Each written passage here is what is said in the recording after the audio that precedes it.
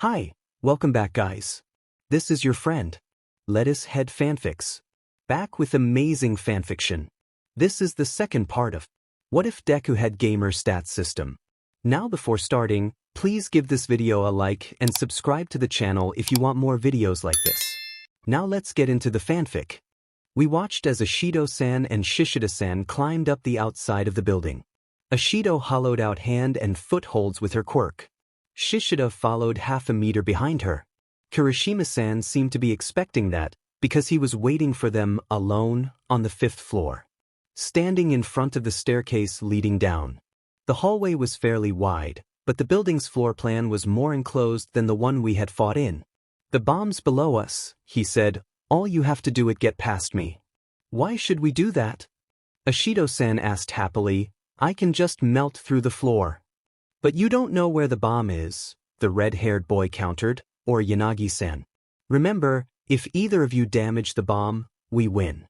So whether you melt through the floor or you smash through it, all Yanagi-san has to do is move the bomb under you. Bomb breaks, our victory." "Fine," Shishida-san adjusted his glasses, "but do you honestly think you can defeat both of us?" "I don't have to," Kirishima smirked. "All I have to do is hold you off for 11 minutes and change." "Sounds pretty manly, right?" Kirishima-san and Shishida-san exchanged a series of attacks. Kirishima's style was far rougher, though he made up for it by seemingly not caring if he was hit. Shishida-san, on the other hand, started off fighting in a fairly skilled manner. But with each series of blows, he got a little bigger, a little quicker, a little shaggier, and a little less refined. Ashido-san, meanwhile, was trying to slip past them. Literally, using some sort of mild yet slick version of her acid, she was sliding around behind them, trying to find an opening. Kirishima's statement had apparently stopped her from using a stronger acid. And given their close combat, she couldn't splash our classmate without hitting her partner. Kirishima seemed aware of this, and kept himself carefully in position to block her. Then Shishida-san landed a heavy uppercut to Kirishima's chest, throwing him back. Kirishima was a bit slow to recover, and Ashido shot down the stairs as Kirishima returned to his feet. Tsuyu frowned and vocalized suspiciously. "So you saw it too?" I prompted, causing both 1B students to turn and look at us. "Did you catch that?" Mashareo prompted Cassandra. The other martial artist nodded broadly. "What do you mean, Kendo?" the plain boy with the enormous ego asked his classmate. "The red guy didn't dodge," the karate expert answered, "or even try to stop himself or recover. He let the pink girl through." When Ashido-san exited the stairs onto the 4th floor, she discovered what those of us watching already knew. It was a set of glass offices. The floor was not technically open, but you could see pretty much the entire level. "She's not here," she yelled back up the stairs, forgetting or ignoring her earbuds. "She's not." Shishida-san growled and glared at Kirishima. "You said if we got past you, she would be down there." "First off, villain," Kirishima-san pointed at himself and grinned, "so why did you trust me in the first place? Second, maybe Yanagi-san decided not to go with the plan. Maybe she didn't trust me to hold you both off, so she ran. You would know her better than I do. She does talk a lot once she gets going, but I don't know if she's a good teammate or—" Shishida-san roared as he rammed his shoulder into Kirishima's chest. "Huh, I almost felt that." His reinforced skin didn't even flex from the blow. "I guess that means you might be in the same league as my grandma." Shishida-san continued to hammer away at Kirishima-san. "My classmate was being forced back, forced to block, and not able to counter." Then I noticed a triumphant flash in his eyes. Tsu must have caught it too, because she tensed. "Now," Kirishima said firmly. Shishida-san wound up for a heavy right cross with the full weight of his now monstrous body behind it. Kirishima dropped and rolled to the side. The elevator doors opened. The bomb floated out, directly into the path of Shishida-san's fist. The plastic case cracked and then shattered. The electric timer, still counting, tumbled to the floor. Shishida-san's eyes widened as he snapped back to his senses. "The hero team has destroyed the bomb," All Might announced. "The villain team wins." "That was a neat trick," Yanagi-san told Kirishima as she hopped out of the, getting him thoroughly agitated. "Forcing him to break the bomb." I could only do it since you told me about his power, Kirishima told her, and it was your idea to get Ishido out of the way. Still, using the rules like that. Yanagi-san mused. Well, Kirishima grinned, it has only been a week, but watching that guy starts to twist the way you think. Tsuyu patted me comfortingly on the shoulder. She also didn't look at me, so I couldn't see her grin. Next match will be Team J on the hero side, All Might announced, and Team I on the villain side. Kirishima and company had joined us in the monitor room. All Might praised the villains for their plan and teamwork. And he critiqued Ishido-san for not doing more, and Shishida-san for losing control. In the hero room, Tokoyami-san met up with a Talish guy, with short black hair, dark eyes, and a modest build. He was wearing a loose windbreaker over dark pants and t-shirt. Good afternoon. I am Tokoyami Fumikage of Class 1A. And this is my quirk, Dark Shadow. The shadow rose up from the floor and waved before vanishing again. Nice to meet you, though I think I saw you during the practical exam, the other boy said. I am Kaibara Senator and my quirk can't introduce itself, but it is called Gyrate. It lets me rotate various parts of my body like a drill. Kaibara-san held up his right hand, and his fingers started to spin in place. While I'm using my quirk, whichever part of my body is spinning is stronger than normal. I can drill through wood and concrete, but not rock or steel. Tokoyami-san considered that. My dark shadow is partially autonomous, and can become solid or intangible at will. And as for my classmate who will be our opponent. All Might led the two villains to another new building, then left to return here. Hey, my name's Siro Hanta. He seemed a bit nervous from interacting with a cute girl. She was a bit shorter than me, and fairly curvy. She had long blonde hair, bright blue eyes, and a slightly equine nose that didn't detract from her overall cuteness. The horse hooves instead of feet and short horsehair tail cemented her look, though the single spiral horn in the center of her forehead made her more unicorn than generic horse. She was wearing a leather dress and full-length pants underneath. She had stirrups on her pant legs at the ankle and wore a headset and hers reminiscent of a bridle and saddle. My name Tsunatori. A plane passed overhead, and I missed her given name in the roar. I decided to ask Cassandra if she had been able to read it off the girl's lips. But everyone call me Pony, she continued. I sorry if my Japanese not good. My father is Japanese, but we not speak it much at home. I am from United States. Oh, and my quirk called Horn Cannon. The pointed horn shot off her head, and then circled around the room. A new horn grew back in its place almost immediately. I can shoot up to 10 horns, but only control the last 3, she continued. But I getting better, before I come to you, could only control last 2. And after shoot 10th horn, take longer time to grow new one. That could make things easier. Siro-san reached up to squeeze his chin, forgetting about his helmet. See, my quirk is tape. I can shoot a pretty strong tape out of my elbows. I don't know if there's a limit to how much I can shoot at a time. If there is, I haven't found it yet. Unfortunately, I can't control it after I shoot it. But your horns could. You could attach it to your horns and then wrap our opponents up. Based on lions and gazelles, a couple layers should be able to hold Dark Shadow. Of course, at that point Siro had mainly seen Dark Shadow on a bright sunny soccer pitch. None of us had seen it go berserk in the dead of night. Later, however, after Siro strengthened his quirk and got some of May's babies, he reached a point where 4 wraps of his tape could hold a midnight rampaging Dark Shadow. For a minute or two. Or until Shadow calmed down enough to just go intangible. Tsunatori pursed her lips and narrowed her eyes in thought. I not know how your tape work on Kaibara-kun. His arms spin like drill. As they kept talking, All Might Sensei fetched the hero team and brought them to the building.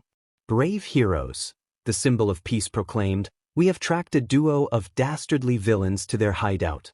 They are currently powering up their seismic agitator, which will cause Mount Fuji to erupt, connecting Honshu to the Korean peninsula. Which might be useful if it wasn't for the massive destruction it will inflict in the process. You must stop them before the machine reaches full power. Good luck. It looks like he really might have a different scenario for each group, Bondo-san answered Tsu's prior question. Go in through the front? Kaibara-san suggested. Shadows are strongest in the dark, Tokoyami-san remarked cryptically. They didn't have time. A window shattered above them. Shiro-san swung out and down the side of the building, letting out an incoherent battle cry. Tsunatori-san was clinging to him tightly, but her screams and tears made her seem less enthusiastic. "Ah, Dark Shadow and Drill Man," Shiro-san announced grandly as they landed, "you have come to stop us. But you are too late. Our plan for the Great Japan-Korea Highway will finally be realized today." "Good improvisation," Kirishima grinned at the monitor. "I thought Tokoyami-kun was the biggest Chuyuni," Sue groaned. "Well, it is part of the lesson," I said sheepishly. "Given the current state of the world," Yanagi-san interjected, "can anyone be called Chunibyu if they aren't claiming to have actual magic?" That got a round of nods and a weak chuckle from me. Unaware of our commentary, Shiro-san pointed one elbow at each member of the hero team. Strips of cellophane shot at each of the other guys. Both Tokoyami-san and Kaibara-san dodged. Despite looking a little green, Tsunatori-san fired two of her horns. They skewered the tape, and then circled back. Tokoyami-san launched Dark Shadow, but the shade looked thinner than usual. The horn dragged the tape away from it. It began to wrap Tokoyami's legs. Dark Shadow pulled back and began to claw at the tape, as did Tokoyami himself.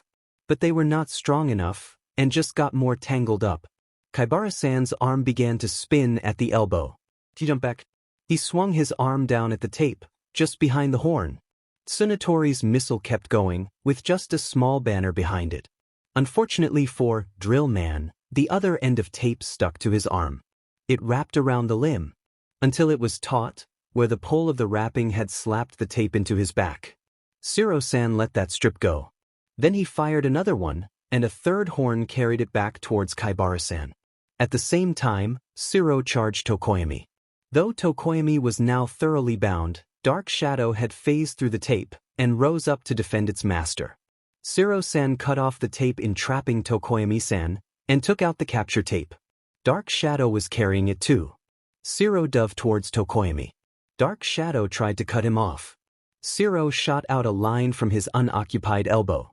He pulled himself to the side. Dark Shadow fell past him. The tape from Shiro-san's right elbow finally seemed to run out, but by that point Kaibara-san was looking almost like a mummy from the neck down. His forearms had been spooled by so much of the cellophane that he almost looked like that old American comic strip sailor. Tsunatori-san cautiously approached him and bound his wrists with the capture tape. Then she put a strip around his waist and arms, just to be sure. Shiro-san and Dark Shadow had each captured one opponent's wrist. And Shiro looked to be cornered and out of tape. Then two spiral horns tore through the specter, giving Shiro enough time to seal Tokoyami's other arm. "Villain team wins," All Might Sensei proclaimed from the front of the room, the speakers carrying his voice to the rest of the training arena. "And no major injuries yet," Recovery Girl said as she entered the room, "though it appears I will be needing a lot more solvent." All Might declared a short break, so that Tokoyami-san and Kaibara-san could get cleaned up without missing the next match. After they joined us in the monitor room, he went back to the lottery box. "So is everyone going to come here?" I wondered, instead of going back to the waiting rooms. "You and All Might Sensei are better commentary than Aizawa Sensei," Shiro told me. "I think he might have fallen asleep." "And we don't want to have to listen to Monoma gripe," Suburaba-san offered. "Next we have Team A as the heroes," All Might announced, "and Team D as the villains." Then more normally to the rest of us, he added, "Be back in a few." He met the two villains. Mizuno Ami from our class. And from 1B, a short stocky boy with gray hair. He was wearing a black jumpsuit with a high collar and white belt. I wondered if he was a fan of the old series DBZ, because he had what was basically a scouter over his left eye and what looked like the dragon radar on the bag of his right hand. "This will be your base, young villains," All Might told them. "The bomb is just inside the door. You have until the timer starts to prepare." "Good afternoon," the young man bowed to Ami-chan. "I am Shota Nairenjiki. I call my quirk Twice Impact. It allows me to cause an attack to repeat, and the repeated attack is roughly twice the strength. I am Mizuno Ami." My quirk is ice water. I can control both ice and water, and the closer it is to 0, the better. May I ask, how does your quirk work? If I were to bash the wall with water using 5 newtons of force, then pull the water back into my tank, and you were to repeat it, what would happen? Would more water appear? No, the wall would just be hit with a 10-newton impact. He shook his head. There's no visible source. And what is your range? Ami asked, both distance and time. Any attack I can see happen, he answered, and I must repeat it within 7 seconds. Ami considered that. So did I. And Shota-san frowned regretfully.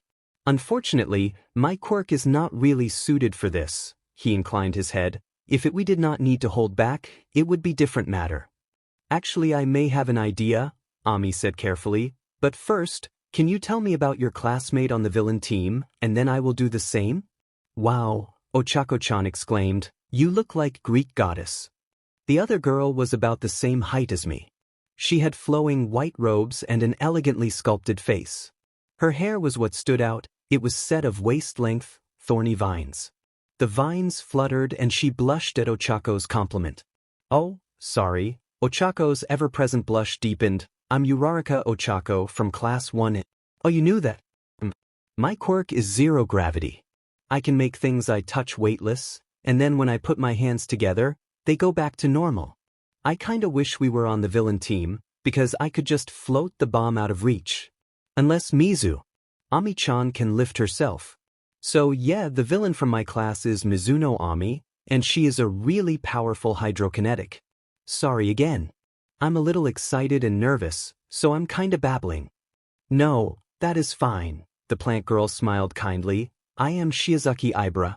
As you might have guessed, my vines are my quirk. I call it vines and I can grow them and control them. I can also detach them, but I can no longer control them after they are detached. Can they absorb water? Ochako-chan asked. I haven't tried. All Might escorted Ochako-chan and Shizaki-san to the building. Thank you for coming, he boomed to them. We have tracked a pair of thieves to this building. They have stolen a thermal negator. If it is not deactivated, it will reduce everything in a 20-kilometer radius to within a few degrees of absolute zero. Needless to say, that would be a destructive and deadly result. You have 15 minutes until we reach. The whole time All Might Sensei was talking, the building behind him was shaking. He trailed off at a particularly large boom. And in the monitor room, we were watching Ami-chan and Shota-san in awe. All right, go. All Might ended his exposition prematurely. The ladies ran forward and pulled the doors open, which was fortunate for them, because if the doors had opened inwards, they would have been stuck. Inside, the entrance was covered almost to the top of the door in a layer of dripping wet rubble. They quickly hollowed out an entry using their powers, Ochako making the rubble lighter, and Shiozaki-san pulling it out with her vines, only to find the entire floor was covered with debris, and the inside of the building had been hollowed out. The floors and rooms of the 2nd, 3rd, and 4th levels had been knocked out and compacted. Only the support beams were left behind. There was a gap in the 4th floor ceiling, where the stairs up had been. What do we do? Ochako asked. Try to go up in here, or go up the outside? My vines can reach, Shizaki-san said, but I suspect that your Mizuno-san will just knock them down, with Shotokuin's help. Can you make us both weightless, so we can float up? I can, Ochako said hesitantly, but I get nauseous when I use my power on myself. I'm still working on that. Plus, you would have to pull us up. Otherwise it would be too slow, and they would be able to stop us. Shiozaki-san considered that. How strong are your vines? Ochako asked, looking around, like, how much can they lift, strong, not, how much damage can they take, strong.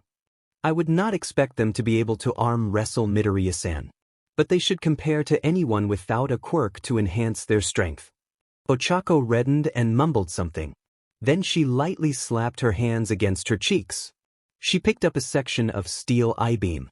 It had to have weighed 30 kilograms, but I noticed she deliberately touched it with all 5 fingers. Also, the edges were incredibly smooth, having been cut with a water jet and an enhanced copy of said spray. If they want to hollow out the building, Ochako smiled dangerously, maybe we should help them? She extended the weightless metal to Shizaki-san and said, "Would you please use a couple of your vines to throw this at the ceiling as hard as you can?" Shizaki-san nodded. Her hair wrapped the beam chunk and spun it out like a sidearm fastball. The metal slammed into the wooden panel, heavily cracking it. Then the beam just floated. Why did that work? Kirishima looked confused. Even if it doesn't have weight, it still has mass, I explained. Like even if you were floating in deep space and fired a gun, the bullet would be weightless but would still have force to damage something. The fact that it doesn't have weight just makes it easier to accelerate, it doesn't decrease the impact. Release. Ochako-chan clapped her fingertips together, and the improvised missile fell. How many of those do you think you can throw at once? My classmate asked, looking like she was trying to count how many vines there were on Shizaki-san's head. That was a dangerous plan, young Uraraka. All Might said once we were all gathered, you could have injured Mizuno or Shota, or destroyed the bomb. I was confident that Ami-kan and Shota-san would avoid falling, Ochako said, and Shizaki-chan could catch them if they didn't. We did catch the bomb, the plant user added. Yes, which is why you are the MVP for this round, young Shizaki. All Might Sensei nodded, using your vines as a slingshot, catching the bomb without damaging it, and deactivating it. It was Uraraka-chan's plan, Shizaki-san reminded him. As collapsing the lower floors was young Mizuno's, All Might lectured grandly, but simply having a plan is not the same as executing it. Okay, let's begin the next round. The hero team will be Team S, and the villains will be Team H. Can I ask you something, Ami-chan? Sue prompted. Of course, the hydrokinetic smiled tiredly. How did you do it? Sue asked. I know basically how a water jet works, and that Shotokuin's power made it a lot faster. But how did you know what you could cut, to avoid bringing the whole building down? By the thickness of the beam, Ami-chan explained, by how they were connected. And also by the sound they made when we hit them. Then the bluette turned to me. What you have done me Izuku-kun? I'm not sure I wouldn't have done the same thing, I told her, though I guess I might have hidden the bomb in the rubble. Ah, it's Momo-san, Ochako-chan exclaimed, looking at the villain monitor. With her was a boy who looked like a mantis. Or at least a mantis with green hair, human hands, and a black cloak. But his cloak was rougher than Tokoyami's. Hello, Yayarozu-chan bowed to him. I am Yayarozu Momo, and my quirk is creation. I am pleased to meet you, please take care of me. The other student looked flustered by Yayarozu's attractiveness and her formalness. He switched from the rougher, to the more neutral, boku, am Kamakiri Tagaru. My quirk is razor sharp. It lets me extend strong, sharp blades from my body, but I mostly do my fingers or forearms. What does creation do? I can convert my lipids into other items, as long as I understand them and have enough mass to work with. I can create chemicals if I understand their makeup, and machines if I know their structure. Huh. Kamakiri-san grunted, impressed. Then he coughed and asked, So, do you have any ideas for what we can do for the exercise? Please, do not change how you talk on my account, Yayarozu reassured him, and I might. How precisely can you cut? Demon, that's cool but freaky, a ways Yosetsu told Shoji-san as my multiple-armed classmate spawned an additional eye from one arm and a full leg from another, no offense. I've been called worse, Shoji-san shrugged to off. What does your quirk do? A ways Yosetsu was taller than me but shorter than Shoji-san, though his spiky black hair made him look taller. He wore a loose-fitting jumpsuit with pauldrons. He had a belt with random bits of wood and metal strapped to it, and a pair of small bags slung across his back. Weld? It does just what it sounds like. I can weld sheet together, just by touching it. He took one of the blocks of oak and a tube of copper or brass. He touched them together. There was a flash of light at the connection point. He released the metal, and it stayed connected to the wood. He handed it to Shoji, who tested the bond. Unfortunately, it's a one-way deal. And it's a pain in the butt to get them back apart. Still, Shoji-san finally separated the bits, though the wood broke at the point of contact. Mac would have loved to have a quirk like this. Mac? Is that some hero? No, Shoji-san shook his head, just a fictional character I liked when I was younger. It is from a long time ago, I'm not surprised you don't know it. Greetings, young heroes. All Might burst into the room. Please, come with me quickly. He led them out of the room, talking quickly. A pair of villains have assembled a device they call Heaven's Dark Arbiter. Even given that villains tend to give their devices frightening and hyperbolic names, it still sounds like something we do not want activated, even though we don't know what it does. Good luck. All Might Sensei concluded, before vanishing in a flash. Go in the front? Shoji-san prompted. Awase-san nodded. They quickly moved inside, but a cursory look showed the first floor was empty. This building had both an elevator and 2 sets of stairs. Shoji-san and Awase-san chose the northern staircase and proceed up. The second floor was a mostly open floor plan. It looked like an old living room. There was an entertainment case with no electronics, a set of moderately damaged couches and easy chairs, a few low tables, and rugs scattered over a cheap wooden floor. There were also boxes. On the floor, on the furniture, pasted to the walls, pasted to the ceiling. One half-heartedly tucked behind a love seat. I counted 17. They were made from particle board and floor paneling, secured by corner clips. They varied slightly in size, but were roughly square and about 750 centimeters on a side. Though the sizes weren't all the same, all the sides were smooth and perfectly rectangular. What the hell? Awase-san demanded. Decoys, Shoji said, a frown in his voice. They want to slow us down. After Shishida-san's actions, we know we have to be careful. If we just smash the boxes and one does have the bomb. But if we waste time searching them, it would be easy to run out of time. So should we ignore the boxes? Awase-san said thoughtfully, just find and capture them? That may be for the best, Shoji nodded.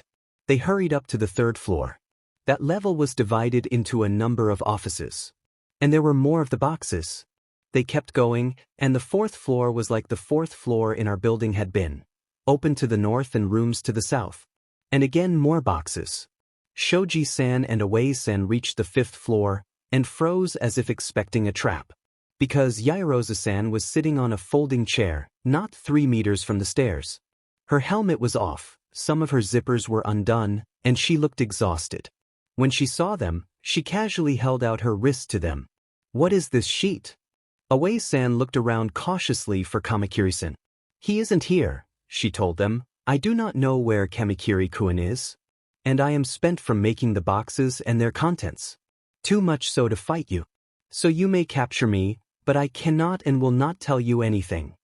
Do you mean it? Awase-san growled. But Shoji looked at her through narrowed eyes. Contents? He prompted. Of course, we had been able to watch as Yairose manufactured. Digital clocks that looked very similar to the bomb. Made stink bombs and flash grenades. Even just some pillows.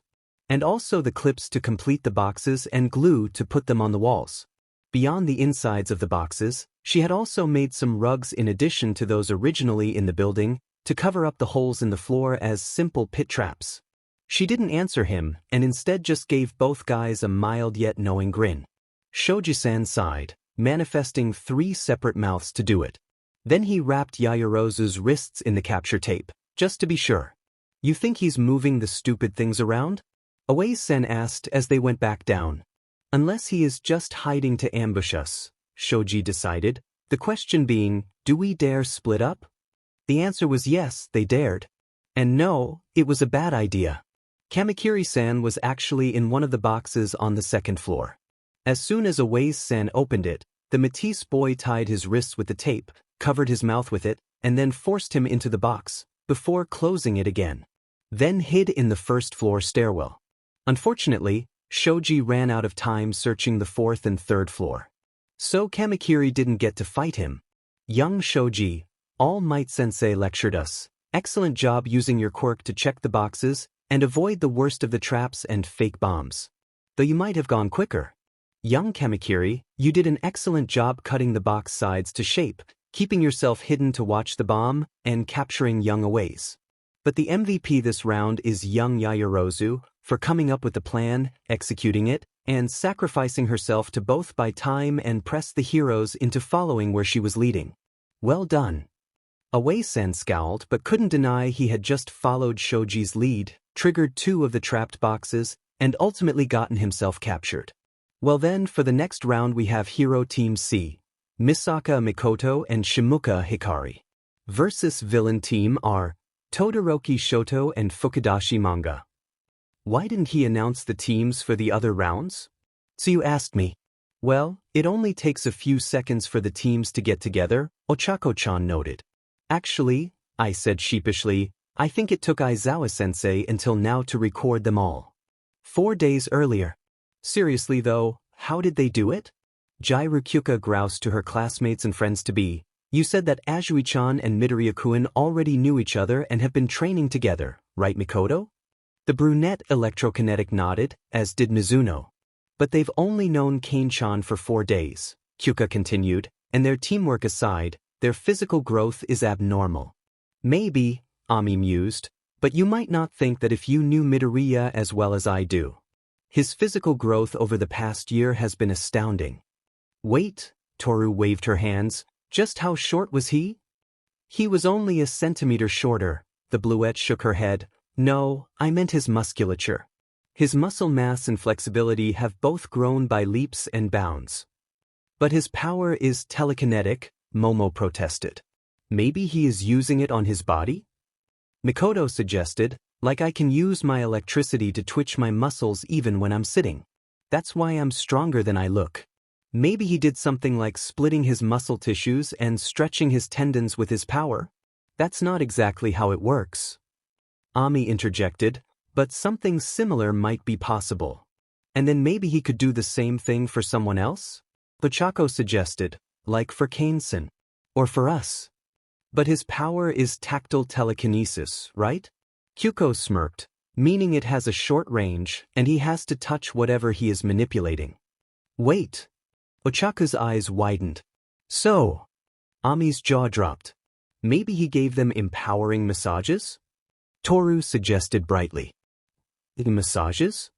Ami, Ochaku, and Mikoto all gasped in unison. Then the door opened, and all 6 girls turned to look. Hello, the subject of their conversation looked at them cautiously. Sorry if I'm a little late. He looked ready to run. That wouldn't do. That's fine, Kyuka said, her voice dangerously smooth. Mikoto reached out for the door's metal handle and forced it shut. Current status. Name, Izuku Midoriya. Race, human quirk metagene negative. Age, 15. Level, 13. Active title, The Gamer. Health, 403-406. Energy, 452-602. Izuku, what's that? Sue whispered. I blushed through Gamer's mind and threw my hands up in front of the screen. Nothing, I insisted quickly, a stupid, silly mandatory quest. One I don't intend to accept or acknowledge. I'm hoping it will just go away if I ignore it. I looked at her desperately. Please don't look at it. It is embarrassing. She frowned, but nodded. Of course, I wasn't that lucky. We went back to my place to study. But Suyu proved that curiosity wasn't limited to cats. While I was putting my stuff away, she snuck around me. Before I noticed or could stop her, she looked at the screen. Then let out a growling ribbit. Izuku, what the hell is this? I didn't ask for this, I don't want it, I complained defensively. I mean, sure, I've dreamed about it. Most men do. We are supposedly hardwired to pass on our genes to as many kids as we can. But no sane person ever thinks he's going to really have a harem. Not that, she barked. This, 1 year. Die alone and aversion. What does this mean? Like I said before, stupid, I sighed. I could theoretically get 14 women to fall in love with me and agree to share me, but if I am one short, they will all dump me, and I will spend the rest of my life alone. Are you sure about that? She prompted dubiously. I mean, when have the other rewards or penalties been drawn out like that, Caro? I had not been thinking about it, deliberately avoiding thinking about the quest and its ramifications. You think this means I will die 1 year from today, I considered, if I don't do this? She nodded. I suppose if it was a battle harem situation. I mused, Like some villain attack or disaster is coming, and if I don't have a powerful enough team to stop it, I'll die. Quests are not always as simple and straightforward as they sound. +1 wit, +1 intuition, +1 charisma. You are going to need it. There may be another option, Sue said. What if we could invalidate the penalty? Make it so it isn't even possible? Sue. She leaned in and kissed me fiercely. Sue. If you weren't a version, you couldn't die a version, she said through lidded eyes. I had seen that look before. That day in the forest. Thought. Izuku, I've been attracted to you since before that day in the forest. That just cemented it. Even if I weren't in love with you, I would still want to have Issei with you. But I am in love with you. I understand taking it slow. I don't want to give up my chance to be a hero either. At least my feelings aren't that strong yet. But if this will save you, I want to do it. Tsuyu showed off her speed and dexterity. In the time it took me to blink, her right hand undid the top 3 buttons on her shirt, and her left hand undid the top 3 on mine. I could see the top of her bra, the upper swell of her br. This. You said your mom had a meeting today, and would be late, she reminded me. Looking at her, I could stop myself. I put an arm around her waist, and pulled her in tight. I kissed her passionately. And the hand in the small of her back started to slide lower. Izuku? Mom's voice called out from the front door. Are you home? Sue buttoned her shirt up just as fast and then whispered, Get changed. She slid out of the room. Hello, Inkoba-san, she said in her natural, flat tone. We were actually going to go over to my place to do our homework, before my siblings get home. But Izuku wanted to get changed first, so we stopped here. Oh, UA must be very strict, giving out homework on the first day, Mom commented empathetically. I finished getting into a t-shirt and jeans. Then I popped a piece of mint gum in my mouth. I shoveled everything back into my bag and hurried out to the living room. Okay, I'm ready to go, Tsu, I told her. You too, don't study too hard, Mom told us with a wistful smile. We dropped our bags on the table and quickly moved to her room. Kissing. I was trying, awkwardly, to unbutton her shirt. That seemed to both amuse and please her.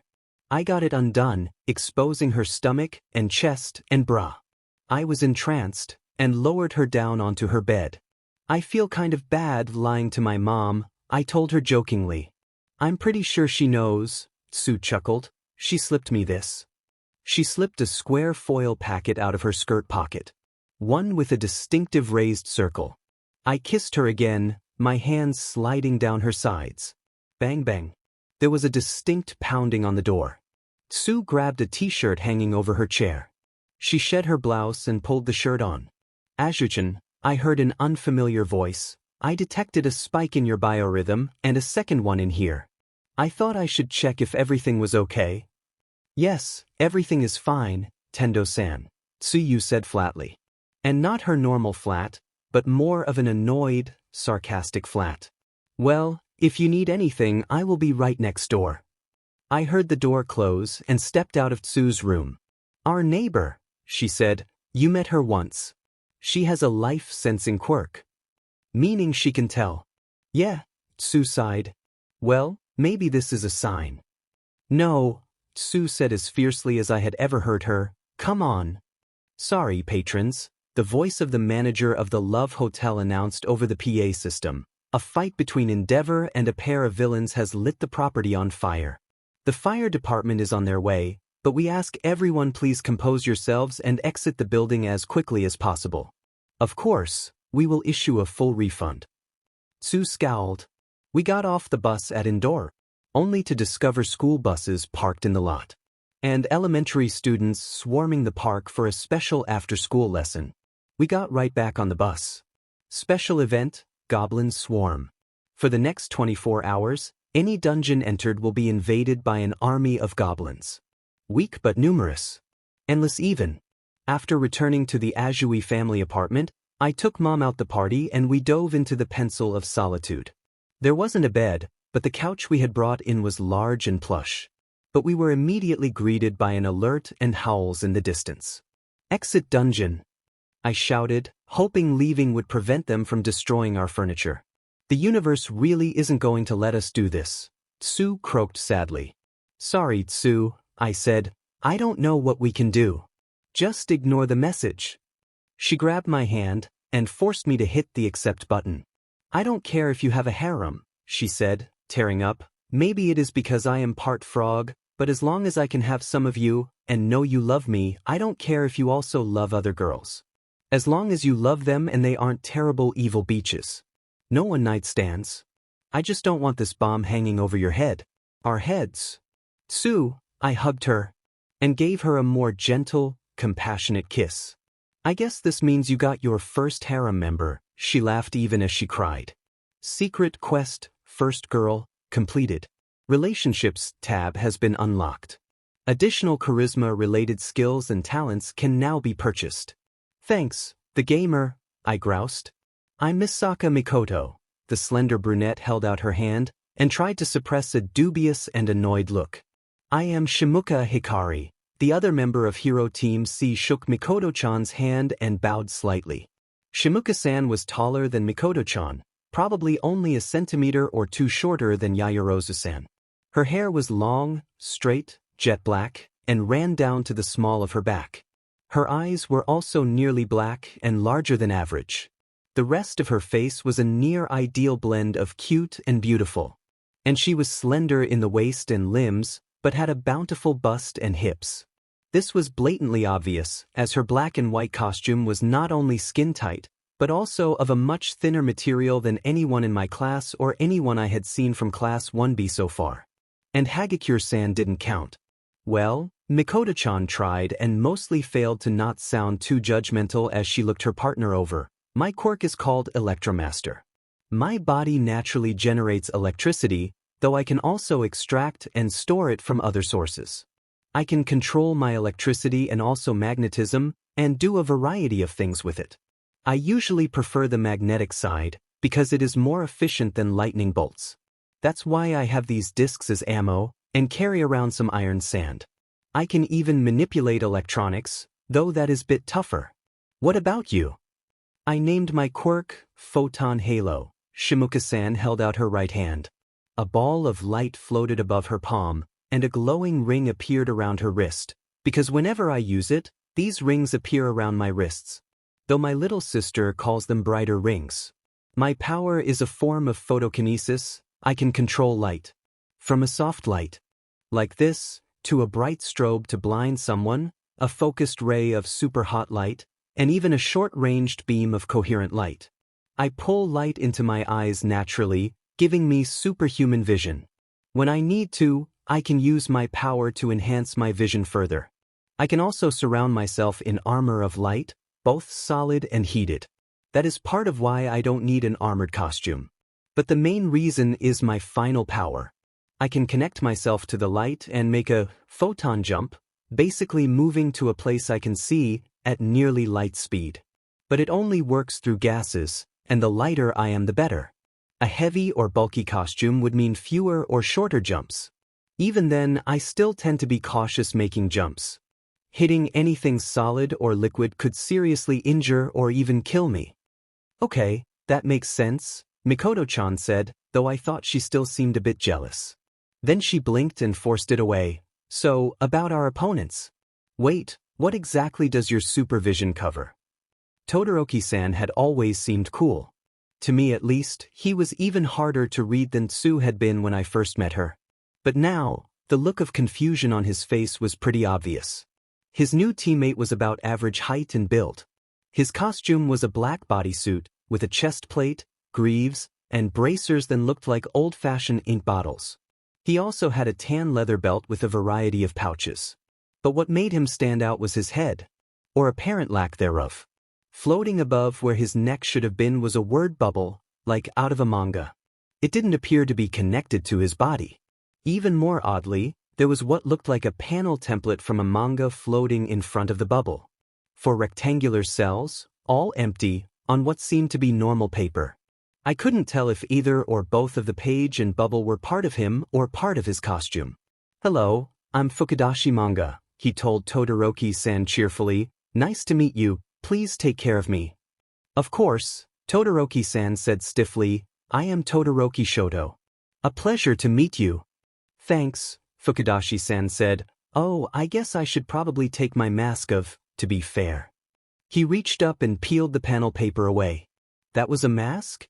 Todoroki asked, frowning. Yeah, I know, Fukudashi-san chuckled. How many bubble-headed people are out there that I need to conceal my identity? I should just go for a full hood. But it's not for that. You see, what I say or think can show on my face. Literally. As he said the last word, the matching kanji appear in the speech bubble for a few seconds. And sometimes it happens even if I don't want it to, he sighed. I'm still working on controlling it, especially when I am stressed. Let me tell you, it makes lying to my parents a huge pain in the neck. So, until I can fully master it, this mask makes it harder for my enemies to know what I am thinking. I see, Todoroki-san said simply. Right, so about my quirk. It's called comic because it kind of makes my life like manga. See, when I say an onomatopoeia, the katakana appear in mid-air, and the matching effect manifests. What's on a pizza? Ashido-san pursed her lips. Ami and I glanced at each other, and I inclined my head to her. It is a self-describing sound word, Mizuno explained. That didn't appear to clear it up for the pink-colored girl, so Ami-chan continued, like, Naya, or one. They are the sounds a cat and dog make, but the words themselves also sound like the respective vocalizations. Oh, like, bang, or whoosh, or pika, Ashido-san got it. The matching effect manifests? Todoroki-san parroted. It would be easier to show you, Fukudashi-san admitted, if I had a piece of paper. Todoroki-san pointed his right hand at the table, and a thin sheet of ice appeared standing on it. Oh, okay, that works. So, for example, shing. The matching characters appeared in midair, and the ice fell, sliced cleanly in half. Or thunk. The piece of the ice still standing shattered as if hit. Or fwoosh. In addition to the letters, a small flame appeared, melting some of the ice. Interesting, Todoroki-san commented. It's versatile, Fukudashi-san admitted, but not that powerful. If that ice had been a couple of centimeters thicker, I couldn't have cut through it. And if I use my power too much, I get a sore throat. Do you know onomatopoeia for mist forming? Todoroki-san asked. Or for something freezing? I can swing both of those, Fukudashi-san nodded. Why? Half of my quirk allows me to create ice. It is easier if there is more water in the air. So you can make a mist, I can freeze it. Also, you can use your power to make my ice harder. And in turn, the condensation around the ice should make it easier to have a dense mist. Yeah, that sounds good, Fukudashi-san agreed. Even though All Might fetched Mikoto-chan and Shimuka-san, that two young ladies didn't really need him to show them the way. The villain team's building was wrapped from street to spire in a barrier of ice. From what I could tell, it was at least 1 meter thick, maybe closer to 1.5 meters. Well, All Might Sensei looked at the building thoughtfully. The villains holed up in here have captured the control module for an old Russian defense satellite. It will take them about 15 minutes to decode it, after which they will have access to 12 ballistic missiles, 2 of them nuclear. Weren't those all decommissioned a century ago? Ochako asked nervously. Officially, Yaoyorozu-san said carefully. So it doesn't matter if we destroy it, right? Mikoto grinned. Sure, All Might smiled broadly, just so long as you find it acceptable that the failsafe will cause the satellite fire at the last location the module transmitted from. The electrokinetic frowned. Just because I am giving you a scenario like what you might encounter in the real world, All Might told them brightly, that does not change the rules of the exercise. We understand, Shimuka-san bowed slightly. All right. All Might gave them a thumbs up, then let's get started. It only took All Might a few seconds to return to the monitor room after hitting the button to start the timer. What are they doing? He asked us after he returned. Nothing, Shishida-san noted, adjusting his glasses. The villain team is guarding the bomb and waiting for the heroes to make their move. And the heroes are just staring at the building. Not even staring, Yaoyorozu-san added. Shimuka appears to be using her powers, as her eyes are glowing. But Mikoto-chan's eyes are closed. Oh! I suddenly realized, and every turned to look at me. What is it, young Midoriya? All Might asked. She's searching for the bomb. With her power, I explained, she can detect and to a degree control electronics, right? And from what I've seen, that building is like the one we had and the others. So there isn't anything electrical in there except the wires and the lights. Oh, and the cameras, I guess. So if she can filter out them, she will know exactly where the timer is. I didn't blush, but only because of Gamer's mind. I felt the weight of their stares and added weakly, or at least that's what I would try, based on what she said about her powers and what I've seen. Ami and Yayarosa both nodded, and Shishida-san looked thoughtful. I suspect Hikari-san is doing something similar, the beastly boy added. She can draw in photons, to see at greater distances and even partly around corners. This building's layout is fairly open, and the ice does not look terribly opaque, so she may be able to see them. Everyone else looked at the monitors. The floors currently showing were empty except for the elevator and stairs. Todoroki-san and Fukudashi-san were on the 4th floor, fairly close to one of the front windows, so they could use their powers. The bomb was between and slightly behind them, on a folding table. So are they trying to figure out where to go first? Kirishima prompted. No, I don't think so, I said. That doesn't seem like Mikoto-san's style. The slender brunette raised her hand. From what I could tell, she was pointing right at the bomb. A tracing shot out from her hand marking the ice. I concur, Shimuka-san agreed. She pointed her palm at the ice, and a projection appeared on it. 2 human outlines in red, and a blue box at the same point Mikoto-chan had indicated. Great! The electrokinetics eyes snapped open, and she grinned triumphantly. Mikoto snapped one of the discs off her bandolier. Hey, Todoroki! Didn't your mom ever tell you not to underestimate a Tokiwadai girl? She flipped the coin into the air. Lightning crackled down her arm. The coin dropped in front of her waiting thumb. She flicked it. Straight at the bomb. The building shook, for a moment from the sound of the sonic boom. Then from a hole, the size of a car, shattered in the ice. A smaller gap appeared in the brick face. Then the ceiling. Then the next floor's ceiling and the ice above it. She had aimed for the projection of the bomb on the outside of the building, so the railgun passed above it. Todoroki-san looked surprised. And a pair of exclamation points appeared on Fukudashi's face. You didn't say she was that strong. The speech bubble mimicked his words. She hasn't shown that power, Todoroki explained, even as he raised his hand and filled in the damaged barricade. Wasn't he paying attention in the quirk assessment? Yayarozu prompted. We didn't actually see what happened to the softball, Ami offered. Most of us were more worried about what we were going to do, how we were going to survive, Su said. Izuku wasn't, Ochako smiled at me. Well, I have always been a bit obsessed with quirks and how they work. I waved it off. Boom. Mikoto punched through the ice again, this time aiming just to the right of Todoroki-san's head. Both boys flinched. He quickly restored the barrier, and this time made it thicker. Do you really think that is going to work? Mikoto grabbed a third fake coin. Clang. This time the railgun bounced off with the sound of metal striking metal. And the actual word, clang, appeared next to where she hit. Nice, she grinned, a team defense. Maybe I can stop holding back. More than one person in the room shuddered. I didn't, but only because I knew her a bit better. But Mikoto glanced quickly over at Shimuka-san, her expression more serious. The other girl nodded, almost imperceptibly. It was only then that I realized the photokinetics back was glowing, visible to the cameras but not to the building.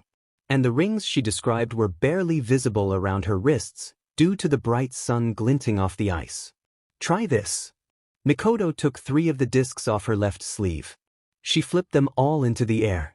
And as they came down, she flicked each one in rapid succession with her first 3 fingers. I know it was more about her power than actual coordination or dexterity, but it still looked pretty cool. Gatling railgun. Clang. Crick. The first one was met with another onomatopoeia. Only this time, the ice still cracked slightly despite Fukudashi-san's reinforcement. And there was barely any time to notice that before the second and third shots hit. Not enough the time for Fukudashi-san to shout again. The second punched a slightly larger hole through the ice than the first few attacks had. The third widened the breach further. Then, Shimuka-san was gone. A blink later, she was standing right in front of the bomb. She tapped the button. She turned back around. And she vanished in a flash, reappearing next to Mikoto-chan. Hero team wins, All Might proclaimed. Was it a ploy from the beginning? Todoroki-san asked Mikoto flatly, once the four of them had joined us. Don't get me wrong, Mikoto-chan scowled. I am more than a little ticked at how badly you look down on us. Thinking that wall would stop me or Hikari-chan. And only using half of your power. At the very least, you could have created a smoke screen to block my vision, Shimuka suggested evenly. But yeah, Mikoto grinned, the plan was always for me to give Hikari-chan a straight shot to the bomb.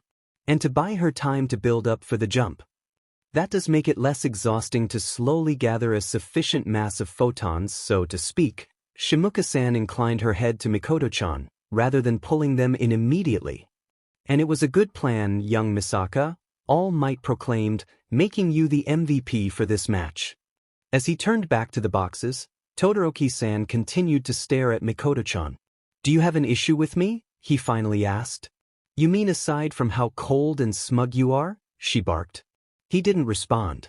She closed her eyes, tilted her head down, splayed her fingers of her left hand across her forehead, and sighed. Look, I guess I shouldn't hold what your parents did against you, she admitted, especially when I don't have all the facts. What did my parents do? Todoroki sounded interested and maybe a little worried. They got married, Mikoto frowned at him. Your mom had a great career as hero. Ahead of her. Then, after not even a year, she up and married your dad, and basically just disappeared. Mikoto, I intervened, what you said before. That was deliberately ambiguous on my part. Was Todoroki-san's mother one of the Tokuwadai recommendation recipients? Yup, she nodded. I see, Todoroki-san said. And Tsuyu frowned, remembering our conversation at the arcade. So, yeah, I shouldn't take it out on you, Mikoto sighed again. I mean, for all I know they were legitimately in love. Todoroki-san flinched slightly at that. I don't know if anyone else noticed, but no one called him on it. The next match was fairly short and fairly quick. Team L was the hero team. It consisting of Ojiro-san and a member of Class 1B named, ironically, Tetsu. Tetsu-san was wearing a short-sleeved chainmail shirt and pants, but his arms and feet were uncovered. He had the power to turn into iron. His armor had an arrow-like symbol on the chest and sleeves. Ashido-san thought was the male symbol, but Ami-chan explained was the alchemic symbol for iron. All Might gave them the task of stopping a pair of villains before they could upload stolen weapon plans onto the internet. The villain team was Team E. It consisted of Cassandra and a girl from 1B named Komori Kinoko. Cassandra-chan's partner was dressed like a mushroom witch, and that was her power, the ability to make mushrooms grow places. The majority of the match was simply Cassandra, sparring with the two guys with some difficulty. She probably could have handled Ojiro-san alone. She didn't appear to be able to hurt Tetsu-san, but he wasn't a match for her in speed or skill. Together, they were slowly overwhelming her. Ultimately, Cassandra-chan was just holding them off. Komori-san covered them was enough mushrooms that they couldn't move. Then they moved in and taped the boys' wrists. Komori-san said that the fungi would disappear after a few hours, but Recovery Girl insisted on taking them to the nurse's office, in case they were allergic. All Might awarded Komori-san the MVP, and went into the box again. This time, the heroes will be Team N, he announced, and the villains will be Team T. Aoyama-san clomped into the heroes' meeting room. He was joined a moment later by another blonde boy with bright blue eyes. The Class 1B student was a little taller than Aoyama-san, and wearing a tuxedo with long tails, and a bright blue necktie and kerchief in the BRST pocket. There were 3 small clocks on his belt. The other boy appraised Aoyama dubiously. Hello, the other boy said haughtily. I am Minoma Nito, Class 1B, seat my quirk is copy. I can copy the quirks of emitter and transform types, but not most mutation types. I can copy up to 3 quirks at once, but can only use 1 at a time. And after using a quirk for about 5 minutes, it runs out. Right now I only have Tsuburaba's solid air in reserve, so I will need to copy your quirk. If you don't mind, I suppose. Of course, Aoyama-san declared grandly. My glorious naval laser will be that much more magnificent in tandem. Together, we shall easily crush them. A laser quirk? Yes, that might be useful. Monoma-san nodded slightly. Wahaha. Momona-san crowed. He moved his stomach forward, having unbuttoned his shirt and jacket. The beam shot out, exploding the doors off their hinges. This power is amazing. He turned aside, carving a furrow in the concrete facade and then shattering a window. If you villains don't come out, he taunted, we will blast the building down around you. Come on. Momona-san yelled at Aoyama. Haha, my classmate echoed uncertainly, yes. He fired at a window on the 3rd floor. Aoyama-san used short, controlled bursts, rather than a sustained blast like Momona-san. But with each shot his discomfort grew. And not just mentally. Come on, Kendo-chan, Momona-san shouted. Are you? The beam cut off as he suddenly clenched his cheeks. His eyes widened in surprise and dismay. Excuse me, he squeaked softly, and waddled away from the building. After both Monoma-san and Aoyama-san fled the battlefield for the bathroom, Team T was declared the winners. Koda-san seemed relieved. His partner, an orangeette named Kendo Itsuka in a blue Chinese dress, was not. Her quirk allowed her to expand and strengthen her hands. She seemed annoyed that they didn't get to do anything, and exasperated with her classmate. And that was easy to understand. The sight of Monoma-san cackling madly as he blasted away with naval laser. To me at least, he seemed more like a villain or at least an unstable vigilante than a real hero. And the way he pressured Aoyama-san to join him in his rampage. Well, All Might coughed, well, since there wasn't really any action to the match, I suppose I can't really make anyone the MVP. Kendo-san walked over to us. Hello, she said happily, I'm Kendo Itsuka. She extended a hand to me. And after I shook it she offered it to Tsuyu, then Cassandra. She also nodded at Ojiro-san, who flinched but returned the head bob. Nice to meet you, Kendo-san, I told her. I'm Midoriya Izuku. Please call me Itsuka, she said. I'm Azui Tsuyu, but you can call me Tsu. She said her name is Kane Cassandra. I offered after Cassandra-san signed a greeting. It's nice to meet some other martial artists, Itsuka-san said. You two are mixing karate and gung fu, right? She directed that at Tsu and me. And Midoriya-san is the senpai. Itsuka-san kept going and she turned to Cassandra, but I can't get a read on your style. I wouldn't say that I have a style, Cassandra answered, though I translated, I have had many teachers, and my main one, my father, didn't believe in sticking to a single, discrete style. Like Jeet Kune Do? Itsuka-san prompted. Tsu frowned in confusion, and Ojiro-san, who was listening, looked thoughtful. Something like that? Cassandra smiled slightly. Well, maybe we can all get some time to practice together, Itsuka suggested. Do you know Ojiro-san? I asked her. We've run into each other at various tournaments, she nodded. Next up we have Team K, Ida Tenya and Kodai Yui as the heroes. All Might announced over all the chatting, and Team B, Jiro Kyoka and Tokij Setsuna will be the villains. Hello, Ida-san said loudly, and snapped down into a 90-degree bow. My name is Ida Tenya of Class 1A. My quirk is Engine, which allows me to run at great speed and kick with great force. It is a pleasure to meet you and I am looking forward to working with you. Ida-san's partner was a girl, about my height. She had a bob cut to her black hair and sky blue eyes. She was wearing a red jumpsuit with white highlights and a white skirt. She was attractive, a balanced blend of soft cuteness and sharp beauty in her face and an above-average build. Good afternoon, the girl said, nonplussed. I am Kodai Yui. I call my quirk size. Once I touch an inanimate object, I can control its size for a little while. I can make things bigger or smaller. I think I would have been better on the villain side of this test, then I could have shrunk the bomb down to the size of a grape and hidden it.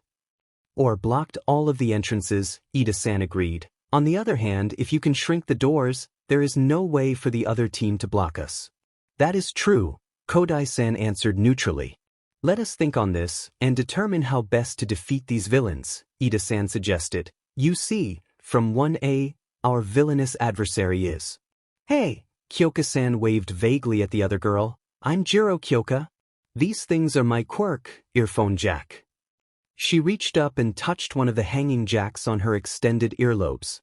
They are pretty versatile, my classmate continued. They can extend all the way down to my feet, and I can control them about as well as my arms. The jacks are hard enough to pierce wood or concrete, and I can hear and transmit sound through them. That's what my costume is for, converting that sound to a sonic attack. Though I'm nowhere near Mike Sensei's power yet. Cool, her partner said. The other girl was taller than Kyoka-san, but still shorter than me. She had shoulder-length green hair and a slender build. Slender, but no so much as Kyoka-san. She was wearing tight suit of blue, lizard scale material, including a mask over her eyes. I'm Tokeage Setsuna and my quirk is Lizard Tail Splitter. I can split up my body and make the parts fly around. Like Buggy, but I'm not immune to sharp objects. And if one of my parts gets destroyed, I can regrow it. But that tires me out a lot, so I try to avoid it. Buggy? Kyoka-san prompted. A character from a really old manga. Tokitan waved at Ask your nerd friends. I shuddered at that. Anyway, Toki-san said, I was thinking about what your classmates said about floating the bomb. What if I just detach my hands and carry the bomb up really high? I don't know, Kyoka-san considered it. Will that work against the other person from your class? It might be okay against Ida-kun. His quirk makes him fast. Unless he can use his speed to jump really high. Probably, Toki-san thought about it. Yu-chan might be able to shrink something to throw it, then expand it. But if she knocks the bomb out of my hands, who would All Might Sensei decide had broken it?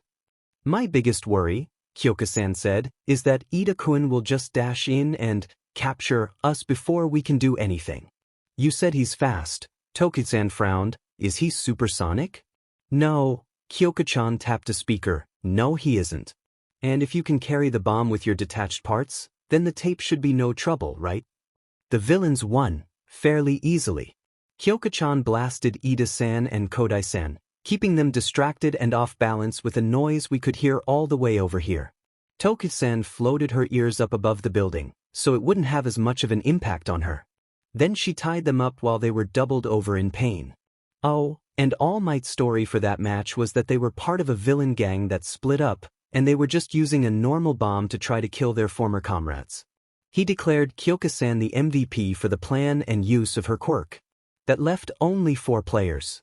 Last round, All Might proclaimed, Hero Team Q, Penryu Midoriya and Hananuki Juzo vs Villain Team F, Hagakure Toru and Rin Hiryu.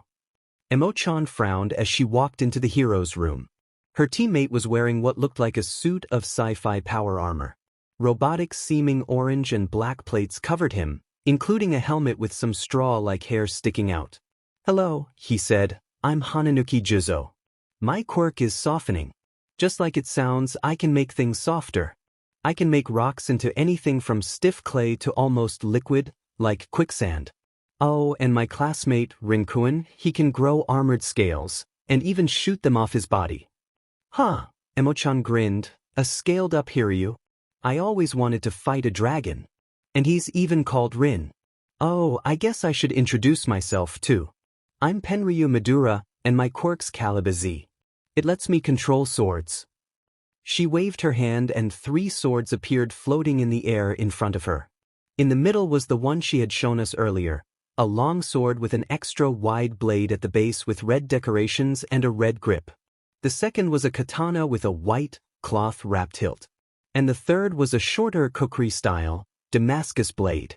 This is Clarent. She touched the largest blade with a gentle smile. My dad made it for me before he died. This one, she pointed to the katana, is a test blade made by a Canadian blacksmith. And the kukri was made by my father and Aunt Rin. But neither of them are as good Clarent. She used the English word, father, which caught my attention. Wow. So only 3, or do you have others? He asked, ping his head to look at the floating blades. And why just swords?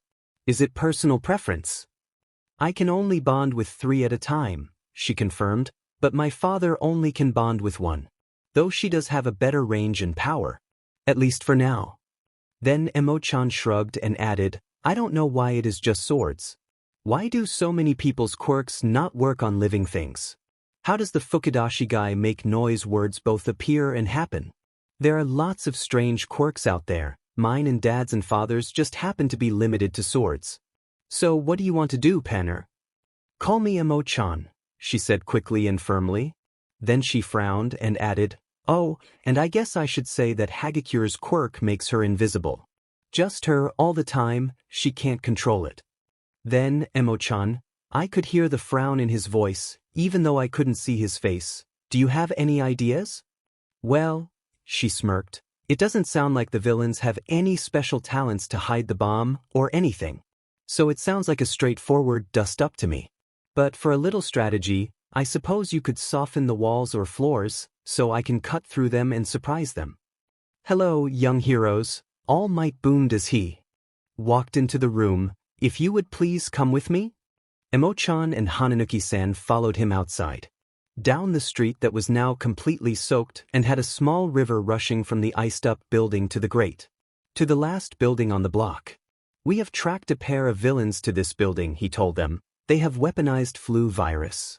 It is highly contagious, has a near-perfect mortality rate, and they plan to disperse it across the entire prefecture. You must stop them before their aerosol fogenator is fully powered up. I will leave you to it, starting now. They ignored the door. Instead, Hananuki-san walked over and placed his hands on the wall. The change was barely visible.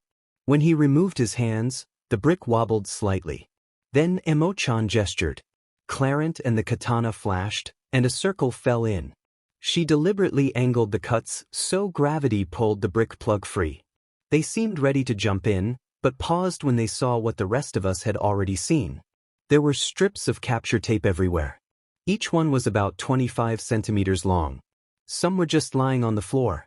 Others fluttered loosely, stuck to the walls or ceiling by a tiny patch at one end. What is this? He asked. Are they hoping we would just charge in and get stuck like the frog girl did? Sue frowned, both at his not remembering her name and at the misrepresentation of what had happened. Hagakure-chan, Emo-chan realized. The invisible girl? He looked around thoughtfully. Right, if she just carried around a roll of capture tape, we would see it, the swordswoman said. But this way, she can sneak around, he nodded, grab a strip from close by and secure us. So what do we do? He continued after a second of thought. Go in back to back? Try to clear them out. Just stick close, Emo-chan grinned sharply.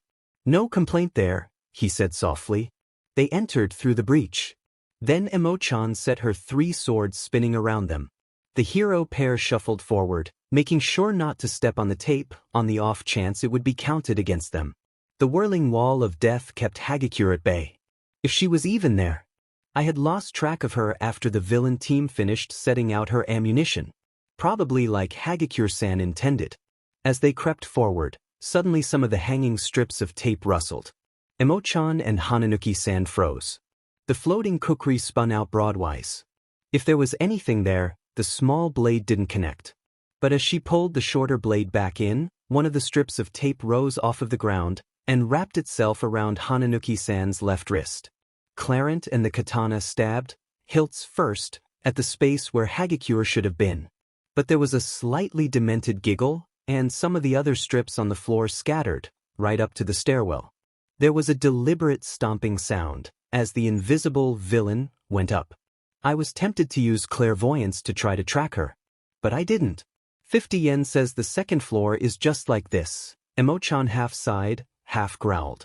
No one is stupid enough to take that action. The softener shook his head. This is taking too long. Emo-chan looked at him. It's been almost 5 minutes, and we haven't even reached the second floor. If the next 2 are like this, and the bomb is on the 4th or 5th floor. You want to split up, he said.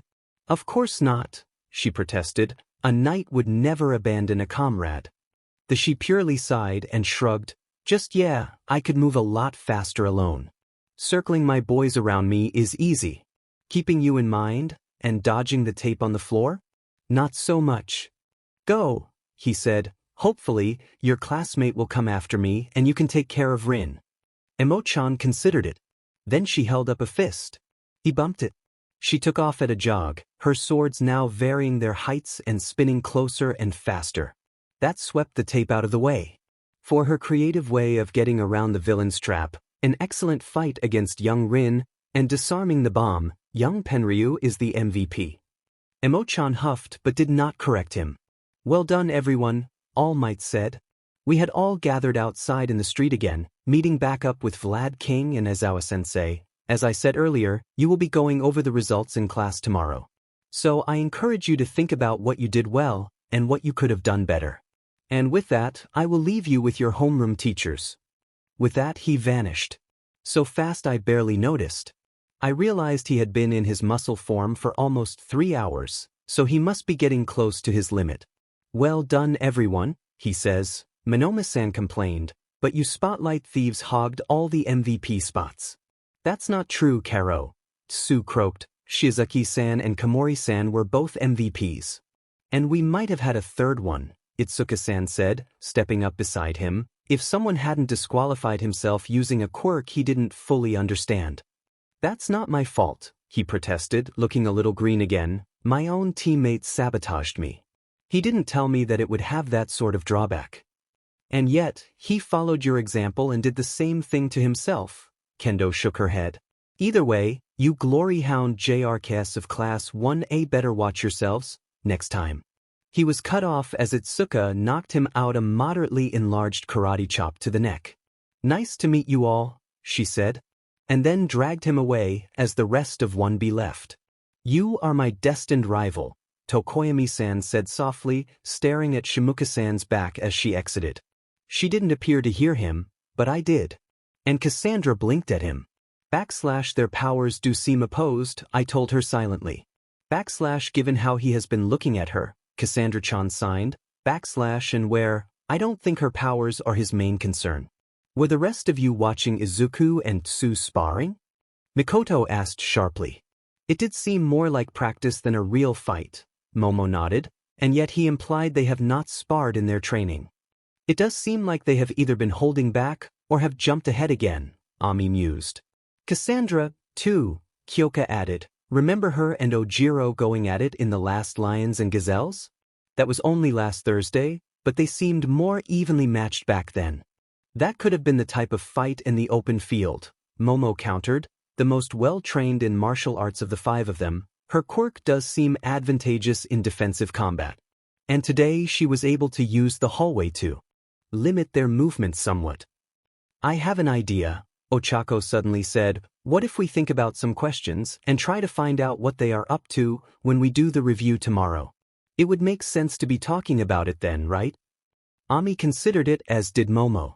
And Mikoto and Jiro grinned. Okay, ladies, let's get down to business, she proclaimed, strolling casually through the crowd of villainesses. Don't want the boys showing us up. She was about average height for the group, despite the fact that she was Caucasian and they were mostly Japanese. The right half of her hair was red, the left half was blue. She was wearing a full-body catsuit, divided into 4 quadrants.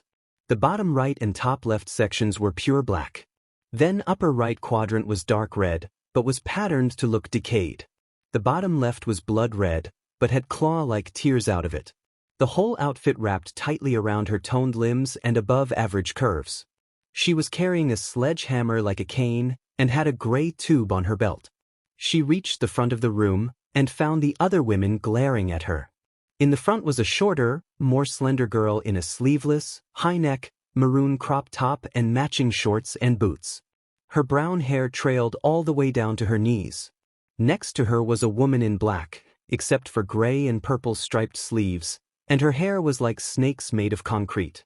Behind them was a taller villainess in a short purple dress and a blue mask, her quirk giving her oversized gorilla arms. Who put you in charge, Gaijin? The brunette snapped. Her hair lifted and shaped into swords, spears, and even drills. She just smiled broadly at them. Then she leaped forward. She grabbed 2 of the brunette's follicular spears. As she did, they dropped down as limp as normal hair. The brunette reacted well, trying to cut her with the hair swords. Unfortunately, They also stopped moving when they touched the Caucasian. She used the brunette's hair to pull the protester's face into her rising thigh. If she had wanted to seriously hurt the idiot, it would have been a knee to the chin or nose. The meat of her upper leg did less damage, just giving her opponent a bloody nose and mild concussion. She tapped the stick end of her sledge against the back of the brunette's knee, forcing her to kneel. Then finally she snatched the duct tape off her belt and wrapped the protester's hair from just below her shoulders all the way down to the tips.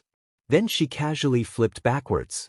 She landed with the tape spinning around the haft of her weapon, again holding it like a cane, just this time hammer head down. And she glared at them. Most flinched. "Listen up, beaches.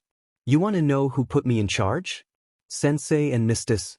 I'm number 3 in the league, and the only reason that Smokey Bartender is ranked higher is because of his quirk." Somehow, none of them doubted her. "You don't want to be here? You content to be small fry? Fine. No one is forcing you to stay. But if you want to be useful, you want to show those TSTRN-addled jackasses something? Then shut the F up and let's get to work." Then she smiled sweetly at them, and the murderous rage seemed like a bad dream, because there is no way I am going to look bad in front of Pooh. "Mistis." Then she rolled her eyes at the recovering brunette, who was clawing desperately at her gummed-up hair. "And someone want to get some scissors so we can give Mindy here a trim? My name's not." The brunette started to argue weakly. The leader's smile widened, and the head of the sledge came off the floor. "I can be Mindy," she whimpered. "I did my homework. I ate dinner. I finished my homework." And the whole time, All Might's words echoed through my head. "Think about what you did well and what you could have done better." It would be easy to say that we won, and All Might called me the MVP. So I could say that I did it all well. But really, what had I done? I took out my phone and hit the 3rd number after home and mom. "Hi, Izuku," Sue answered after 2 rings. She smiled at me and I could see her room behind her. "Hi, Sue," I responded with my own grin. "How are you?" "Good," she answered. "And how are you?" "I'm good too," I told her. "But, well, I have been doing a lot of thinking about today. And that is why I called. Not that I didn't just want to talk to you. I wanted that too." She looked amused. "So what's up?" "Well, because of what All Might said, I was second-guessing what I did. Was it really right to trap you like that? I know the rules allowed it, but would it have worked in the real world? If it had been real HFFs, maybe you would have been able to slip out or break them. Not if they had been anti-villain HFFs," she cut me off to remind me. "If Endeavor can't melt them without seriously hurting himself, and All Might needs a few minutes to break them, then someone like me would never have had a chance to get out of them."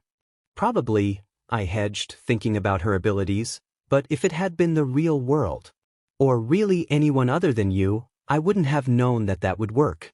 Also, I think I owe you an apology." "You already apologized," she pointed out, "and I told you you didn't need to." "Not for trapping and leaving you," I shook my head, "because if you hadn't been fighting me, you would likely have done better. When you tagged me at the beginning, I got a paralyze resistance skill. So if it had been someone else, you might have stopped them right then and there." "Ribbit," she frowned at me, "that's interesting. I thought Gamer's body already made you immune to that." "No," I pivoted my head again, "that's Gamer's mind and mental type statuses. Gamer's body doesn't say that it gives me any resistance to paralysis or poison or anything like that." Then I grinned sheepishly. "I was actually thinking of asking you to use your oils on me sometimes to help me build up resistance skills." "Like holding your hand?" she prompted, a sparkle in her eyes. "Or maybe giving you a back rub? That might not be too bad," I agreed, Gamer's mind keeping the blush out of my cheeks. Well, since we are talking about class, she decided to stop teasing me. Or was it flirting? "Do you have any ideas about what I could have done better?" I considered her question for a moment. "Well, I was wondering why you sparred with me," I told her. "I would have expected you to cling to the walls or ceiling outside of my range. Then you could have smacked me around with your tongue." "I didn't think of that," she admitted. "After the initial attack, I was in melee range and I got caught up in that. Also, I added another light bulb later. I know your oils don't do anything to your skin. But what if you ingest them? Ingest them? She prompted, confused. I was thinking you could coat your tongue with your oils. Then you could poison or paralyze opponents from further away. I don't know, she frowned. That sounds kind of weird.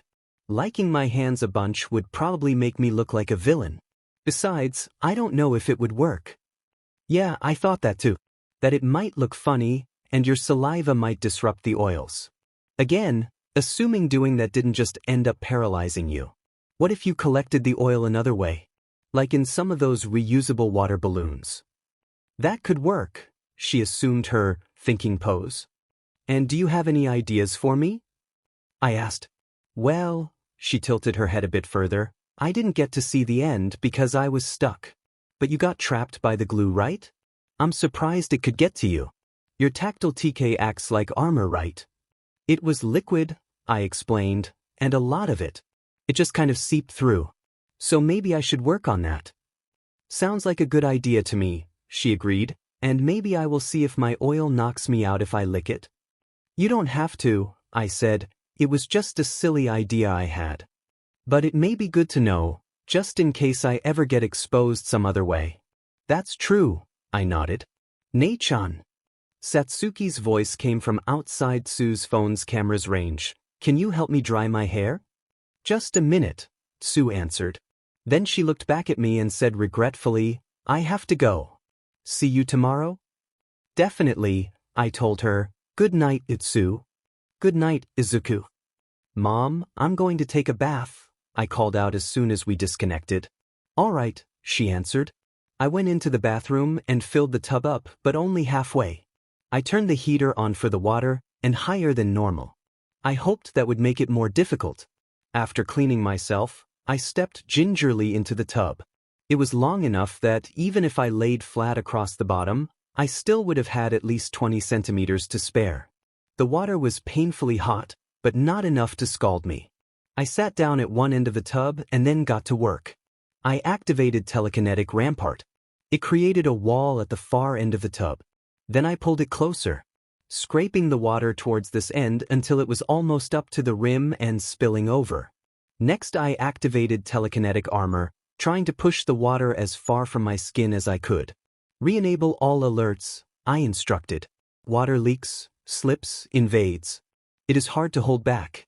+1 determination, telekinetic rampart skill improved LVL5. Some of the liquid seeped though, splashing my chest. I clenched my fists and pushed it back away. Then it spread under the wall. I tried to scoop it up with my regular TK.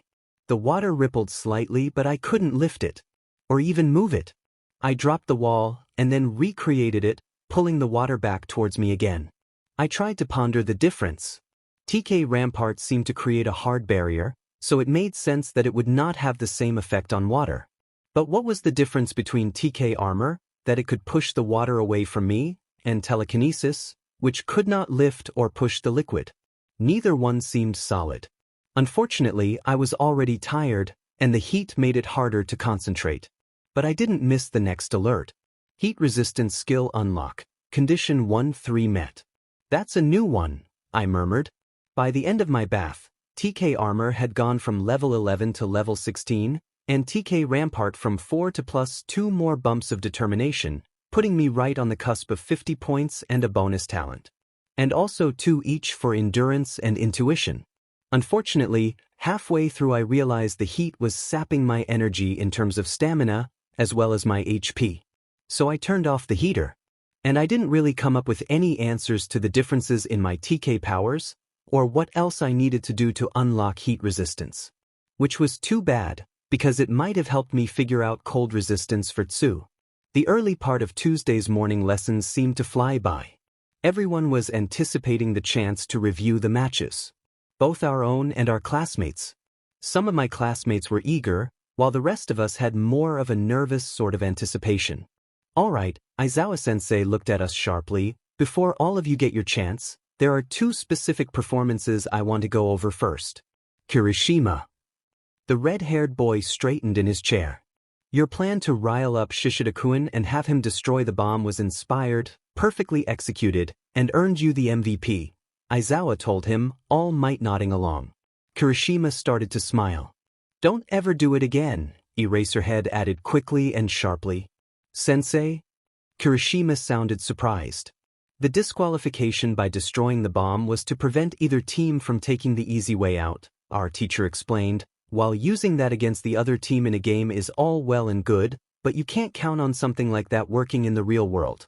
If it was a real bomb, and that would have set it off. Yanagi-chan could have set it off moving it like she did. I glanced around. Yaoyorozu-san and Ami both appeared to know exactly what Aizawa-sensei was talking about. Mikoto was smirking. Ida-san and Kota-san were both taking notes. Everyone else just seemed to be considering the lecture. Second, Aizawa-sensei continued, while getting your opponent to lose control is a tried and true battle strategy, you have to make sure you know your opponent before you use it. Or at least that there won't be collateral damage if you are wrong. You got a quick 1-minute explanation from someone who has known him for 2 weeks and only seen him use his quirk in a game. That does not qualify. What if, instead of snapping him out of it, breaking the bomb had made him more angry? What if he continued to grow larger and stronger? What if he had a hybrid quirk and literally exploded in rage? Midoriya, Aizawa-sensei suddenly shifted focus to me. And Gamer's mind was the only thing keeping me from trembling. You caught one of Azui's wrists and taped her to a wall, and then ran off. He glared at me. I braced myself. Well done, he concluded gruffly. I will do better next. I started. Then I blinked and parroted Kirishima, Sensei? Unlike most anyone else here. He said, you and Azui-chan do know each other. You had every reason to believe that would hold. And not every villain you fight will be a mystery. Villains get away. And when they do, they usually come back.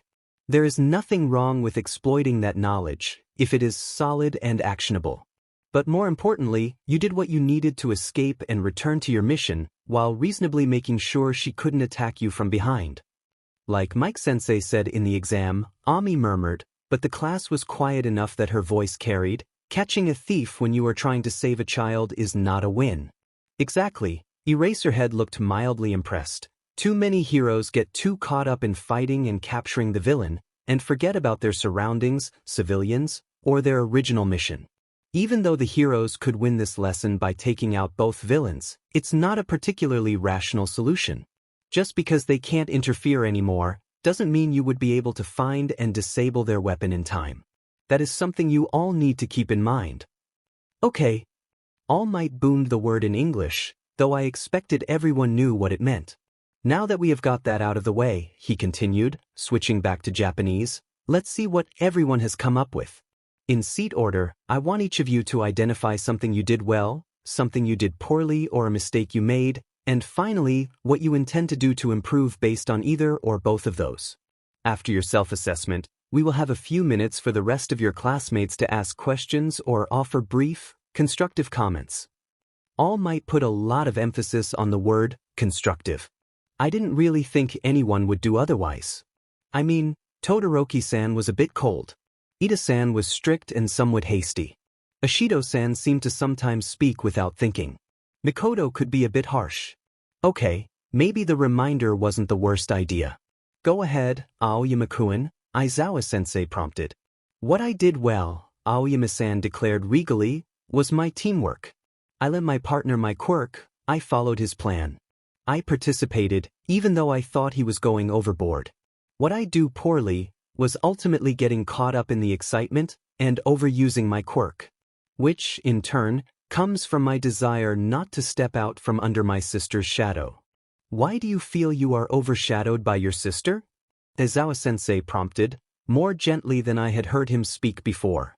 Her quirk is similar to mine, but far superior, Aoyama explained. She shoots the same beam, but from the tips of her pointer fingers. Her beams, even together, are weaker. But she can shoot 2 targets at once. She can aim more easily. And because the beams are weaker and come from her fingers, she can shoot more before it starts to hurt her. I even heard she has even learned to make her lasers curve slightly. You heard? Amuse. Oui, he nodded. Minako, she went to hero school in London, living with our grandmama. She graduates in 2 months, and already has a year-long sidekick position lined up in the UK, after which she may return to Japan. And then, how do you intend to overcome that? All Might prompted carefully. I am not sure. The blonde boy's normal royal aura faded at the admission. You may want to talk to Hound Dog Sensei, Aizawa suggested. Then he looked at the rest of us. And some eyes turned my way. Well, what's your workout routine? Kirishima-san immediately asked, half flexing his right arm. Aoyama-san looked at him like he was speaking Fren. Like he was speaking Hindi. Your belt? I asked. It holds back your, laser, right? And also lets it out? Do you know how it works? Maybe the support staff could find a way to use it to split the beam up. It was finally my turn. What did I do well? I repeated the question. Hearing what everyone else had said had me double and triple guessing myself.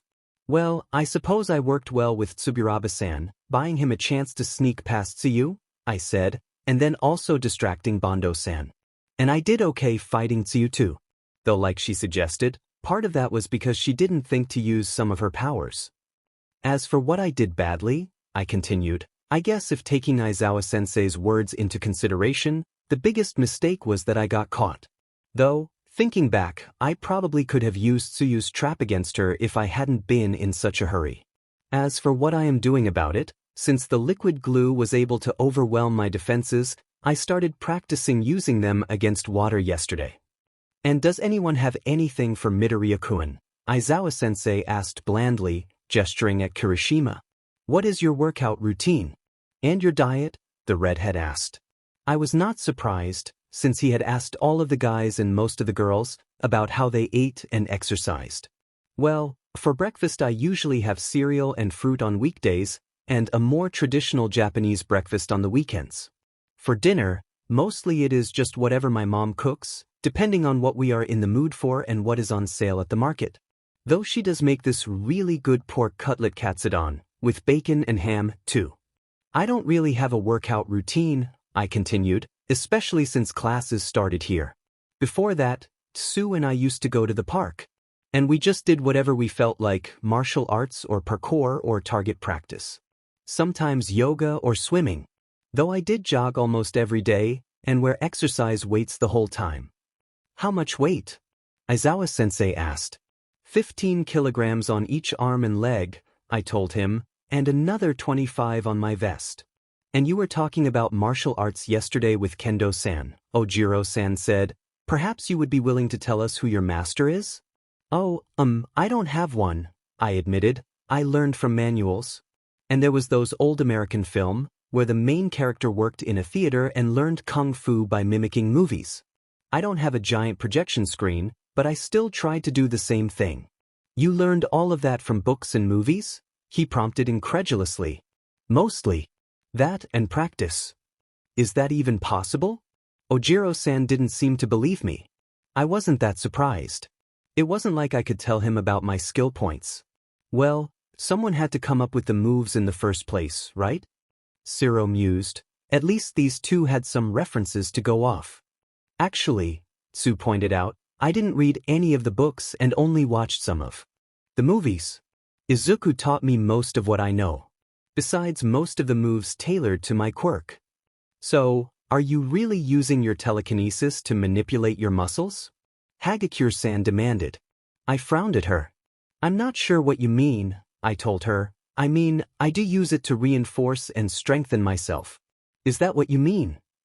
No, like using your power to actually change your muscles, she said. Muscles get stronger when they get damaged and healed, right? So you could do that directly with your powers. Whoa, that sounds really dangerous. My eyes widened as I thought about that. I wouldn't be able to see what I am doing and don't have that fine of control to work on individual cells. It might be possible, but I'm definitely not there yet. I noticed more than a few of my classmates looked disappointed at that. Specific classmates. So, no enhancing massages, Ochako whispered to Ami in relief, after class let out and most of the others left. Not yet, the Bluette agreed gratefully, however going around like this feels sneaky and disingenuous. What are you thinking? Ochako asked. Something I learned from a story I read. The direct approach. Sue, Cassandra, and I went to All Might's office after classes let out. Mom was going into the office today. We decided to save money on the train, and we would just let her be pulled into the dungeon when we entered. For today, All Might took charge once we were inside his reflection. I was hoping we would be able to defeat another 15 opponents. We only beat 5 last time, Mom reminded him cautiously. True, Miss Inko, he agreed, but we are also stronger than last time. And thanks to leveling up and putting points into my endurance, I can hold this form longer now. To be honest, since we cleared that pencil, I find myself very curious to see what the bonus will be for defeating 20 enemies in my dungeon. We will see how it goes, Mom said one last time. Agreed, All Might agreed, though if they are all like this, we might be able to go through more than 15. All Might was looking at the villain who had just emerged. He was barely taller than me and pudgy, with stringy black hair. Who is that, Izuku? So you asked. I don't recognize him, I said, disappointed in myself. I'm not surprised, All Might comforted me, even I don't know his name. He was one of the first criminals I stopped when I returned to Japan. A petty thief, with a minor kinetic absorption quirk. The mook saw us, growled incoherently and charged. In the process he drew a knife. My mom gestured at him, and the next second she was holding said knife. Gun door smash. I shouted, following it up with, analyze. Anonymous crook. No one remembers him. In bad shape, but his quirk resists physical damage. Level, 70. Health, 768. Stamina 640. Then the sharpened blade of ki hit him. The attack cut right through his defense, and he lost almost a fifth of his HP. The crook stopped and looked at his empty hand. And then at the wound across his belly.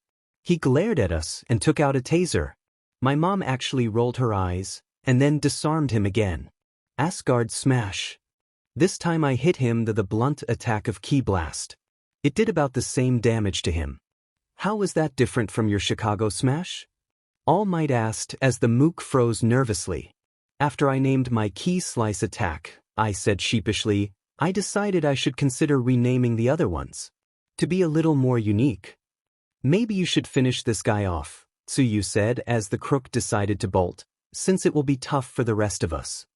I was going to test my telekinetic attack.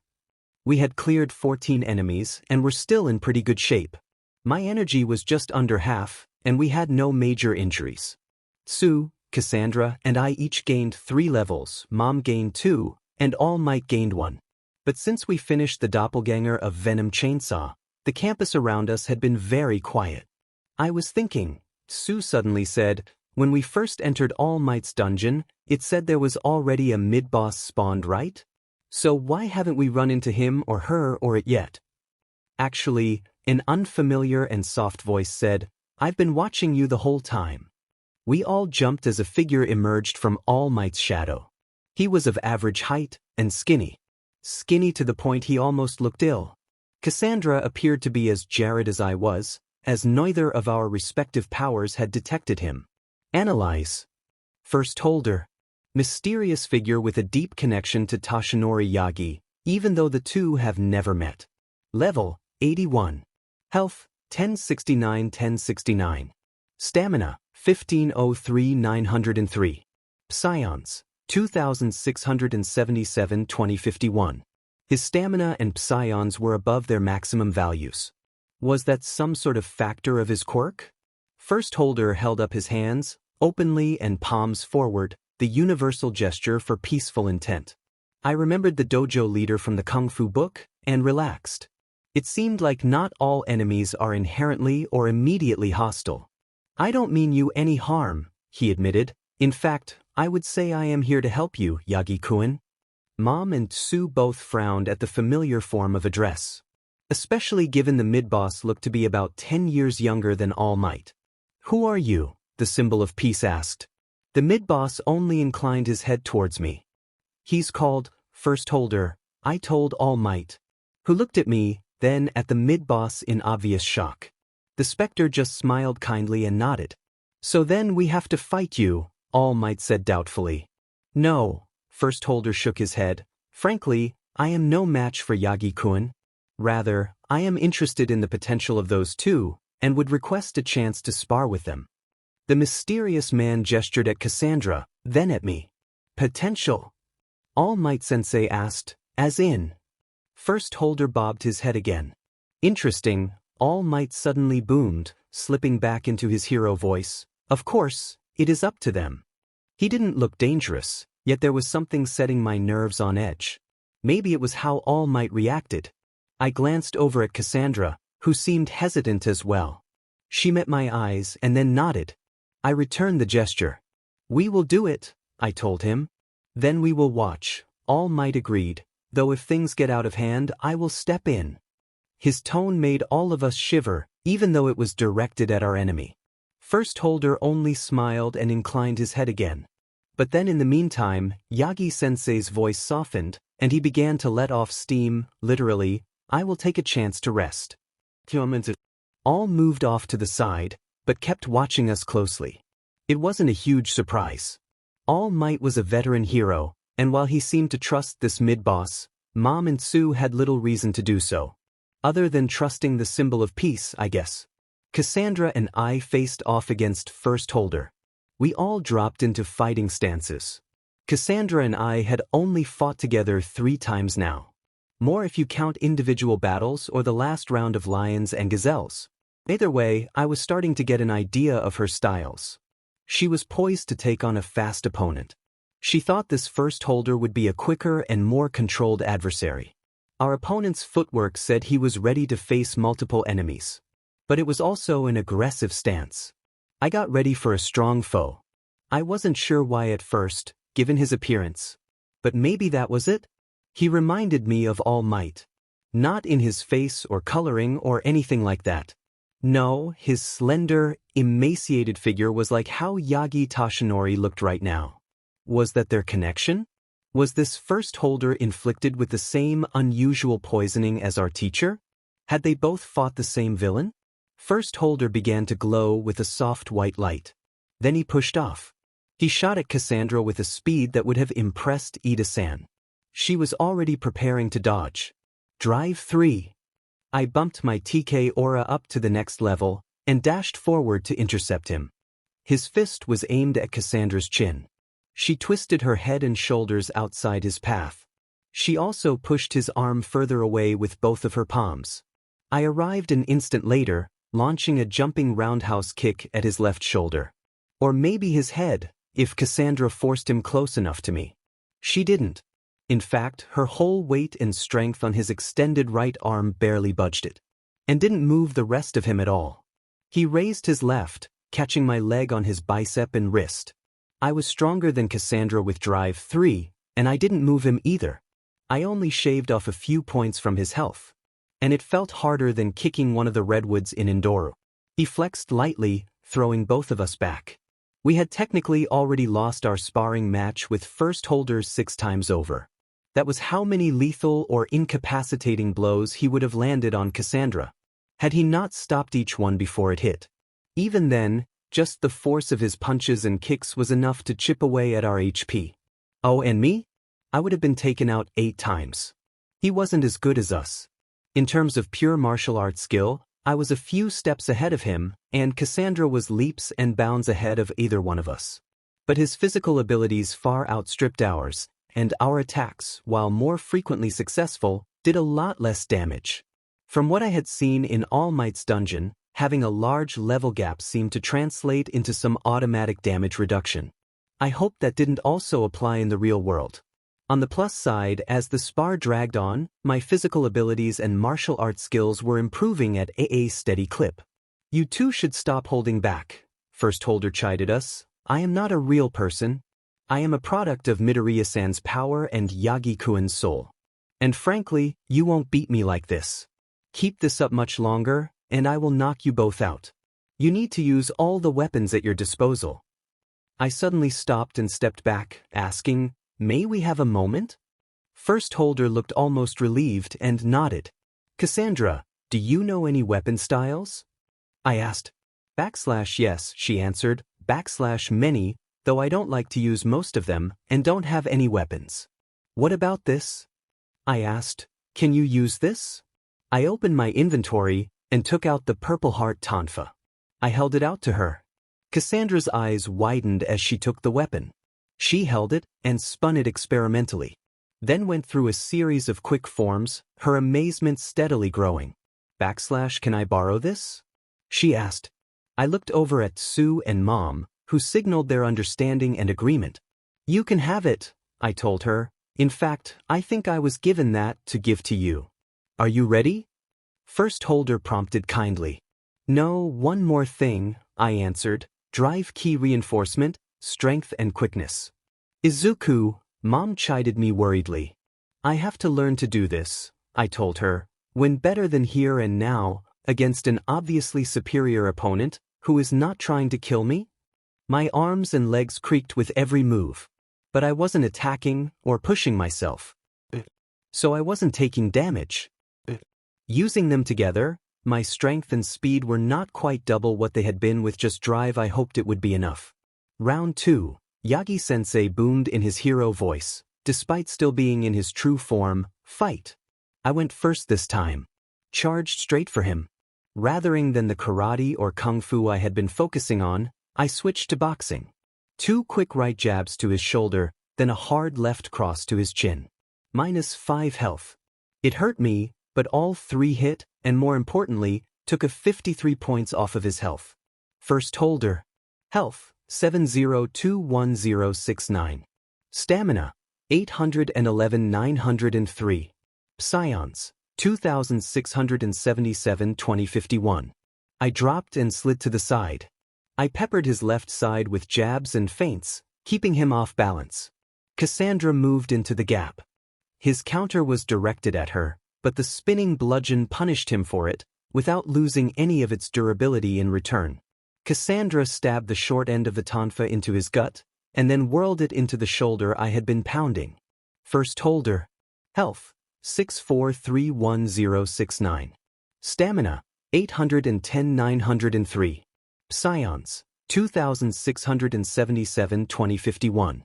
Okay, he stopped, holding up his hands like when we had first met him. First Holder. Health, 881069. Stamina, 412,903. Psions, 2674 2051. I let out a ragged breath and mumbled, Drive deactivate KI reinforcement. I was down under a quarter health now, mostly my own fault. And I still didn't feel like I was getting a handle on using Ki and TK together. Well done, he said. Then he looked at All Might and continued, either one would be a good choice. Kane-san's agility and control are something that is sorely lacking. And Midoriya-san's power. His self-healing would also be a good gain, and I would be very curious to see how the gamer fits with it. All Might considered that thoughtfully. The rest of us just looked confused. Well, then I wish you all good luck, First Holder said, vanishing in a cloud of steam. But not without leaving something behind. There was a pile of 5 scrolls. And under them, a second tonfa. It was purple heart and blackened titanium, like the first one. But this one, the metal had a pattern of waves, instead of flames. I think we can all agree where this goes, Caro. Tsuyu picked up the weapon and handed it to Cassandra.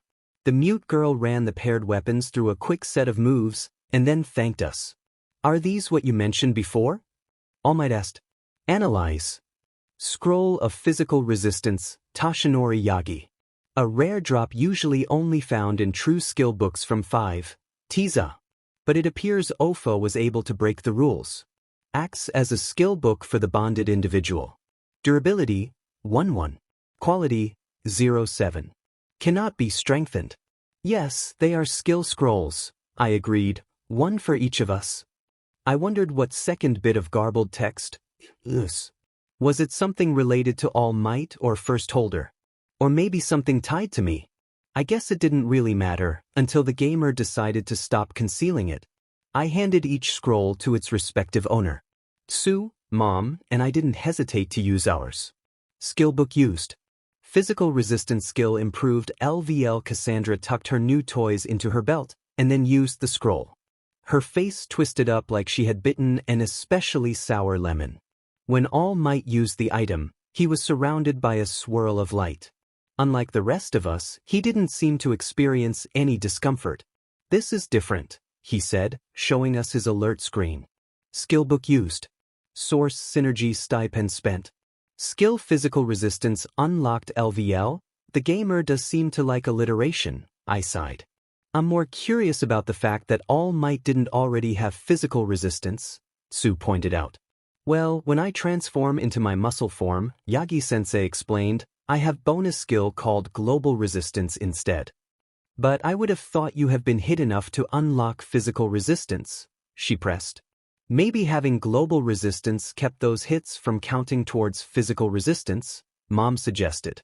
Well, you didn't have physical resistance either, Sue, I reminded her, and you've definitely taken more physical damage than I did to unlock the skill. So maybe I was only able to unlock it without a talent because of Gamer's body. / or you just haven't taken enough damage while in Izuku's party, Cassandra said, / and it doesn't count when we don't have the indirect access to the gamer. Either way, we all have it now, All Might said, and we may want to leave before any additional mooks or bosses find us. Exit dungeon. Tashinori Yagi dungeon progress. Defeated 20 enemies, +1 affinity. Defeated mid-boss, attribute balancing. What does this mean? All Might asked as we all stared at the screen. Let me see, I mumbled. System. I immediately dove into the manual, and sure enough, there were 3 new entries. Okay, attribute balancing is simple enough, I explained. It adds 1 point each to your 3 lowest attributes, randomly picked in the case of a tie. Affinity gives you a bonus to 1 attribute or skill set. Specifically, a 5% growth bonus and +1 latent boost to it. And a skill set? Mom prompted. Just what it sounds like, I answered, a set of related skills. Like the 5 math skills, or all the kung fu skills. / it would seem like an attribute affinity is a better choice, Cassandra offered. Not necessarily, I shook my head, that latent boost isn't part of your actual stats. So in the case of skills, it is outside the normal limit, allowing you to get the skill higher than the usual maximum of 100 or 140 if it is limit broken. I'd say it is about even either way. What one are you going to pick, Sensei? Sue mused. All thing considered, it seems like endurance is the way to go, he answered. I closed the dungeon window, and a second window appeared in front of Yagi-sensei. He hit the 3rd option from the top, and the alert disappeared. All Might, your phone, Mom pointed out to him. The office phone on his desk was blinking. He lifted the receiver and hit a button. He listened, a frown growing ever deeper. Young Midoriya, he looked at me, the principal would like to speak with you. As soon as we are finished here. And he asked that you come alone. You asked to see me, sir? I said after knocking and opening the door. Ah, Midoriya-kun, the mouse. The Principal Nizu smiled and hopped out of his chair. He padded over to me, just over half of my height. Thank you for coming, he told me. Of course, I agreed anxiously. Thanks mostly to Gamer's mind I wasn't panicking, but I still was wondering why he wanted to see me. I like to meet with my students, he rambled, leading me to chair by his desk, before retaking his own, elevated seat. Unfortunately, I don't always have the time, he continued, due to my responsibilities, both as the principal of UA and to the larger community. And of course, you students are also so busy. Trying to eke out some time to be children and have fun and friends, while still completing the curriculum. While I often wish I could be young again, I do not envy you. I silently thanked All Might for warning me about the principal's tendency to speak at length. However, that is not why I asked you here. He suddenly turned serious. Why did you want to see me? I asked evenly. About your power and Tashinori-kin, Nizu answered. You see, he confirmed for me what I had already suspected. That you are an irregular. Tashinori-kin also told me that you think you can help him with his injuries. So, naturally, I have been considering your powers and how you might do that. If you would indulge my speculation, and answer or confirm whatever you are comfortable with. I nodded. Your quirk is listed as tactile telekinesis, he said, and you have definitely exhibited that power amply. However, from everything I know about psionic types, the telekinetic DSPLN is not able to heal. It can help natural healing and keep injuries from getting worse by pulling flesh and bone back together. But restoring lost and already healed tissue? That is more in the realm of psychometabolism. Of the 4 disciplines. 5, I interjected automatically. 5? He prompted, a gleam in his eye. Psychokinesis, I started, the ability to move matter and energy. Telepathy, the ability to affect the mind. Clairsentience, the ability to know things. Psibiology, the ability to affect cells and biological processes. And metapsionics, the ability to use effect psionics and other sorts of metaphysical powers. So I was correct, Nizu said, you are a rare, multidisciplinary type. Psionic. To the point you have a power set even I was not aware of. I have started to learn telepathy and clairsentience, I offered without directly confirming or denying his theory. For me at least, psibiology seems to be a combination of the first 3 disciplines, only with its own distinct spin on them. Telekinesis to move cells, he mused, telepathy to stimulate them, and some form of microscopic clairvoyance to see what you are doing. Close, though not quite enough on its own, is that right? That is how it seems to me, I confirmed. Then I am guessing that like other psibiology users, you need a firm scientific grounding if you are going to use that power properly. Yes, I told him. He considered it for a moment. Then he addressed me regretfully. I don't think you have the requisite knowledge, he said directly, or that you would be able to learn enough about biology, chemistry, and human anatomy in the time frame you gave to Toshinori-kun. I have. I started to protest, but he held up a paw. I, on the other hand, am both much smarter than you, and have a stronger foundation of knowledge on which to begin building. Principal Nizu? I wasn't sure what he meant. I mean, he seemed to be offering to study medicine in my place. But what good would that do? There is a telepath I am aware of, he said. He lived almost 60 years ago in Mexico. He had an ability he called skill share. He was able to use the skills of others and lend them his skills. Basically transfer the knowledge, without the baggage of memories. If you are a universal psion, you should be able to develop a similar power. I nodded thoughtfully. I propose you attempt to develop that power, Nizu explained, and the basics of psibiology, without worrying about the additional overhead of becoming a multiple disciplinary medical doctor as well.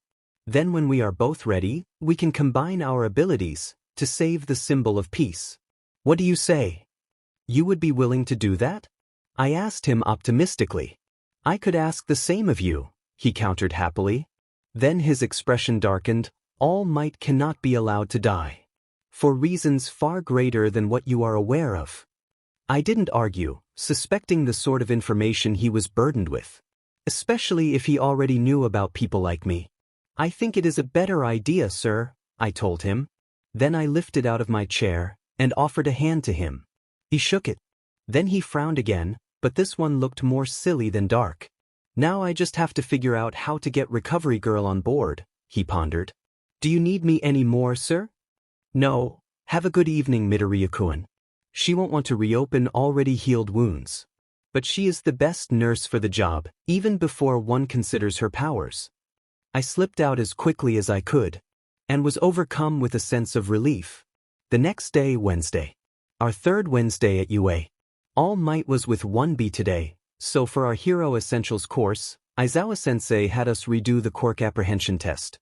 2.5 weeks might not have seemed like a lot, but we all noticeably improved our scores, even if the rankings didn't change much. That said, some of us had improved more than others. Cassandra, Sue, and I were getting more than a few looks. From Aizawa-sensei as well as our classmates. After school, the study group met. And after that, as I got ready to leave campus, Sue having left early because of her sister's quirk headaches again, I was met by 2 welcome faces. Izuku-kun, Ami bowed slightly. Hi, Izuku, Ochako said happily. Ami, Ochako, I greeted them. Are you getting ready to go home? Actually, Mizuno countered, we were waiting for you. Really? I blinked. What for?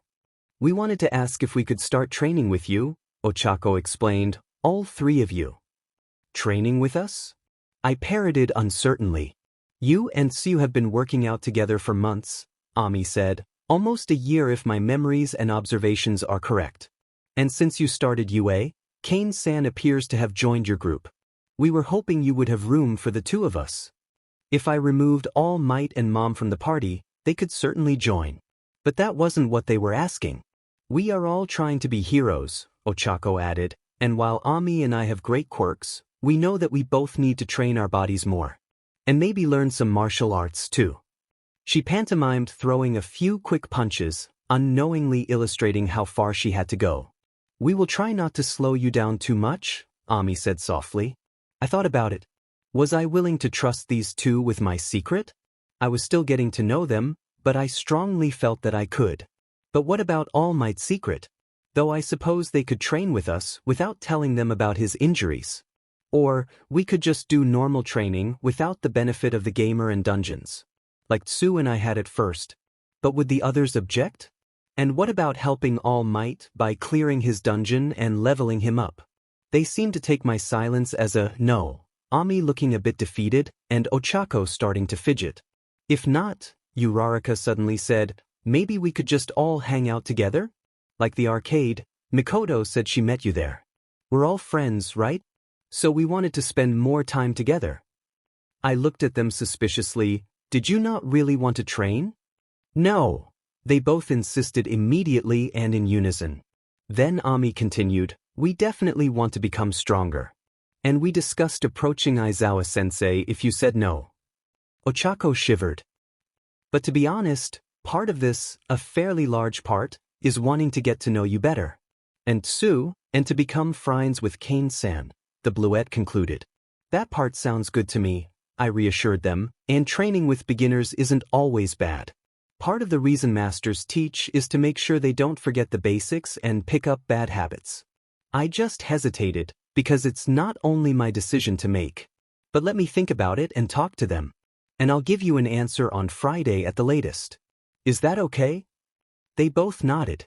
And in the meantime, I said, a bit of nervousness creeping in, I need to stop at the bookstore, they have another karate manual I ordered.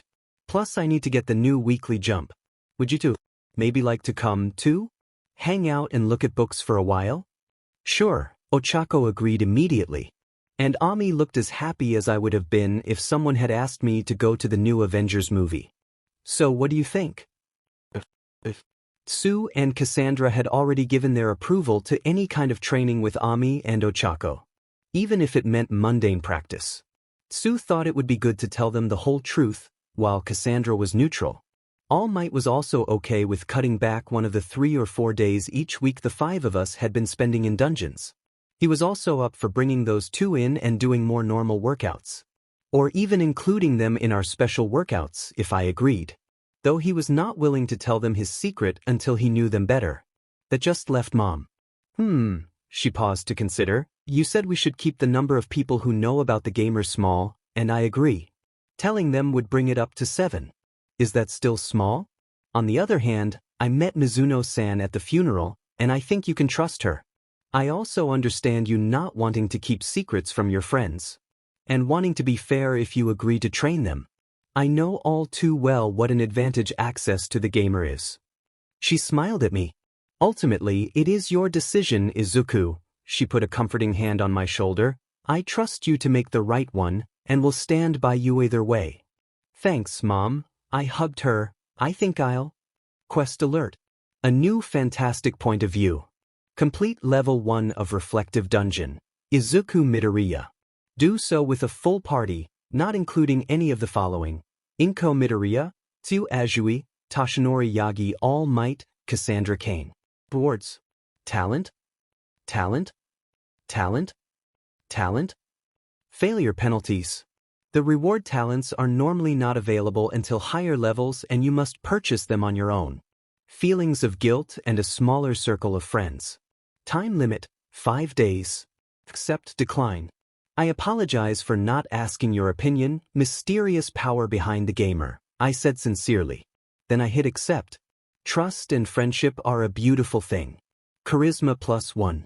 Status changes for Midoriya Izuku. Level 13-16. Max health 406, 542. Max energy 602, 831. Hi, I said, my nerves not showing. Thank you all for coming.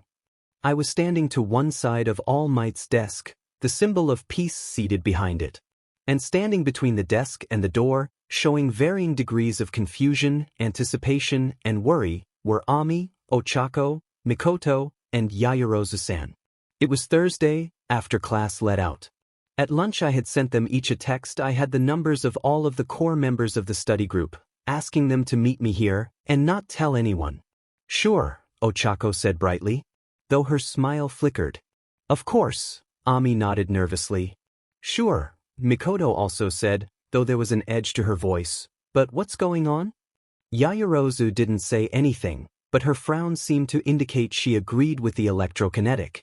Yesterday, I answered, you two asked if you could join in our training. That is, me, Sue, and Cassandra, but also my mom, and sometimes All Might Sensei. Ochako's eyes widened, but the other three studied me more closely. Well, I wanted to ask if the four of you were interested in joining us, I continued, but quickly held up my hand to forestall them answering.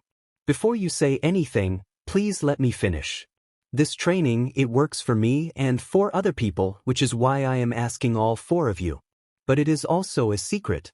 Before you say yes, I have to ask you to promise not to tell anyone outside of the 9 of us about this. Then, Yaoyorozu's frown deepened. It's not anything illegal or amoral, I said, remembering her comment the first day of the study group. That's part of why I wanted you to come here. So All Might could vouch for me. It is true, he agreed loudly. I have been a party to Izuku's training method. And I can guarantee that it is entirely above board. If definitely unusual. Then why is it such a secret? Mikoto asked suspiciously. Well, I considered, if I told you my Wi-Fi password, there wouldn't be anything wrong with me having one or sharing it with my friends. But if you told a bunch of people, one of them might waste our bandwidth. Or worse, share it with someone else who would misuse it. She did that combination nod and shrug, indicating her understanding. But even if it is legal, I told them, it isn't entirely safe. We haven't had any major injuries yet. But we have all had at least some bumps and scrapes. Except my mom. There is always a chance someone could get really hurt. We could get hurt in class, Ami pointed out. Yeah, we are all studying to be heroes, Ochako agreed. If we were risk-averse, we would not be at UA. Yaoyorozu smiled for the first time. And Mikoto smirked confidently. Still, you should all think about this, I advised them. Consider it tonight, if you are willing to keep this secret and undergo risky training. And if you decide you are interested, we can meet up tomorrow, and I'll tell you the rest. And give you a sample of it. Does that sound good to all of you? If you do wish to join in, All Might announced, you can return here school tomorrow. And please change into your costumes first, to save on time. The girls all started to leave. Except Ami. She stepped close and gave me a determined look. It was both strangely fierce, given what I knew of her, and endearingly cute. Izuku-kun, she said, I don't need to think on it. I want it to be stronger. I know I need that to become a hero, and I decided to do that. And like I said, I want to get to know you, and Tsuyu-chan and Kane-san better. Even if it is only you, that is still good. Then she whispered something I didn't catch. She bowed and turned back to the others.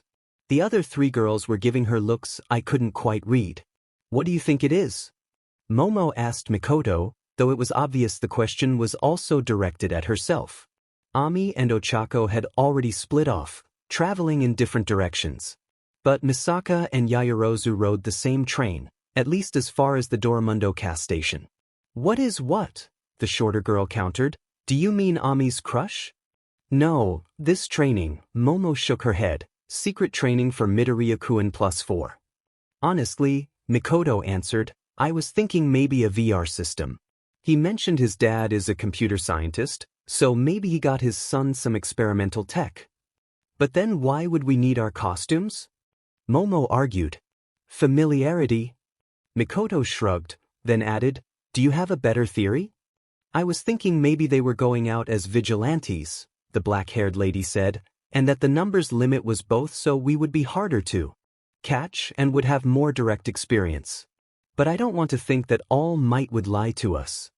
"Well, I guess we'll find out tomorrow," Mikoto got in the last word, almost daring her classmate to back out. I wasn't surprised when all 4 of them chose to come. And all of them were already in their costumes, meaning they probably didn't come to decline. I was also in costume and had brought a book, which sat on All Might's desk. My Christmas present from my dad, though it hadn't arrived until February. It was another programming textbook, this one about SQL. But it was also a skill book, so I could put it to use here. "We're all here," Mikoto said. "We all want in." "And you promised to keep it secret?" I prompted, "to not talk to it with anyone who doesn't already know." "Which would be the 4 of you, me, All Might, my mom, Tsu, and Cassandra?" "I promise," Yaoyorozu-san said firmly. "Of course," Ochako agreed. Ami nodded. Yes, Mikoto sounded annoyed. "We'll keep your secret." "Okay," I sighed in relief. "In that case, I decided it will be fastest to give you a quick trial run. Party disband. Party invite Mizuno Ami, Misaka Mikoto, Uraraka Ochako, Yaoyorozu Momo." They each reacted with varying levels of shock when the pop-up windows appeared in front of them. All Might looked amused, though he couldn't see the interface now that he was temporarily out of my party. "Please press accept," he told them before I could. But it was probably more reassuring coming from him. They all did, Mikoto aggressively, Yaoyorozu-san and Ami cautiously. And Ochako just hit the button. And me, I put my hand on the book. Create reflective dungeon. The book's dungeon was pretty shallow, only 40 total enemies. The terrain made it look like we were inside a computer, and the enemies were all insects, albeit insects with smooth black armor, highlighted by glowing lines of either aggressive red or sickly green. The regular enemies were mantises and beetles, while the mid-boss was a dragonfly. They were all about the same size as us, and only dropped cash. And their levels were only 12, or the boss was a wasp the size of a small truck, and it was level it also dropped a taser. As we went through the dungeon, I explained about my power, and the parts they had access to while in the party. I told them about how we fought enemies in dungeons, to both improve our skills normal, and to level up. At the start of the dungeon, Ochako and Ami were both level 11, and they increased to level. Mikoto had gone from level 15 to level since the first time I analyzed her. Yaoyorozu-san had increased to level inside the book. She and I each gained 1 level. When we exited the dungeon, I was a bit surprised. Firstly, because All Might had brought a small table into his office and 5 folding chairs. He had moved the book to the table, so we reappeared around it. Secondly, because my mom had arrived while we were in the dungeon. She was sitting in one of the normal chairs next to All Might's desk, and they were talking. "Welcome back," All Might greeted us, bright and loud but also slightly worried. "How did it go?" "I think it went good," I told him. "The enemies weren't that tough, and Ami and Ochako managed to close the gap a bit. Everyone seemed to take it well." "Take it well?" he says. Mikoto grimaced. "Even after experiencing it, it does seem a bit incredible," Yaoyorozu agreed. "It was amazing," Ochako said, though the giant bugs were a bit creepy. "I never imagined," Ami said softly. "And what is the status of the skill book?" All Might asked. "Analyze. Structured Query Concepts I. A textbook explaining SQL code and design concepts. Durability, 3940. Quality, 27. Plus rank bonus. Additional skill Mathematics, Advanced. It went up 5 ranks like expected," I told him, "and it looks like it will also improve one of my math skills too." "Can we see it?"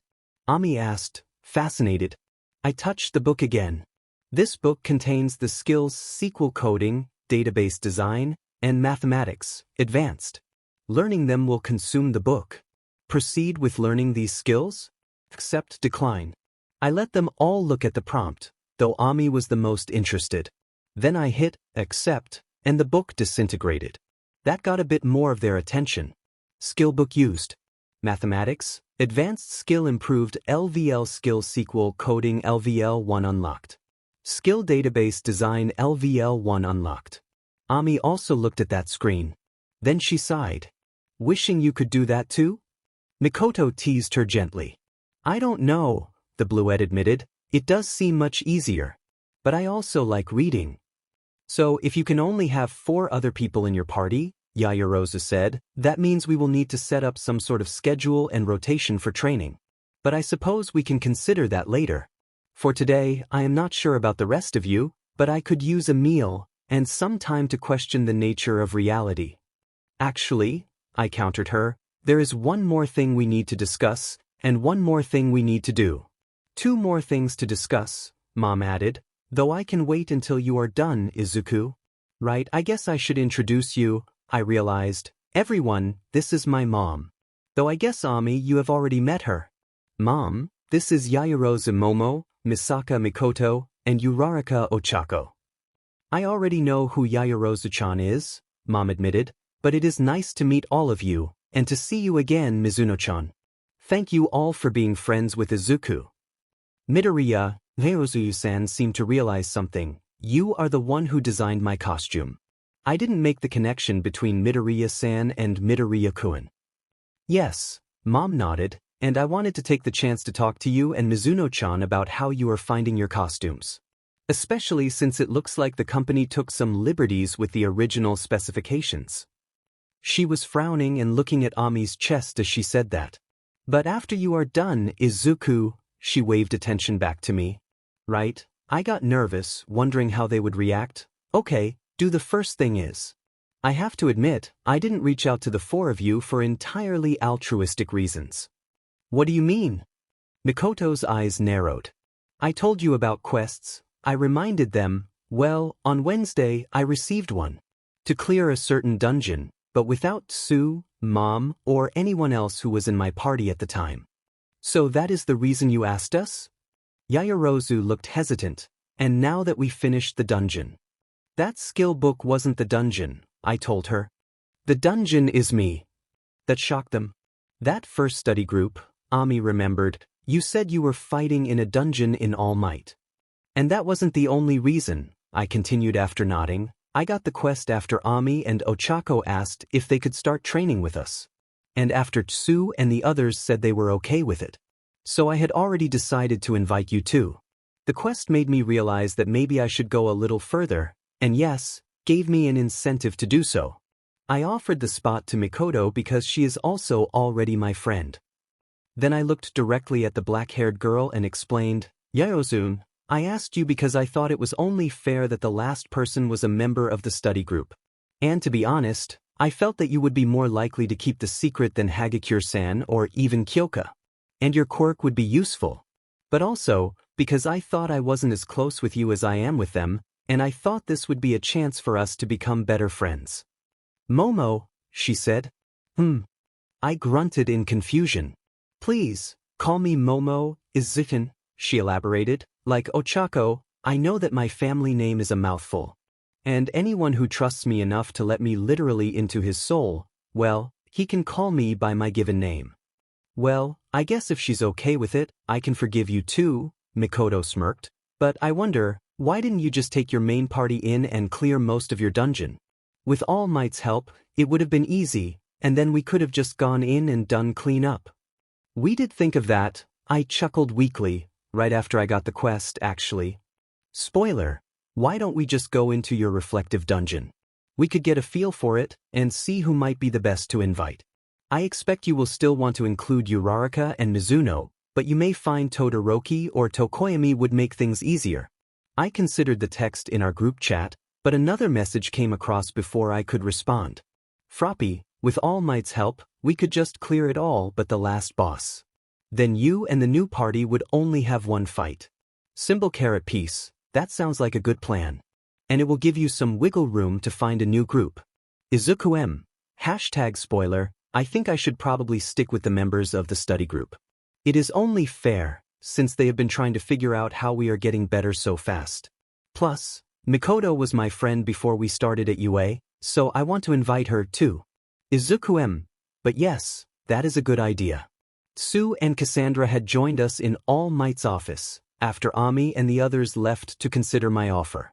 Mom was waiting at her job rather than take the bus here. I considered it with a frown. How would I start my own reflective dungeon? I always touched the item, or shook All Might's hand. Should I hold my own hand? Well, we were teleporting inside me. And there was only one right pose for teleporting, so I would try that first. I raised my left hand, placing my pointer and middle fingers against my forehead, and curling the other two and my thumb into a partial fist. Create Reflective Dungeon. Warning: Reflective Dungeon, Izuku Midoriya, is currently designated for the quest, A New Fantastic Point of View. Current party configuration does not meet quest requirements. If you proceed, the quest, A New Fantastic Point of View, will be cancelled and the rewards forfeited. Proceed? Accept, decline. I guess it's not that easy to game the system, I concluded, pun intended. Good to know, the electrokinetic said. So what was the other thing we needed to do? Ami asked me. I opened my inventory and dumped all of the cash I had collected onto the table. Then the taser. Count and divvy the loot, I smiled lightly. Wait, this is really real. Ochako's mouth glistened in the corner. Mom gave the money from the first dungeon to the police, I said. They returned it, so it isn't stolen or counterfeit. I also had my share tested, All Might added, after we went through the first pencil. I don't know where it comes from either, but it is completely legitimate Japanese legal tender. Except, I suppose, the American dollars that one enemy dropped. They were still real, just not Japanese. Ochako, who was sitting on the opposite side of the table from me, climbed up and onto it and grabbed my hands. Her right pupil as glowing yen and her left pupil a-flashing. Izuku, would you ma? She trailed off, realizing where she was and how everyone was staring at her. She released me and clambered back into her seat. Sorry, she said meekly. What was that all about? Mikoto asked. I'm not a good person like you guys. I'm not trying to become a hero, because I want to help people. Ochako looked deeply ashamed by her admission. Mikoto looked ready to say something, but Mom had crossed the room and touched her shoulder to stop her. My parents run a small construction company, Ochako told us, and well, things have been tough for a while. I offered to join the company, to help. Use my power to help them transport materials cheaper. To save money on machinery and manpower.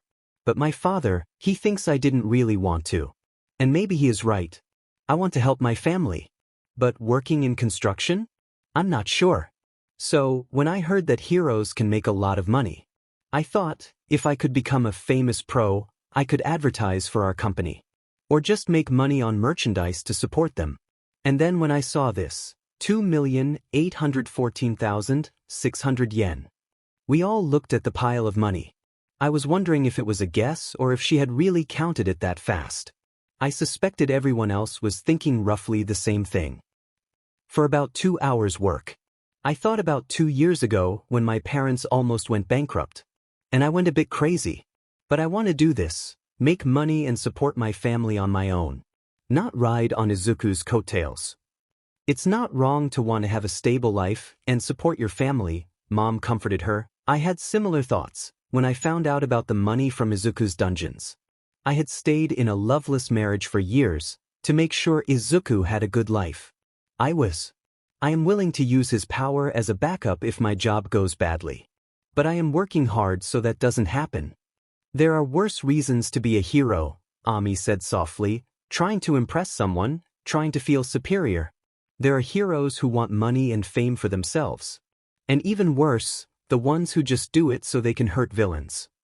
I don't think you're a bad person, Ochako, Momo said, and you can have half of my share. I would probably just spend it on myself. Mikoto nodded. But Ochako shook her head. No, like I said, I'm going to pull my own weight. Ochako paused and smiled in self-deprecation. Well, as much as that can be said when we're using Izuku's crazy power. Hey, we all signed up for this training, Mikoto countered, and give the possibilities it opens up, we could all say the same thing. But also have no right to complain. Okay, Mom clapped her hands, you three double-check Uraraka-chan's counts and divide up the money. Mizuno-chan, Yaozu-chan, how are your costumes? How is the fit? Any new ideas for upgrades? Or design changes? Mom looked at Ami's chest again as she asked the last question. No, the bluette said, it is fine. I was a bit annoyed at first, but the extra water storage has come in handy. I have noticed the zipper on my left upper arm tends to get stuck, Momo said. Momo, can I ask you something? I prompted. I don't mind, she said. I'm curious about your helmet, I said. Lots of heroes don't wear them, or try to make sure they don't hide their faces. That makes it easier to trust them since you can see their face, and makes it harder for villains to impersonate them. And it's better for marketing, Ochako said, tapping her own, more transparent headgear.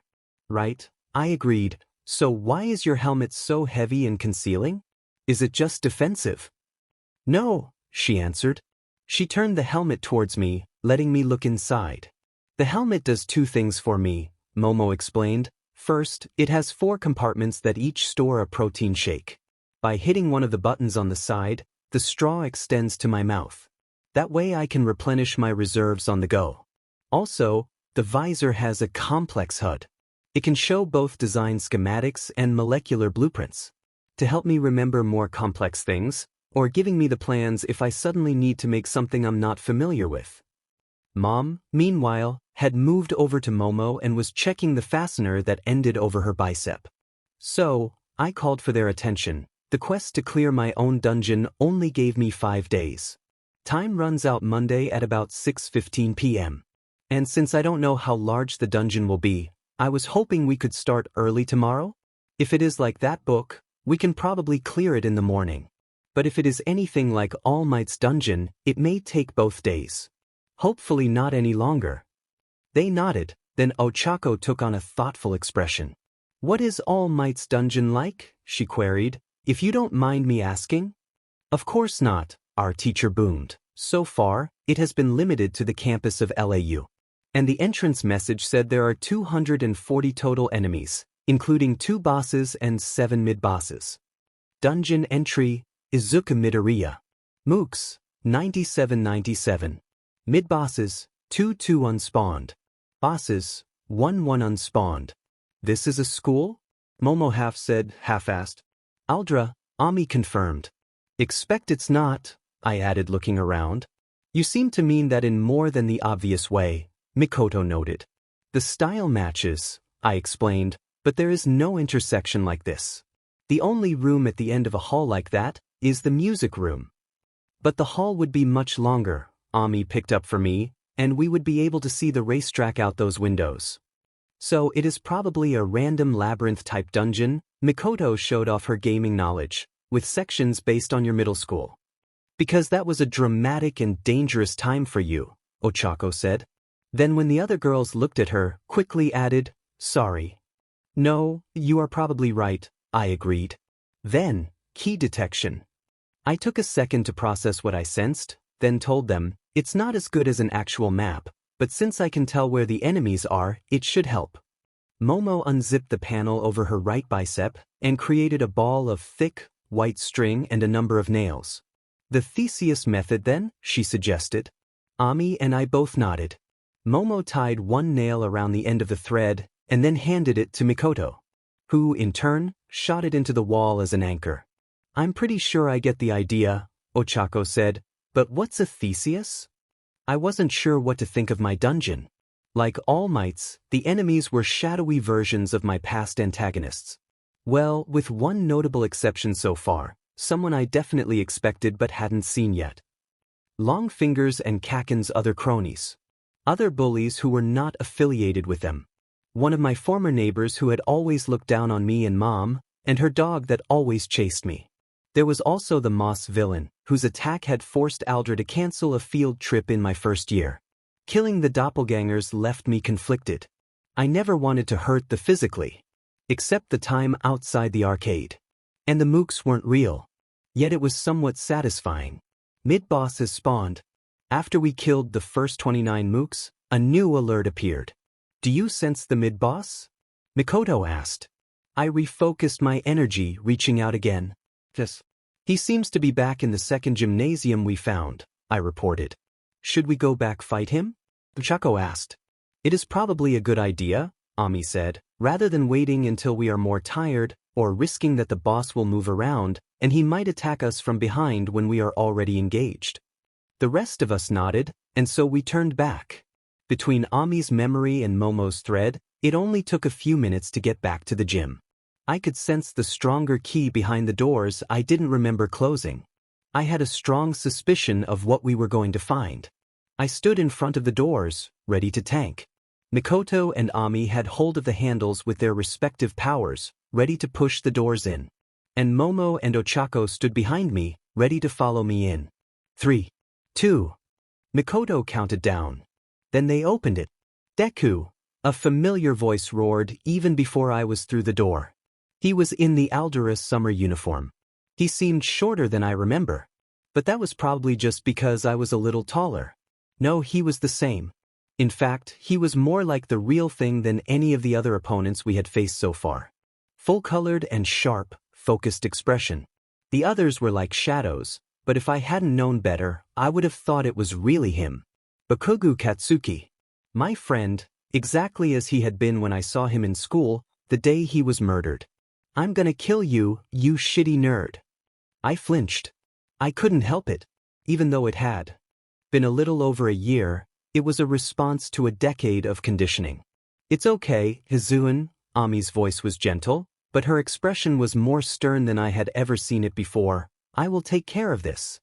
She stepped in front of the rest of us, even as a pair of small explosions propelled Kaken forward. She pointed her right hand at him, and a jet of water intercepted him.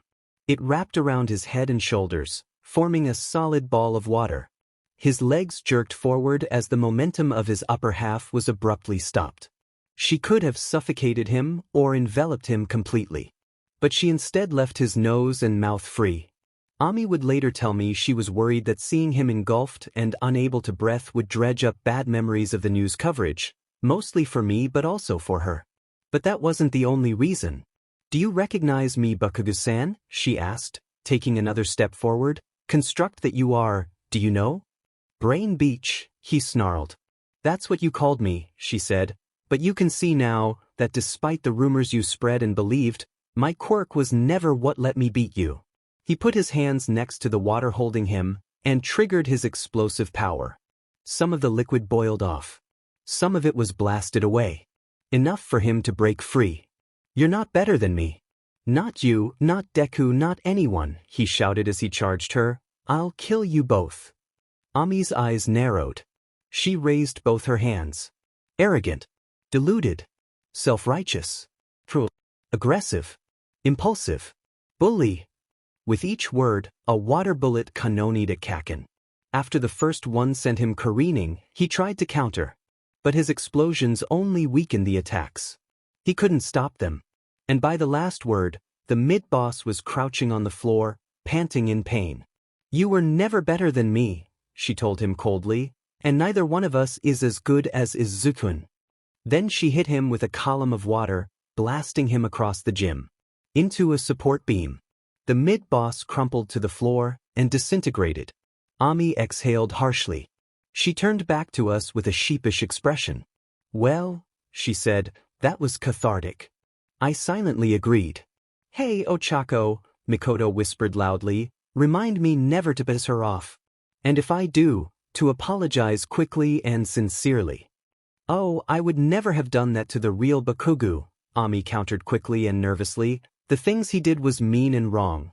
But they weren't technically illegal, and certainly weren't worth killing for. But if you hated him so much, Ochako remembered what we had mentioned in passing, and my mom had reminded her of yesterday, then why did you go to his funeral? While I hated him, and probably always will, Ami agreed, I also respected the work he put into his studies. And felt bad for his parents. But mostly I was just there to support Izuku.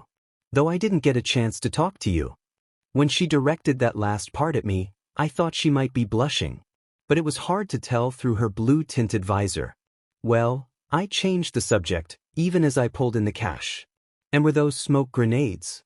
That Kaken had dropped. Should we take a break and have an early lunch? That sounds good, Ami said. Even though he was weaker than I might have expected, he still boiled off almost 30% of my reserves. I could use a recharge.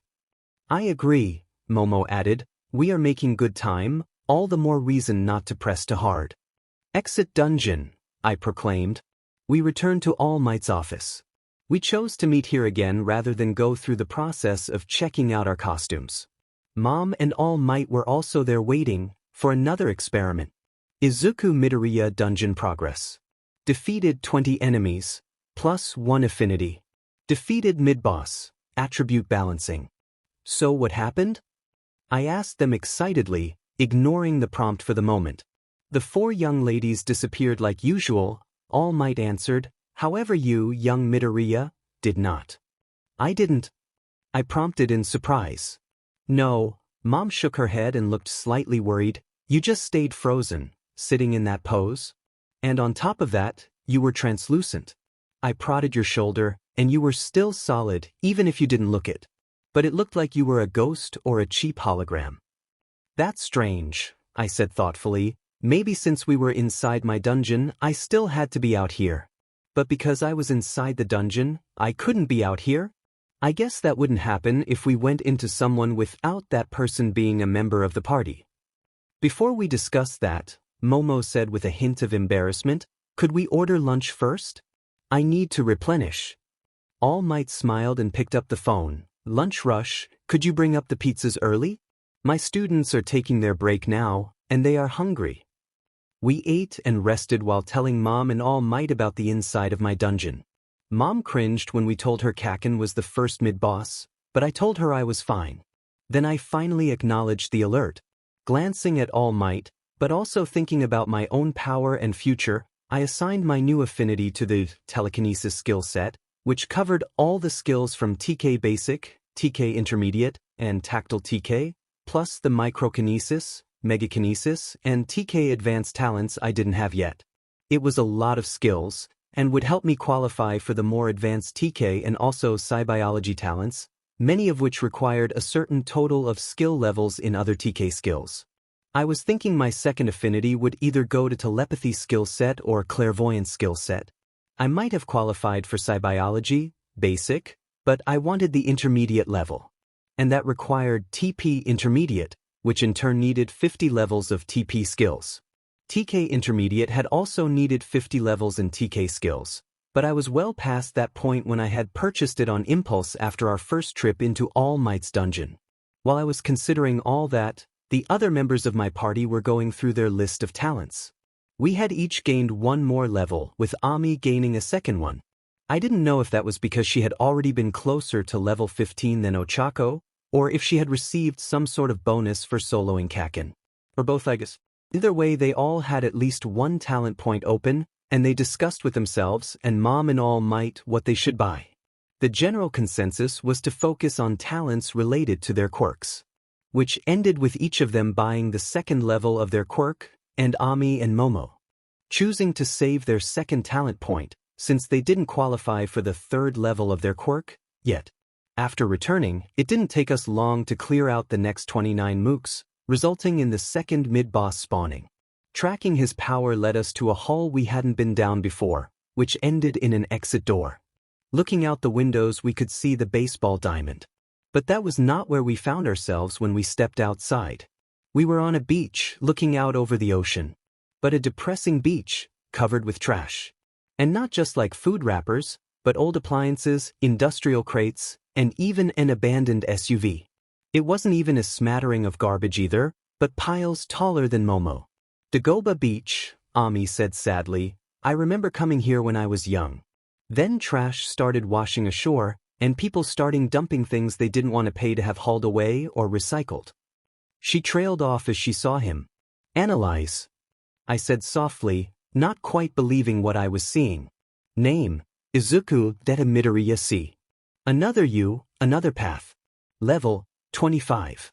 Health, 950. Stamina, 833 780. Psions, 520. It's another Izuku? Ochako blinked. She looked at me. Then at the copy boss. Then back at me. He wasn't quite the same. He was a bit bulkier than I was, especially in the shoulders and biceps. His costume was different. It had the same green, but some sort of brackets won his sides for ornamentation instead of the chevrons mine had. It was looser on him, and it was a bit disjointed. Red shoes and matching belt and pouches. Black knee and elbow pads. Whitish gloves with blue highlights and pauldrons of almost the same color. What looked like a metal air filter in front of his neck and a hood hanging behind. The other me, Deku, I suppose, looked around at the beach. His expression was melancholy to begin with, but grew sadder with each pile of trash. Sadder and a bit annoyed. Do we have to fight? I asked carefully, taking a step closer. His eyes locked on me angrily. Then he glanced at Ochako and Momo, and his expression softened. It seems like this place sees you off, Mikoto noted, almost like it's personal. What if we cleaned it up? I asked Deku. He looked at me sternly. It took me 10 months, working almost every day, he said. Then he slumped and added, it was only 1 or 2 hours after school most days. But longer on weekends and vacations. Sure, it took me 1 whole day to move that washer out to the curb. Though that was really early on, he said defensively, and you only have just over 2 days for your quest. Drive too, I said. I picked up said washer with one hand and a water heater sitting next to it with the other. I carried them over to the road at a brisk jog. I set them next to the door we had come out, now just sort of sitting on the sidewalk. Then I rejoined Deku and the rest of my party. It took me 30 seconds at most. Dungeon quest alert. A gentler path. Clean all the trash off the replica Dagoba Municipal Beach Park. Rewards. Mid-boss bypass. Special party member bonus equalizer. Failure penalties. Mid-boss attacks. Time limit, 5 hours. Accept decline. 5 of us meant 2 months of his work, each. I had just done more than he had claimed in a fraction of the time. But there was really no way to calculate how quickly he improved, and thus what his average time would have been. It seemed like it might be doable. But it wasn't just me. I looked at my party, silently asking their opinion. I would rather not fight you, Ami said. Yes, this seems better, Ochako agreed. I'm curious what that bonus is, Mikoto said hungrily. If we fail, Momo offered a counterpoint, we will probably be tired when the other Izuku attacks. That said, I would also prefer to avoid fighting. And I do have volunteer experience. Okay, then if we are all in agreement? I asked, my finger hovering over the accept button. Let's do it. Ochako shouted, jumping with her fist raised. Fortunately, this wasn't much of a shock, so this time I didn't accidentally hit the button. But the others nodded, so I pressed it intentionally. There was a pop of displaced air as dumpster appeared next to the water heater. At the same time, the 5-hour timer started counting down.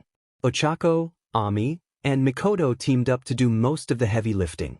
Zero gravity made the junk weightless, and then either Electromaster or ice water whisked it over to the dumpster. Anything we put in there just vanished, leaving it empty for the next discarded appliance. At the same time, Momo and I worked on the smaller stuff. She created a large sifter with her power, and also a couple of rakes for later. I would telekinetically lift a pile of sand into the sifter, and then we shook it until all the sand was gone, leaving only the trash. I would then run it over to the dumpster. And as we worked, we talked. So you have done something like this before? I asked in response to her last statement. Not exactly like this, she admitted, but my parents' company regularly organizes volunteer events. Reading to and playing with children abandoned because of their quirks. Handing out food and blankets to victims of villain attacks. But never a cleanup like this. That's really good, I told her brightly. We should do something like that in the real world. It seems like a shame if the real beach is like this. Maybe we could organize it at school. After all, being a hero isn't just about fighting. Doing our civic duty is also important. That sounds like an excellent idea. The tall girl looked very excited. It would be wonderful to spend more time with everyone. This might not mean much coming from a Todai graduate, Mikoto added, but you really are a sheltered princess, huh, Momo? Well, I never thought I was a princess, Momo blushed. However, it is true I haven't had many chances to make friends my own age in the past, so I might be a little overeager. I didn't have many friends either, I reassured her. Tsuyu was my first real friend, and Mikoto was my second. I was somewhat isolated in the past as well, Ami added. I had a few friends, Mikoto said, and one pest. But nothing like this. I don't think anyone's ever had a friend like this before, Ochako said, glancing at my doppelganger nervously. Not what I meant, Mikoto chuckled, but that too. No, I meant that most of my friends at Todai were more distant. Like they put me on a pedestal. Except Kuriko. She said that last part very quietly and shuddered. It didn't seem like the others heard her, so I let it. If you do try to organize a cleanup event, Momo returned to the original subject, as the other three drifted away to deal with full-size DLVY van that they had uncovered, let me know. I will be happy to help set it up and participate. I'll do that, I told her. It only took us just over 4 hours to finish. Deku faced us with a pleased expression. Thank you, he told us. This is sort of a representation of my soul, I said. It only makes sense I'd want to keep it clean. We both chuckled weakly and scratched the backs of our respective heads. The girls all gave us their respective styles of grins, and the mid-boss me faded away. Quest, A Gentler Path, complete. Mid-boss, defeated. Party scrolls awarded. This time, the gamer didn't just leave the quest waiting on that screen for me to accept it. Instead, it triggered as Deku vanished, leaving behind 4 scrolls. So that's what it meant by equalizer, I noted as I picked up the scrolls and handed them to each of my other party members. What's that mean? Mikoto prompted sharply, looking at the scroll dubiously. What is this? Ami asked, holding the scroll gingerly. Those are skill scrolls, I explained. It acts like a skill book, but only for one specific person who got it as a drop or quest reward in a reflective dungeon. We haven't seen them anywhere else, and the flavor text seems to support that. Though this time the scroll's descriptions didn't have the complaint about the rules being broken. Did that mean I counted as a skill book? I guess I did give them access to their skills tab and the ability to mystically improve and even learn new skills. The last time we went into All Might's dungeon, Mom, Tsu, Cassandra, and All Might each got one of those, I continued, the ladies unaware of my inner monologue. So it seems like the gamer wants you to have that skill too. What skill? Ochako prompted. Physical resistance, I said. Truly? Momo looked at the scroll like it was made of gold. I nodded quickly and sincerely. I should warn you, using a skill book is mildly unpleased. Ouch. I was cut off by Mikoto as she grimaced from using the scroll. Yes, that, I said in an understanding tone. We were all tired after the cleanup, but we managed to clear another 20 of the bully mooks. Then we decided to call it a night. The remaining 19 enemies will not be an issue, Momo reasoned, but we want to be at our best for the boss fight. I may not be as familiar with games as the rest of you, but I highly doubt we will be able to talk our way out of that fight. Who do you think it will be?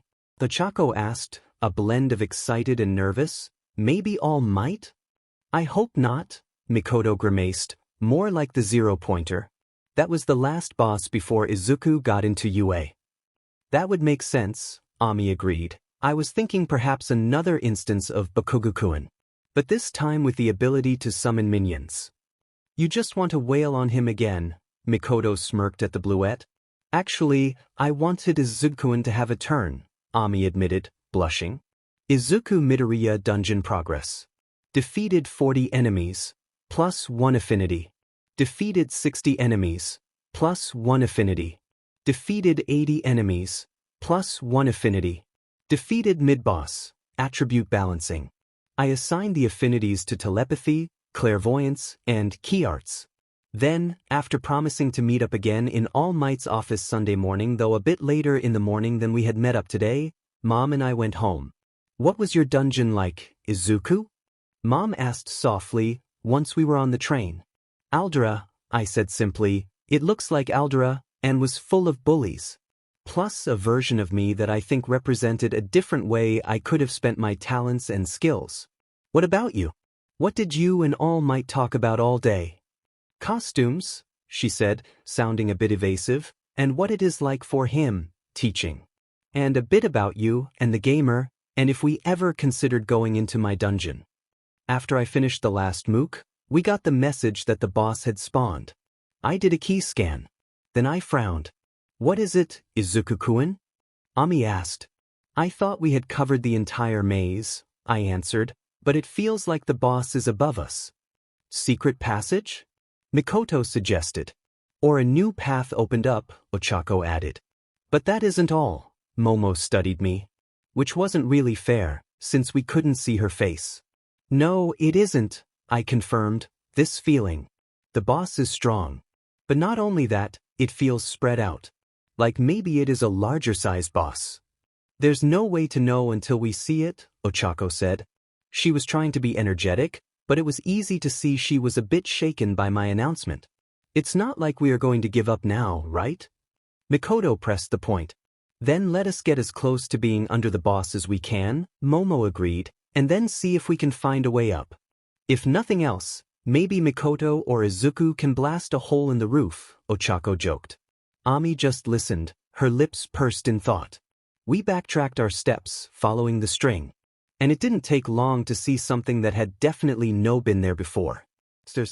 In the same Aldra style as the rest of the dungeon. Leading up. At the top was the door leading up out onto the roof. Aldra, like most real schools and unlike most anime schools, did not allow students up there, so I didn't know what to expect. But it was a stereotypical broad, flat, tiled roof with a link fence around it. We tapped the door open to get a look at the boss, hoping we wouldn't be noticed. The Deku, doppelganger, was waiting for us, though this time I saw he had metal plates on the front of his sneakers. Besides that, he looked at his partner apprehensively. And with him was Kaken. But unlike the Bakugo Katsuki, age 14, Aldra uniform Ami had fought, this one appeared to be about our age. He was a few centimeters taller, and like my copy, a bit more ripped. And he had on some sort of costume. He had a black and orange shirt, and black pants with a green belt and garters. His face was partially covered by an explosion-patterned domino mask and an explosion-patterned pair of fins out of the back of his neck for some reason. He also had a metal neck brace and heavy boots with metal kneecaps. Finally, he had a bulbous, grenade-like device on each of his wrists. Analyze. Name: Izuku Deta Midoriya C. Another U, another path. Level: 22. Health: 860.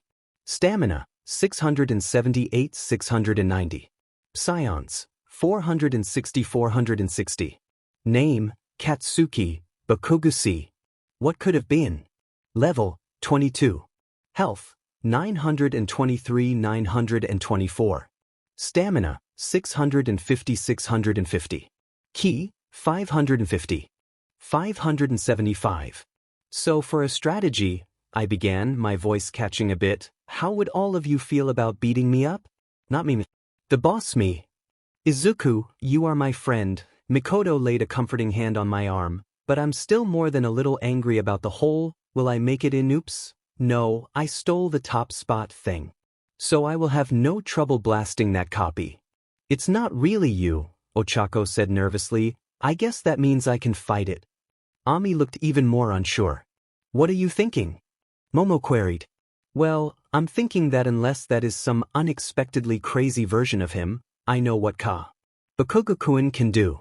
And what he will do, which is attack me immediately. But I also know his powers and how he normally fights. So I think I can handle him. Plus, like Ami said, I kind of want to. But the other me, we don't know what he can do. Is he similar to me? A pure telekinesis build? Pure ki? Or even a telepathy build? He looks like he might be a pure physical build, but we can't count on that. That's why I'm thinking this. I will take on the Bakugo half of the boss.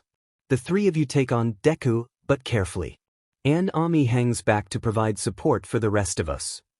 Since her water can be used both to attack and block, Momo nodded, and for the uncertain copy of you, numbers and the variety of our powers should help overcome that. It's a solid plan. The other three ladies all indicated they were in. So after giving Momo a second to generate a titanium combat knife and buckler duo, we stepped onto the roof. What the F is this? Bakugo roared before anyone else could react. 2 Dekus? And that one brought ponytail and round face with him? And who are these other extras? Damn it. Then with a pair of predicted explosion, he jetted straight at me. Drive Asgard smash. The hell? Bakugo complained as the ball of ki slammed into his chest. But even though his HP dropped by 33, he didn't stop or even slow. His posture was the same as always, telegraphing a leading right. But no, he was playing it up too much. He wanted me to think his first blow would be a right cross. He had something else in mind. I wondered if someone else had exploited that tendency of his. His right hand did shoot forward. But when I swung my arm up to block his punch, he loosened his fist and double-tapped his palm. Out of the nozzle over his wrist, a cloud of fire bloomed. -15 health, -10 energy. I had tweaked the alerts to also show how much energy TK armor consumed in reducing the damage I took. The explosion stopped Bakugo. Then he pointed his left hand down and to the side. The next, smaller explosion rotated his body, and he launched a knee at my face.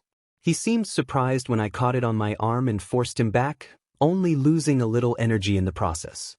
Then I buried my fist deep in his gut, comboing the punch into a Hogwarts smash, as I had renamed my Broadway smash. The telekinetic attack used him instead of a rock or knife. He was too heavy to be an effective projectile, at least with my current abilities. So he didn't go flying but was sent tumbling, his face scraping on the tiles. Death was faring a bit better. He was noticeably faster and stronger than me, some sort of reddish energy crackling over his body. My party members were holding their own. Mikoto had joined Momo, and was using a sword made out of vibrating iron sand. Neither of them had been able to connect yet, but their blades were keeping him on his toes. Though that was also literally true because at some point Ochako had tagged him. Without gravity, he was having trouble getting a good purchase. Even so, the only reason he hadn't been able to knock out at least one of Momo or Mikoto was that Ami was focusing solely on them for the time being. He smashed her water bullets, but was forced to pay attention to them or be knocked off balance and give one of the melee attackers an opening. "What the F are you?" Bakugo demanded, regaining his feet. "You look and sound like Deku, but you don't fight like him. What's with all this Street Fighter shit?" He was fighting better than I remembered. So was the other me. But neither of them held a candle to Cassandra or Ojiro-san. Even Tsu and I, and now Momo from what I had seen since Friday, were far more skilled than they were. But they seemed to have more practical experience. Which made sense since they were both higher level than any of us. And I was even less sure of Deku's build. Bakugo launched into a series of punches and kicks, each one paired with a small explosion. The bursts were not meant to seriously hurt me. Instead he wanted minor burns and battery, and mostly to limit my movement. Then he dropped both hands down. Twin blasts launched him up like a rocket. He knee slammed me face, rattling my brain a bit. If my health had been any lower, that probably would have broken my nose. I grabbed his leg before he could sail past me. I turned into a shoulder throw, but because he was airborne and I was swinging him at basically full extension, it wasn't quite as gentle as I wanted. His head smacked the tiles hard. He rolled over and pointed one of grenades at me. "Die, shitty nerd." Boom. Bang. He reached up for the pin. I braced myself and started to form a TK rampart between us. But before he could fire, I heard a different loud sound, namely a sonic boom. Then the device exploded, the nitroglycerin inside triggered by the impact. I spared a glance for the other fight, and a nod for Mikoto. Deku was currently engulfed by one of Momo's smoke bombs. He also was no longer weightless. Momo had switched to a staff after her dagger, and also a hatchet had been broken. The steel pole rested against a crook of her arm as she unzipped the panel over her stomach. She created a pair of flashbangs and tossed them into the cloud. She then zipped shut and resumed her fighting stance. It seemed Bakugo's grenades' bracers were designed to be safer than their shape implied. They didn't produce any shrapnel, and the underside was reinforced so his wrist was blown off. But his face, upper arm, and hand were all scorched. "Diaminate, you Bairi Bairi beach," he shouted. "Stay out of my fight, You damn an extra. Right back at you, she snarled. Izuku, stop holding back and finish this idiot, so you can help us over here. Then she grabbed her weapon with both hands. My double shot out of the smoke, and Mikoto barely avoided getting hit by blocking. Deku stopped short, so he didn't lose a finger or two to the sword-shaped vibrating cloud of iron. Even with him hesitating, the force of the blow caused the particles to heavily distort and pushed Mikoto away. I considered Mikoto's words. Was I holding back? Is that right, Deku? Bakugo's voice was low, dark, and oddly calm. Are you holding back? Part of me, a big part, wanted to apologize. It had been drilled, even beaten into, until it was almost instinctual. To kowtow to Kaken, especially when he got so livid he didn't seem angry anymore. Part of me wanted to explain. To tell him Gundor Smash probably wouldn't hurt him any more than Asgard Smash. And that layering key reinforcement would hurt me too. Part of me wanted to tell him off, that it wasn't his business and he couldn't call me Deku anymore. You resisted your old fears. Determination +1. Congratulations. Determination has reached peak human tier. Please select a bonus talent. Nerves of Steel. Fear resistance from Gamer's Mind is upgrade to fear immunity. Focus, key projection. Improves efficiency for key projection and derived skills. Focus, key regeneration. Improves efficiency for key regeneration and derived skills. Bakugo was twitching, so I didn't have time to think or analyze them. And if I just let the window wait, I might accidentally press one. So I hit the panel for focus, key regeneration, even as I brought my arms up. Double Gundor Smash. I swung down a pair of knife hands in an X, sending off arcs of sharpened ki. Then I immediately punched out, declaring, Asgard Smash. You busy. Bakugo roared. He unleashed a giant explosion from his surviving bracer. It completely engulfed my 3 attacks. And continued on, hitting me. -90 health, -60 energy. The blast threw me into fence around the roof. The combination of the 2 hits took a huge chunk of my health, and if not for my TK armor's defense, it probably would have dropped me below half health.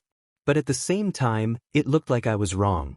While the explosion had destroyed my Asgard Smash, the concentrated edges of the Gundor Smashes had cut though his attack. And deep into his chest. Bakugo was bleeding heavily, but he still had between 25 and 30% of his HP left.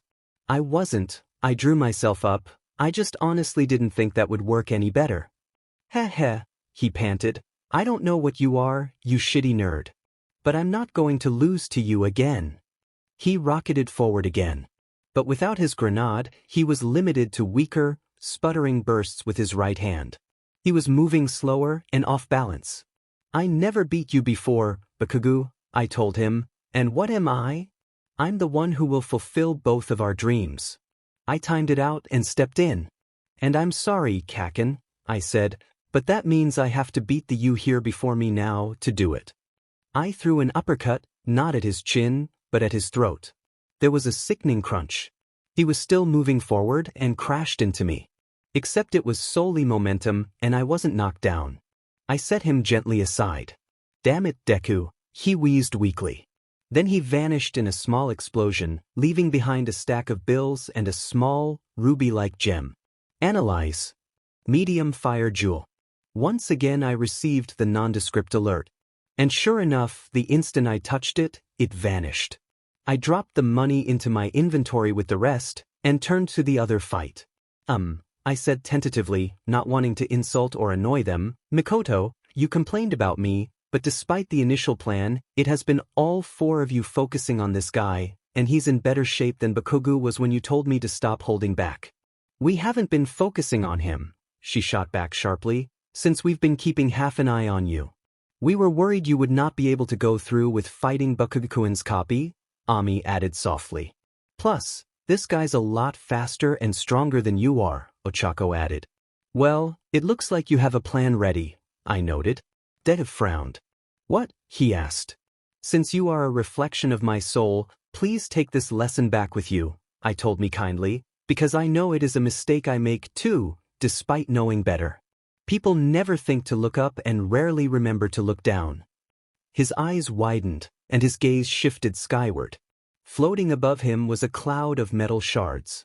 The remains of Momo's various weapons he had broken or disarmed her of during the fight. Made weightless by Ochako, who clapped her hands together. Izuku, please cover the northwest quadrant, Ami requested quickly. I conjured a telekinetic rampart at her requested angle behind Deku. She created a water wall to the southwest. That left him only one way to go. East, towards us and the densest part of the cloud of raining steel, copper, and titanium. Unable to evade it, the boss looked up. His hands began to flash, punching the shards, to shatter them, knocking others away with the shockwaves. Despite that, some of the fragments hit him, and his HP chipped down. Ochako was right, even with both my enhancement powers and key reinforcement devoted to only strength or quickness, he would have been well above me. And it didn't seem like he was going all out. Once the rain of metal ended, he faced us. There was a nasty cut on his left cheek, and the chest and arms of his costume were cut to ribbons, the skin underneath less damaged but still bloody. He looked angry, but I just gave him a sad smile and pointed down. His anger changed mostly to resignation, and he looked at his feet. The majority of Ami's water reserves had been used during the fight. Plus, I think Momo might have contributed some, too. The result was that the entire roof was covered in a 3-centimeter deep puddle. Except, thanks to ice water, for 5 bone-dry ovals. One around the feet of each party member. And on top of just the water, he was now surrounded by a scrapyard of conductive material. Mikoto dropped to one knee and placed the first 2 fingers of each hand just above the water. Current shot out. With barely any interference from Electromaster, it arced towards him. Deku's body went rigid as millions of volts flowed through him. His teeth clenched so hard I was surprised they didn't crack. A high, groaning whine escaped his lips, almost like a whistling kettle. 3 seconds later, Mikoto broke off. She stood again, exhaling harshly. A quick check showed that her psions were almost entirely spent. She might have 1 or 2 more attacks left, but nothing of that magnitude. Their combo had dropped Deku down to a quarter of his starting health, but he definitely wasn't done. Instead, it gave us a look of renewed determination. Full cowling 50%, he announced. The red-purple lines on his body both spread and grew brighter. Then he moved. Key reinforcement, endurance, and quickness, I barked. He was so much faster than before I didn't think I would be able to tracking him without the boost to my speed. And I split it with endurance, hoping that would keep the merged ki and psionics from hurting me too badly. -1 health. I wouldn't be able to fight him physically, but I could at least keep up with him. Still, jerking my neck and torso around was hurting. I also noticed that the same appeared true. Full cowling was draining both psions and stamina from Deku, so I couldn't be sure what kind of power it was. Whatever it was, it hurt him slightly every time he moved. He must have been hoping to take us out before he defeated himself. As fast as he was, there was still a latency of brain to muscles, and my telekinesis was basically instant.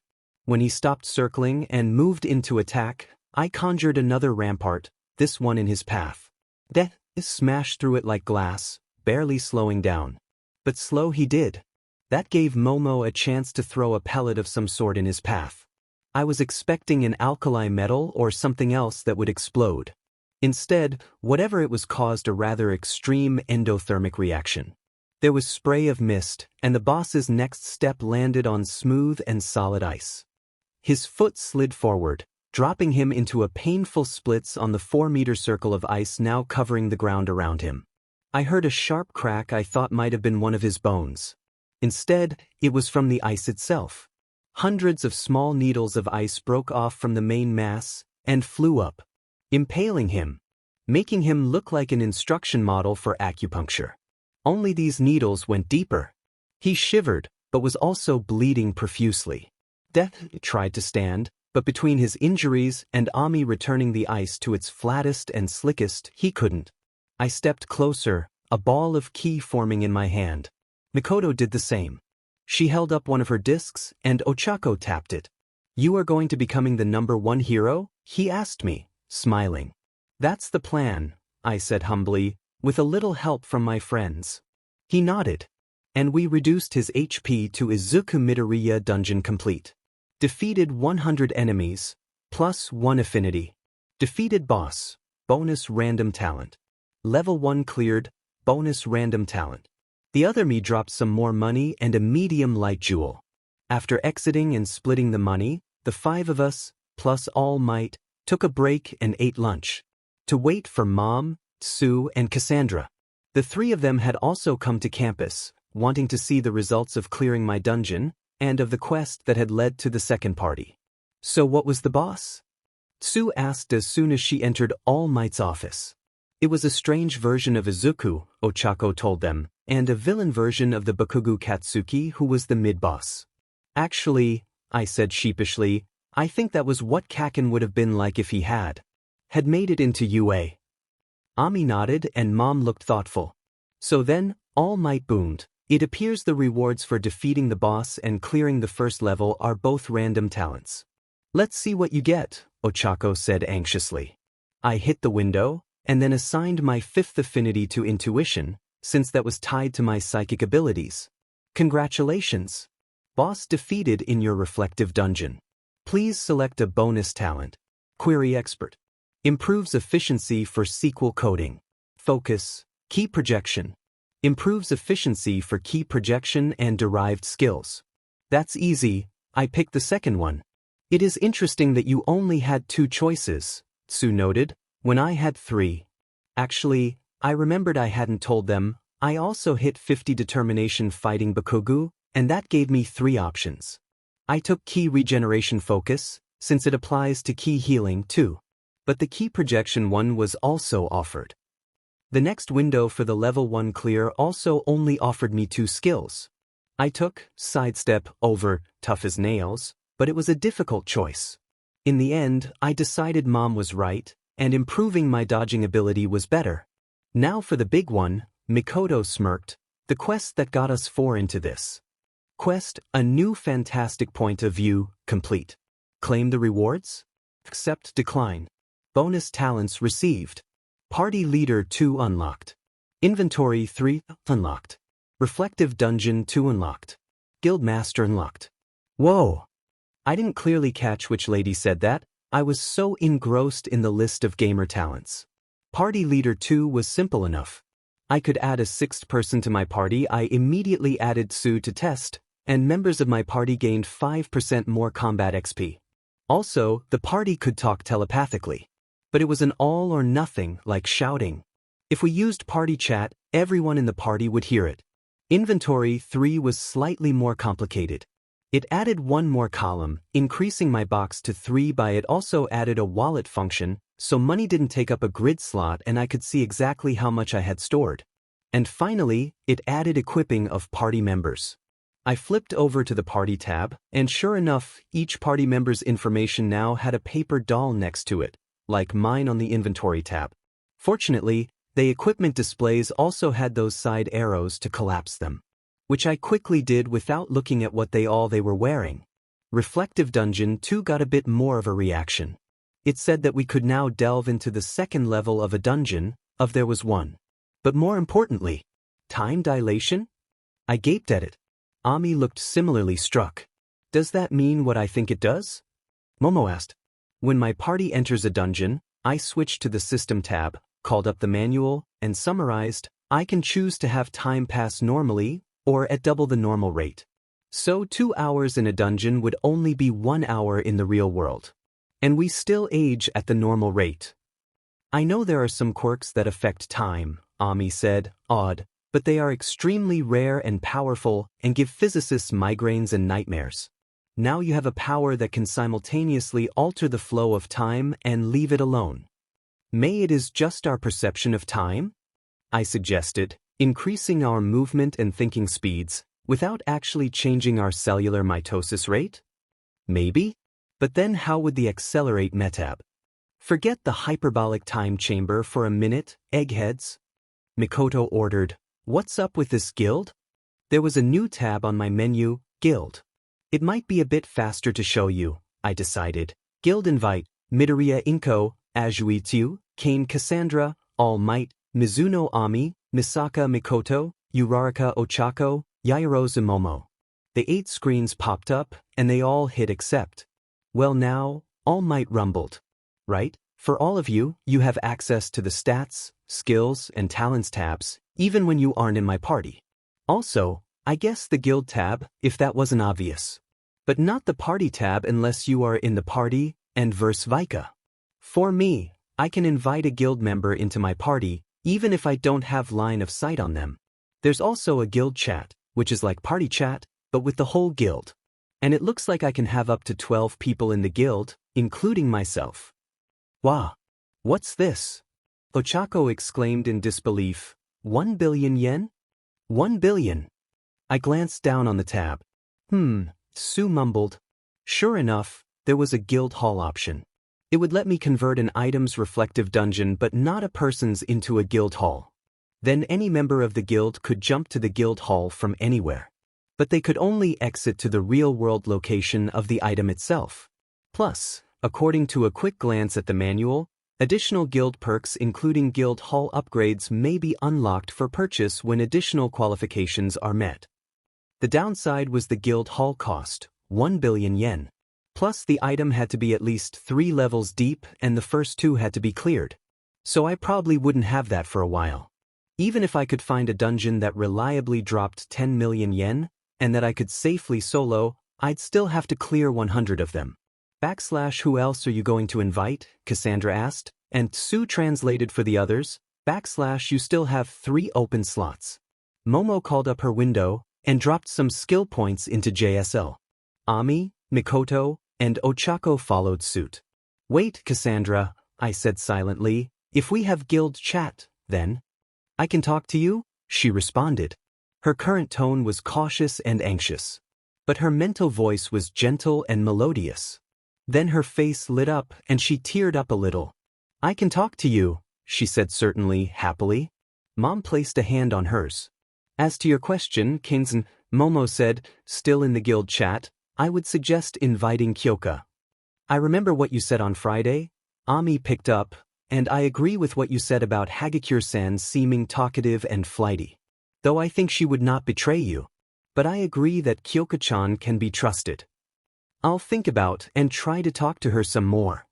I think we need to think of a name for the guild, Sue commented, pointing to the blank spot at the top of the tab.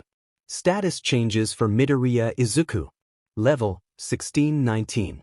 Max health, 542,643. Max energy, 831,1059. My hero playthrough Omake, settings. What the F are you? Bakuga demanded, regaining his feet. You look and sound like Deku, but you don't fight like him.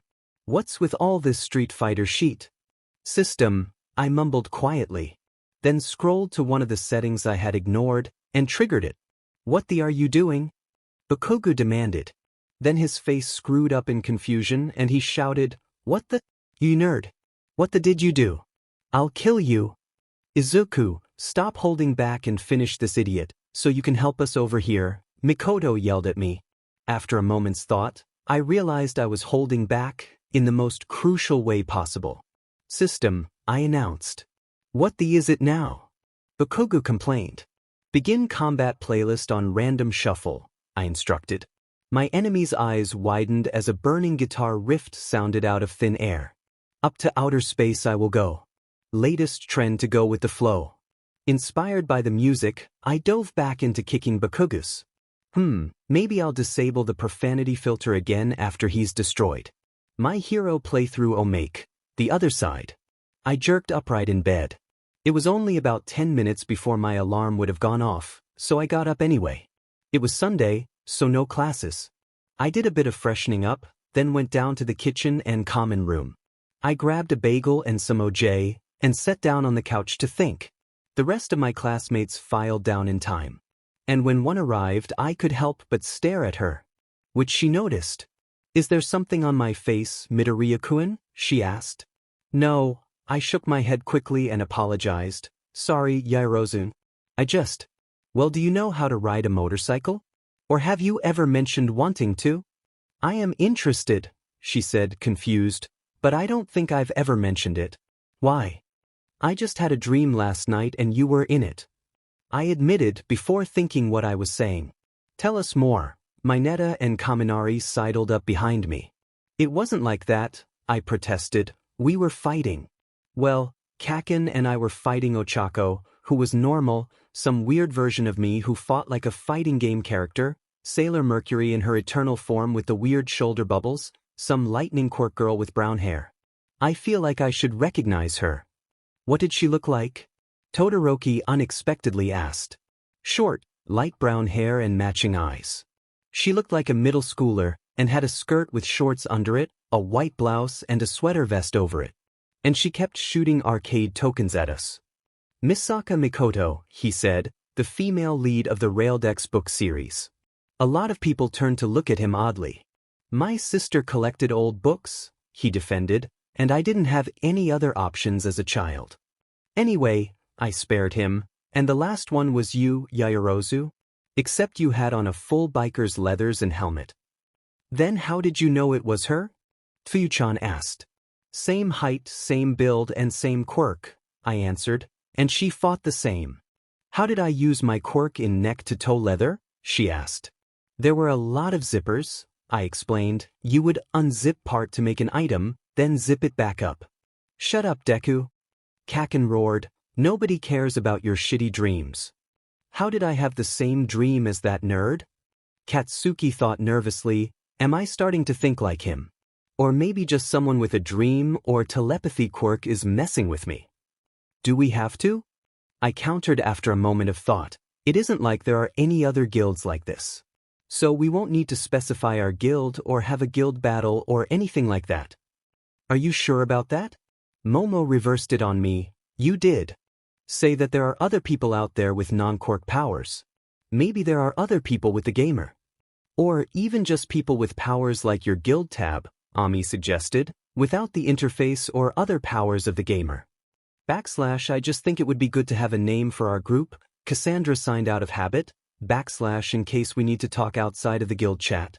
Besides, it's better to have a cool name, Ochako added. Don't you want to give it a name?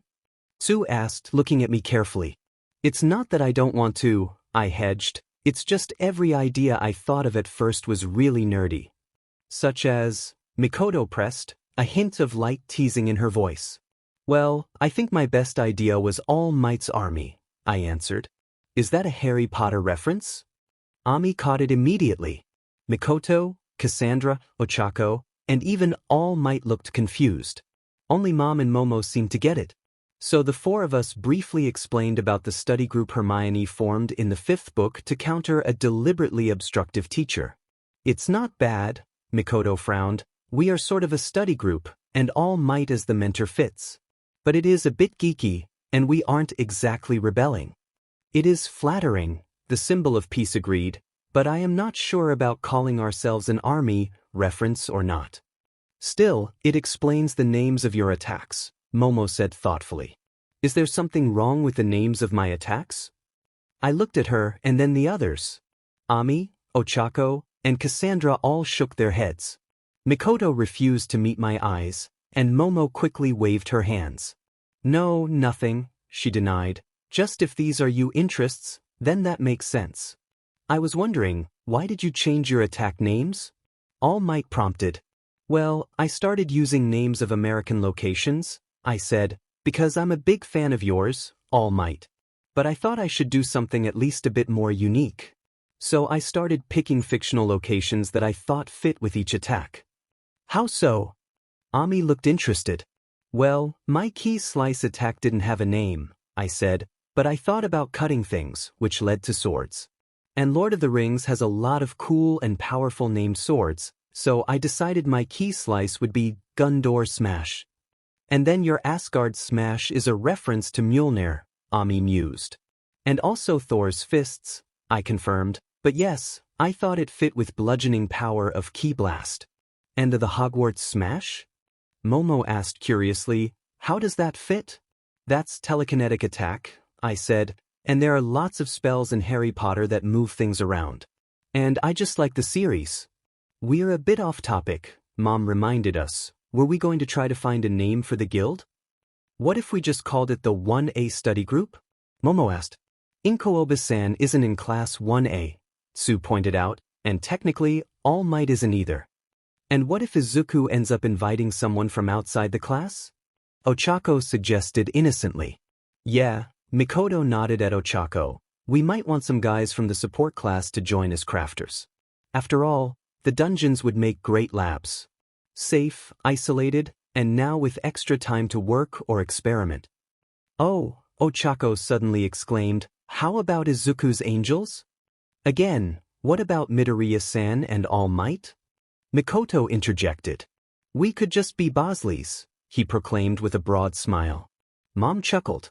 The rest of us just looked at him blankly. He and Mom briefly explained the American series about a team of female secret agents, sponsored by a reclusive millionaire and supported by a person called Bosley. Wow, I didn't know that, Ochako said. I guess that means I made a reference like Izuku. What were you thinking? Momo asked. That we were a bunch of cute girls around Izuku, and that Miss Inko and All Might were like our guardian's angels. Yeah, no, the electrokinetic quickly shot her down. Meta! Ami whispered. What was that, Mizuno-san? Mom asked. Meta, she repeated. I was thinking, even though Izuku doesn't have quirk, he is still a metahuman like the rest of us. But more than that, this power. We can see our character sheets and discuss our abilities in real, numeric terms. It is like we are metagamers in our own lives. So maybe the guild name could be something with meta in it. Not bad, Mikoto nodded. Meta Guild. Ochako pondered out loud. Meta League? Meta Squad. Knights, Cassandra suggested silently. We all looked at her inquisitively. There was a sports team in well, not my hometown, since we never stayed anywhere for too long, but a town we spend the most time in, and came back to twice. They were called the Knights, and I liked watching them play, and admired them for their charity work. Meta Knights. Momo said the English phrase. That makes it a game reference. I told them sheepishly, scratching the back of my head, but I do like it. Maybe change it up, like Knights of the Meta, instead. I like it, Ochako agreed. Not too bad, Mikoto seemed less sure. It is ultimately your call, young Midoriya, All Might told me. What if we make it Japanese? Mom offered, Meta no Kishiden. Meta no Kishiden, I repeated, testing the sound of it, the sense of it. I feel that is better, Momo said. Yeah, that's good too, Ochako nodded. I am fine with it, Cassandra said, practicing signing it in both ASL and JSL. I also agree, Ami said, but, to that point, can't you change it later, Izuku? I can, I answered, but it costs 1,000,000 yen the first time, and doubles every additional time. Even with the dungeons, that seems like a waste of money. That said, I do like the name, though I am thinking of still writing it in katakana. They all assented, so I entered that name. We split up and returned home not long after that. Though All Might had left us with a warning that he and Mom would need to be in my party when we had any written exams. Not that he didn't trust us, but just to be fair to the other students. The next morning, Tsu met me on the way out. One block up, we ran into Cassandra. Not literally. Then at the next intersection were Ami and Ochako. Then Kyoka, Ashido-san, and Kirishima-san. Momo and Mikoto joined us, along with Kendo-san and Suburaba-san. Others drifted in, until most of Class 1A and about half of 1B were walking together. It almost brought a tear to my eye. I had gotten so used to being alone, I had never walked to school with friends before. Sure, not everyone was there for me, but none of them were shunning me, mocking or pitying me. That introspection was suddenly cut off when we rounded the corner and saw the gates of UA. There was a crowd outside. And not just any crowd. Some of them I recognized. All but a few had either microphones or cameras. Real, expensive video cameras in most cases.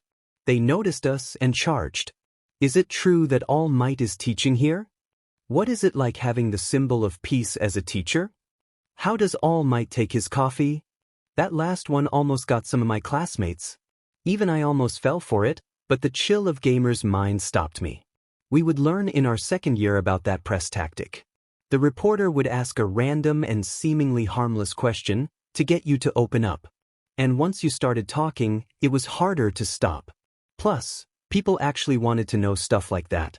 Like my hero magazines, and the fact that I knew Endeavor's favorite food was spicy chicken wings, while Hawks loved Wagyu beef and yellowfin tuna sashimi. All right. The entire street shook. The paparazzi fell to their knees as President Mick's shout was focused on them. Well then, a sharply cold voice followed. Principal Nizu didn't normally cut an imposing figure. Despite that, more than a few members of the press shivered. I believe we have all discussed the rules at this institution, he reminded them, so unless any of you would like to lose your press access to UA, when the sports festival is less than a month away, I suggest you move aside and let my students enter. Then the two of us can address your questions. He glanced over at us. Please head inside. We hurried inside, and to our classrooms. Okay, sit down, Aizawa-sensei groaned wearily. He was starting a full 10 minutes early, which he almost never did, preferring to nap right up to the moment the bell rang.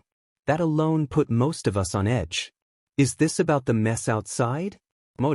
Emo-chan asked as she slid into her chair. What? Eraserhead looked surprised. Then he shook his head. No. All Might was caught leaving the school yesterday. Usually he is more careful, but he heard about a crime, so he ran out. Of course. All Might probably normally came to school in his real form. Add a baseball cap or something to hide his famous hair, and no one would think that Slender Person was the #1 hero. And some people saw him. Wondered why he was at UA, especially on a Sunday. Spread it on social networks. Someone was actually logical enough to figure it out. All Might and the principal wanted to keep it quiet longer, but that cat's out of the bag. He sighed.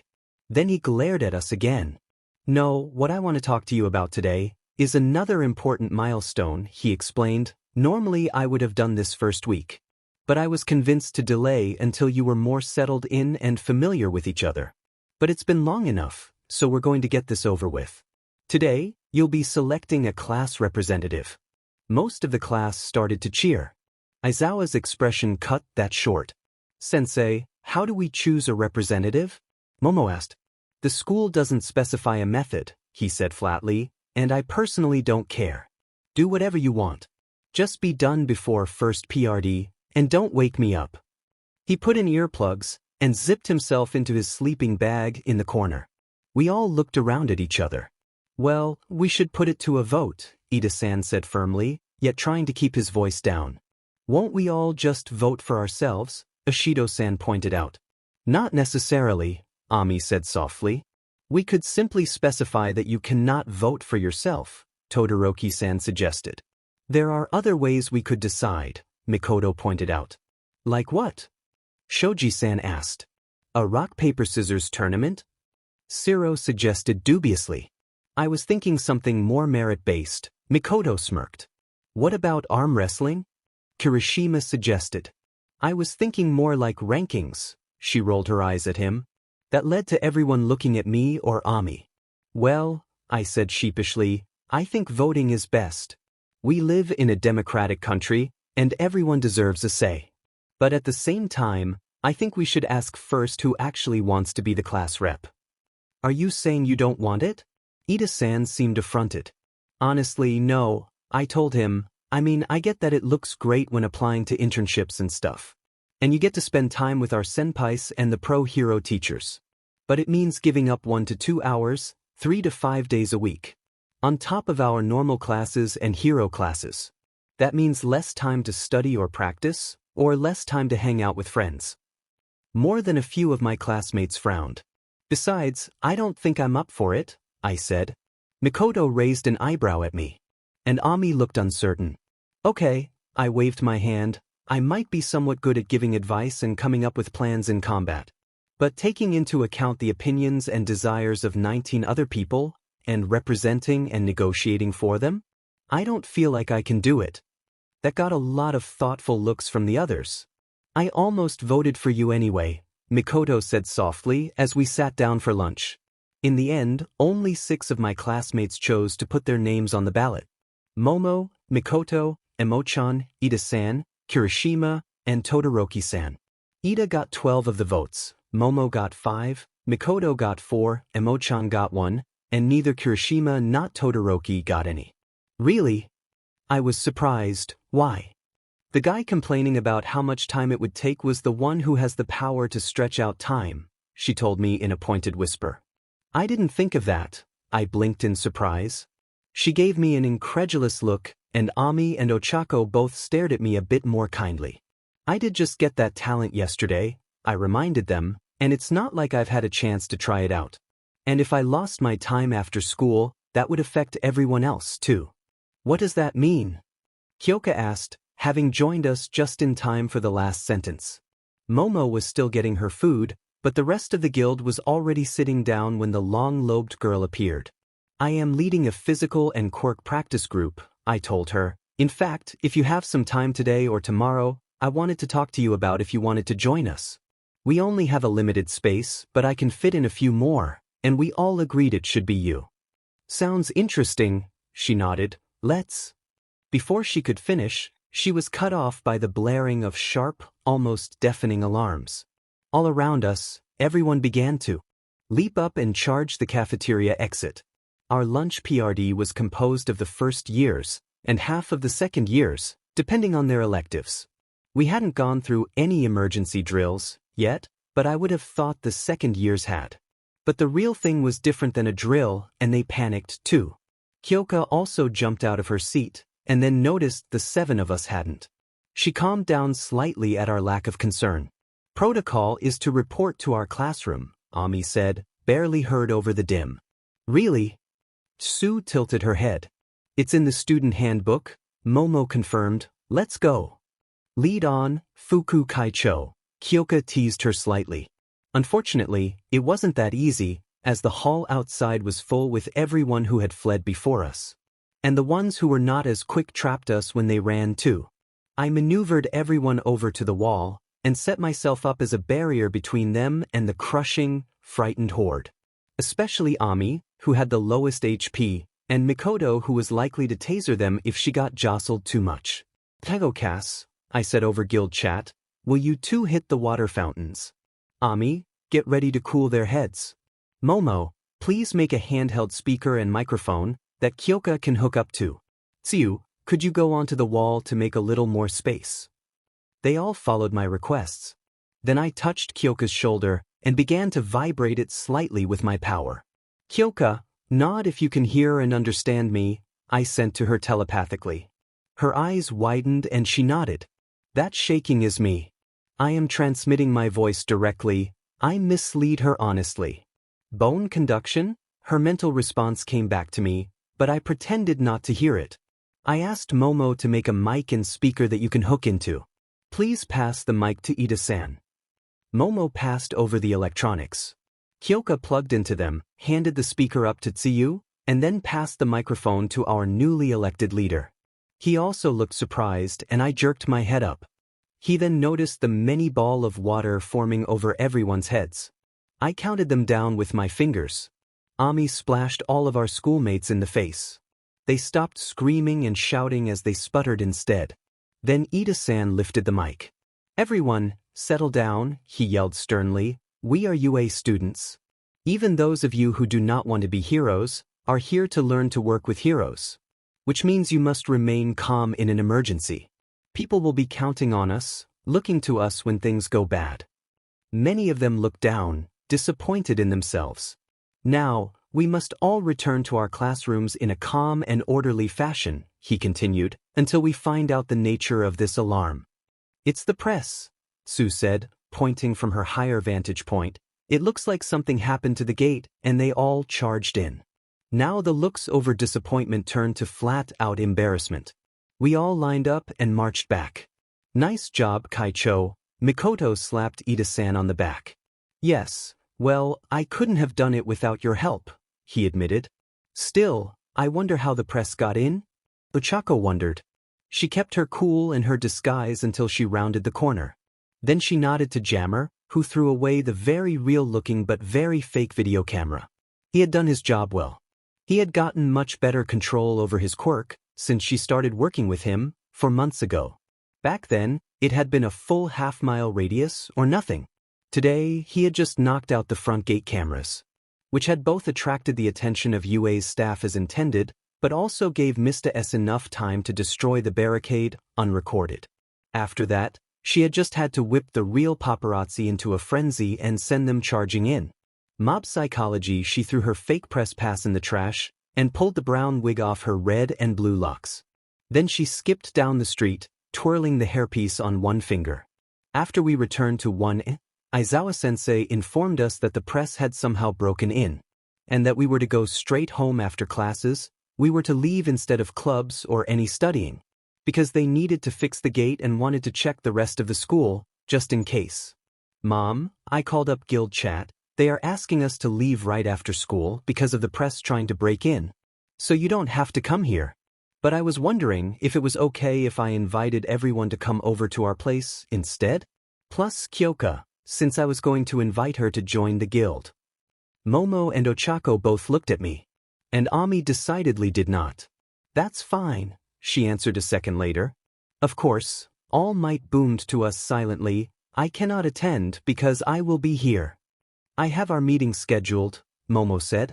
I would like that, Ami said. Going to a friend's house. Cassandra said wistfully. Okay, Ochako agreed excitedly. Sure, Sue said simply. Mikoto just gave me a nod. As class ended and everyone began to filter out into the hallway, I signaled Kyoka. The others went on ahead. I gave them the address in chat. And if they had problems, Sue could lead the way. What's up? She asked. Since we can't meet up here today, I told her, we are going to my home instead. Would you be okay with that? Since I live pretty close. We who? She prompted, teasing but also a bit suspicious. Me, Sue, Cassandra, Ami, Mikoto, Ochako and Momo, I explained, and my mom will be there too. Quite the little harem, she smirked. But there was also a flash in her eyes. She suspected something. And no, I stammered, it's not like that. We're just friends and study partners. Or at least mostly, I thought as certain times with Tsuyu sprang to mind. I'm just messing with you, she said. Sure, study session at your place sounds like a place. Let's go. We left and ran into Shiro-kun. Oh hey, he said, I forgot my math book. I tensed. Shiro-kun was a nice enough guy. My acceptance video had shown him helping Ida-san and talking to the teachers on my behalf. He had come to the study group meetings twice and got along with everyone. Still, I wasn't ready to trust him with my secret. Beyond that, there were only 2 slots in the guild if Kyoka accepted. And I had a person in mind for one of those. I wanted to keep the final slot open just in case. Plus, I hadn't asked Mom or talked to the others. It would only take a few minutes, but I needed to do it first. Kyoka sensed my hesitation and said glibly, we were just talking about how the press got in. I thought they must have bypassed the gates, like with hacking or teleportation. But Izuku was thinking maybe they destroyed them. Huh, he considered that. Maybe we'll be able to tell when we get there. I kept in a sigh of relief. I hadn't thought about that, he said as we started walking to the entrance. I mean, the school's barricades just look like walls. Izuku, you could probably just jump over them. I could make a tape ladder to climb them. It doesn't seem that hard to break in. The wall is more of a warning, I think, I countered. There are cameras all over the place and probably other defenses. Really, who'd want to risk breaking into a place where a couple dozen pro heroes work? Kyoka added. Reporters who would take any risk for a good story? He suggested. We reached the gate and paused to look at the mass of fragmented metal. Then I blinked at something else. Mom, I asked, what are you doing here? Shiro-kun and Kyoka stared at her, like she was more surprising than the ruined gate. And I managed to avoid saying aloud that I had told her about UA calling off after class clubs and meetings. Miss Midnight decided it is time to change her costume again, she told us, and one of the third years isn't satisfied with her costume anymore. I was supposed to go over some designs with them today, but that was cancelled. I told them I would drop off the sketches instead, so they can look at them. If you want to wait a minute, we can go home together. Yes, that sounds good, I told her. Then I realized, Mom, This is Hanta and Kyoka, two of my classmates and friends. Guys, this is Midoriya Izuku, my mom. You're the one who designed my costume, Kyoka told her. Thanks, it rocks. You are welcome, dear, Mom replied happily. Izuku, I'm just going to run these up. She lifted her folio case. I nodded. That's your mom? Siro whispered after she was a few meters away. If you hadn't said that, I would have thought she was your sister. Really? I prompted in confusion. Dude, your mom is hot, Kyoka said. Yeah, Siro agreed. I turned to look at my mom, just before the door closed and hid her from view. I wasn't in the habit of staring at women. I did look, sometimes. I was only human and a teenage boy. But I tried not to objectifying them. Especially my mom. I thought she was pretty, but knew that she was below average height and technically overweight. Except, now that I looked again, she wasn't. A year ago she had been a centimeter or two shorter than me. Since then I had grown a centimeter, and now Mom was taller than I was. She was also skinnier. She wasn't as slender as Kyoka or Ami, nor as voluptuous as Miss Midnight or Momo. But she was fit and still curvy, and I really wanted to slug these two for making me think about this. I never noticed, I said flatly. Sorry, Siro-kun said. But he was looking at Kyoka curiously. I call it like I see it, she shrugged at him, and the code talks about sisters, not moms.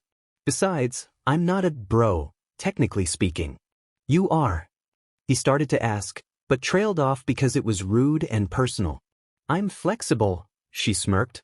I looked again at her earlobes, and my habit of evaluating quirks kicked in. Though this time in a non-combat direction.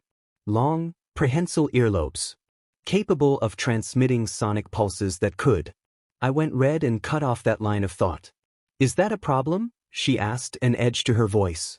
Nope, I said immediately. Kyoka is still Kyoka. I don't care, Siro agreed. I was just a little surprised. Miss Midnight is openly bi, even if she usually goes after men, Kyoka shrugged. I'm not hiding anything, I just don't see a reason to actively announce it, either. It's the 23rd century, but there are still some JRKS and bigots out there. True enough, Siro-kun said sadly. I nodded. Well, I'll see you two tomorrow, he waved. Have a good night. This really isn't an issue? Kyoka asked again, a bit more cautiously. Kyoka, I smiled softly, my powers only showed up just over a year ago. I spent over a decade being mostly bullied or avoided because Deku is quirkless. So, no, there's no way I'm going to reject you or tease you over who you are or aren't attracted to. Even if that means I won't join your harem? She needled me lightly, looking relieved. I guess that means I'm not your type? I chuckled weakly, deflated by the fact she wasn't going to let the harem thing go. Sorry, she said more gently. For guys, I prefer the quiet, brooding pretty boy type. Like Todoroki-san? I queried thoughtfully. Oh look, there's your mom. She changed the subject. Mom waved to us as she exited the building and began to walk to the gate. Should I keep this secret? I said quickly and softly. It's not a secret, she answered before my mom reached us, but I'd rather tell people myself. Hi, you two, Mom said as she reached us. Ready to go? I nodded. Why does this feel like an intervention? Kyoka asked. She tried to sound sarcastic, but was obviously nervous. We had gotten back to our apartment. Sue knew the code, in case of emergencies with her siblings, so everyone else was already inside. We led Kyoka to the table. Mom sat on her right, I sat across from her, and Momo took the spot on her left. Ami stood supportively by her, while Ochako, Cassandra, Mikoto, and Sue hovered around us. No, I said quickly, it's nothing like that. See, we are all in a G group, separate from the regular study group and the rest of the class. Like I said earlier, we have a special method of training, and we wanted to ask if you were interested in joining. By which he means, Mikoto interjected, he has a special method of training that he shares with us, and he was trying to decide if he could and should invite you, and Ami and Momo convinced him he should. Okay, Kyoka sounded dubious. Then why the theatrics? There are certain limitations, I said, and well, it can be dangerous. But most of all, it needs to be secret. If we let you in, you can't tell anyone outside the group. Which, Tsu piped up, in the interest of full disclosure, includes All Might Sensei. And all of you have done this training? She looked around.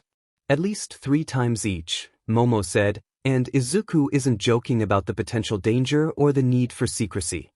So it's just Izuku now, Kyoka's grin returned. Yes, Momo blushed slightly, and I have invited him to call me Momo. The long-lobed purplet studied us. You don't need to decide right now, I gave her the same out. Think about it. Tonight. Maybe talk to the others. They can't give you specifics, but... She held up a hand to cut me off. Would any of you back out now? She asked. If you could tell your past self to reject him, or have your memories altered or something, would you do it? No way, Ochako said immediately. The others shook their heads. No, Cassandra signed, looking around at us warmly, and not just because of how much it has let me improve. Cassandra also says no, Momo translated, and not just because of the benefits of the training. Since when do you know JSL Yamamo? Kyoka's eyes narrowed. Since I took Izuku up on his offer, the tall girl answered. Kyoka considered it a bit more. Then she shrugged with a wry grin. What the heck, she said, if this is how you 3 kept jumping ahead of the rest of us, I'd be a fool to turn you down.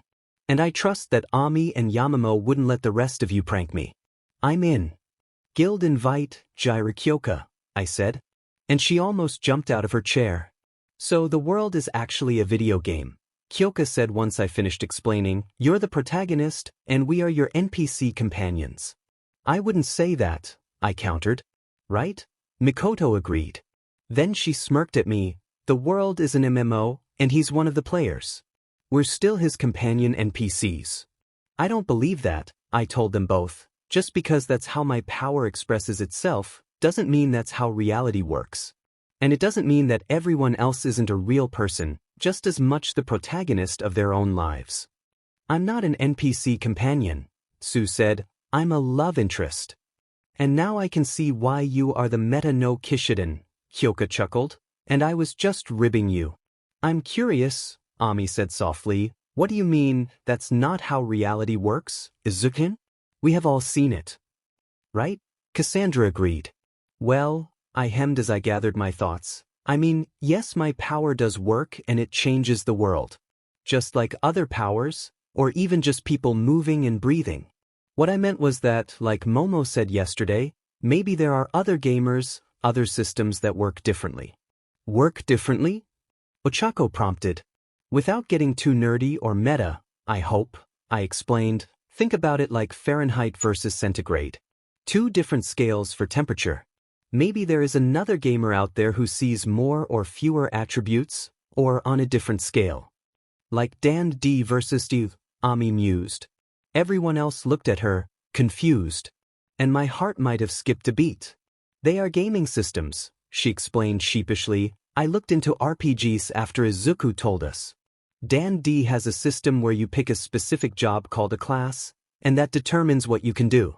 And GRPS is similar to Izuku's power, but with fewer attributes, and generic points that can be spent on attributes, skills, and talents. But attributes and talents cost more than just 1 point. That is interesting speculation. Mom spared the others, used to me and knowing the I might go off and start muttering about various tabletop and video games and which one my power resembled most, but I think we should try to run Gyru-san through a dungeon. That's true, Momo nodded. Talking about it is not the same as experiencing it. Who will go? Kyoka asked. You said the party can only be 6, and there are 9 of us. More like 5 and 8, Tsu mused, since Izuku has to be one in the party. I'm afraid I can't today, Momo said regretfully, taking a stack of papers out of her backpack. Even though the class representative meeting was cancelled, I still have all of this to read and fill out. You can stay here until we are done if you like, my mom offered. We will grab some takeout with our earnings, and whoever isn't in the party is still welcome to eat with us. It sounds like you are planning to go in, Mikoto grinned at Mom, then turned to me. Well, I had a turn yesterday, so I was thinking of borrowing your destiny, and seeing just how Cassandra's quirk and fighting skills translate into a fighting game. Then the electrokinetic frowned at me and added, "You do have some fighting games, right?" I nodded. Mikoto grinned. Cassandra looked nervous but also excited. I realized what they were doing. All Might was the highest level in the guild, naturally. But, glancing at the guild tab, out of those of us here, Momo, Mikoto, and Cassandra were the highest levels. Momo at 23 and Cassandra and Mikoto both at Mom was 20, I was 19, Tsu was 18, Ami and Ochako were both. Kyoka was the lowest. Since I had scanned her on the first day, she had only reached level. Part of me wanted to point out that levels were not everything. That abilities and skills could be improved on their own. And that the most important thing is how we used it. But coming from the one who gave them that information, it might seem hypocritical. So, I decided to just take them up on their offer. Party disband, I said. Party invite. Mom, Tsu, Ami, Ochako, Kyoka. I decided to try the invite with only their given names, or even nicknames in Tsu and Mom's cases. The windows popped up like normal, so I guess it worked. "So, what kind of dungeon are we going to run?" Tsu asked me. I was thinking about level 2 of the Pencil of Solitude, I told her. Pencil of Solitude? Kyoka raised an eyebrow at me. It was the first dungeon we went into, I explained, a very nice UA brand pencil. After we cleared it, or cleared the first level, now that we know there are more levels to them, we moved some furniture and books in there. We used it for physical workouts after it got too cold to go to indoor, Tsu added. Or just as a nice quiet place to relax, Mom said. Like a prototype guild hall, Ami noted. Except we didn't know we'd have a guild or a guild hall back then, I said, but nodded my agreement. Izuku, Mom addressed me, I think you should wait and try the second level of the pencil someday after school. Why is that? Ochako asked. Are you worried about something, Inkoba-san? Tsu prompted. To be honest, Mom smiled, I am somewhat concerned that the enemies of the second level will be very strong, or that there will be other threats we haven't faced. So I would prefer if you went in with Tashinori in the party. My eyes widened at her calling All Might by his given name. And not just because he hadn't revealed it to Momo and the others, yet.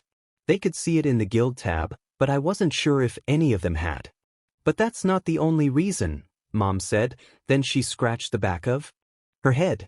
Just like Izuku, Tsu whispered to Ami. I was hoping we could dive into this. My mother pointed into the kitchen, and a certain utensil flew across the room. A frying pan? Ochako sounded confused. Grandma's frying pan? I prompted Mom. I thought that was too heavy for your quirk? It was, she caught it, until last month. Is it that heavy? Ami asked. Mom handed it to her, and the hydrokinetic almost dropped. It's a 38-centimeter cast iron skillet, I told them, weighing 5.5 kilograms. Before I got the gamer, you could only pull about 1 kilogram to you, right, Mom? But why is it so heavy? Ochako asked. None of my mom's pans weigh this much. My mother was old school, Mom told them. She believed that if a frying pan wasn't strong enough to crack a skull, then it wasn't worth owning. Not that I would ever use it as a weapon. Analyze. Inherited fry pan. A heavy-duty tool capable of frying eggs or stopping small arms fire. Durability, 410-450. Quality, 5.7. Why do you want to go into Grandma's pan? I asked. Mostly because I am curious to see what sort of bonuses it gets, Mom admitted sheepishly, like a bonus to cooking skill or maybe it will heat up faster. Well, I held out my hand and Ochako, who had taken it from Ami, handed me the pan. I am willing to try it if everyone else is. Sure, Kyoka shrugged, not that I have any grounds to protest. I'm good with it, Tsu said, especially if it might make Inko-Oba-chan's cooking even better. Ami nodded, and Ochako bobbed her head vigorously. We spent a few minutes getting ready. Mom and I changed into our workout outfits, and Tsu lent hers to Kyoka and instead wore her prototype uniform. Ami and Ochako borrowed my other 2 tracksuits. While the ladies got changed, I asked Cass and the others for a favor. Okay, I said, create reflective dungeon. Select time dilation. Next to it. I hit the button for double speed, and then our apartment vanished. Dungeon entry, inherited fry pan. Books, 50-50. Mid-boss, 9-9 unspawned. Boss, 1-1 unspawned. That's a lot of bosses, Tsu noted, looking at the screen from beside me. 1 for every 5, Ami agreed. Much more than Izuku-kun's dungeon or the sequel book. The most we've seen before is 7-1, Ribbit, Tsu continued, in one of the cheap pencils. Testing, I said in guild chat. Cassandra? Mikoto? Momo? All Might? Can anyone hear me?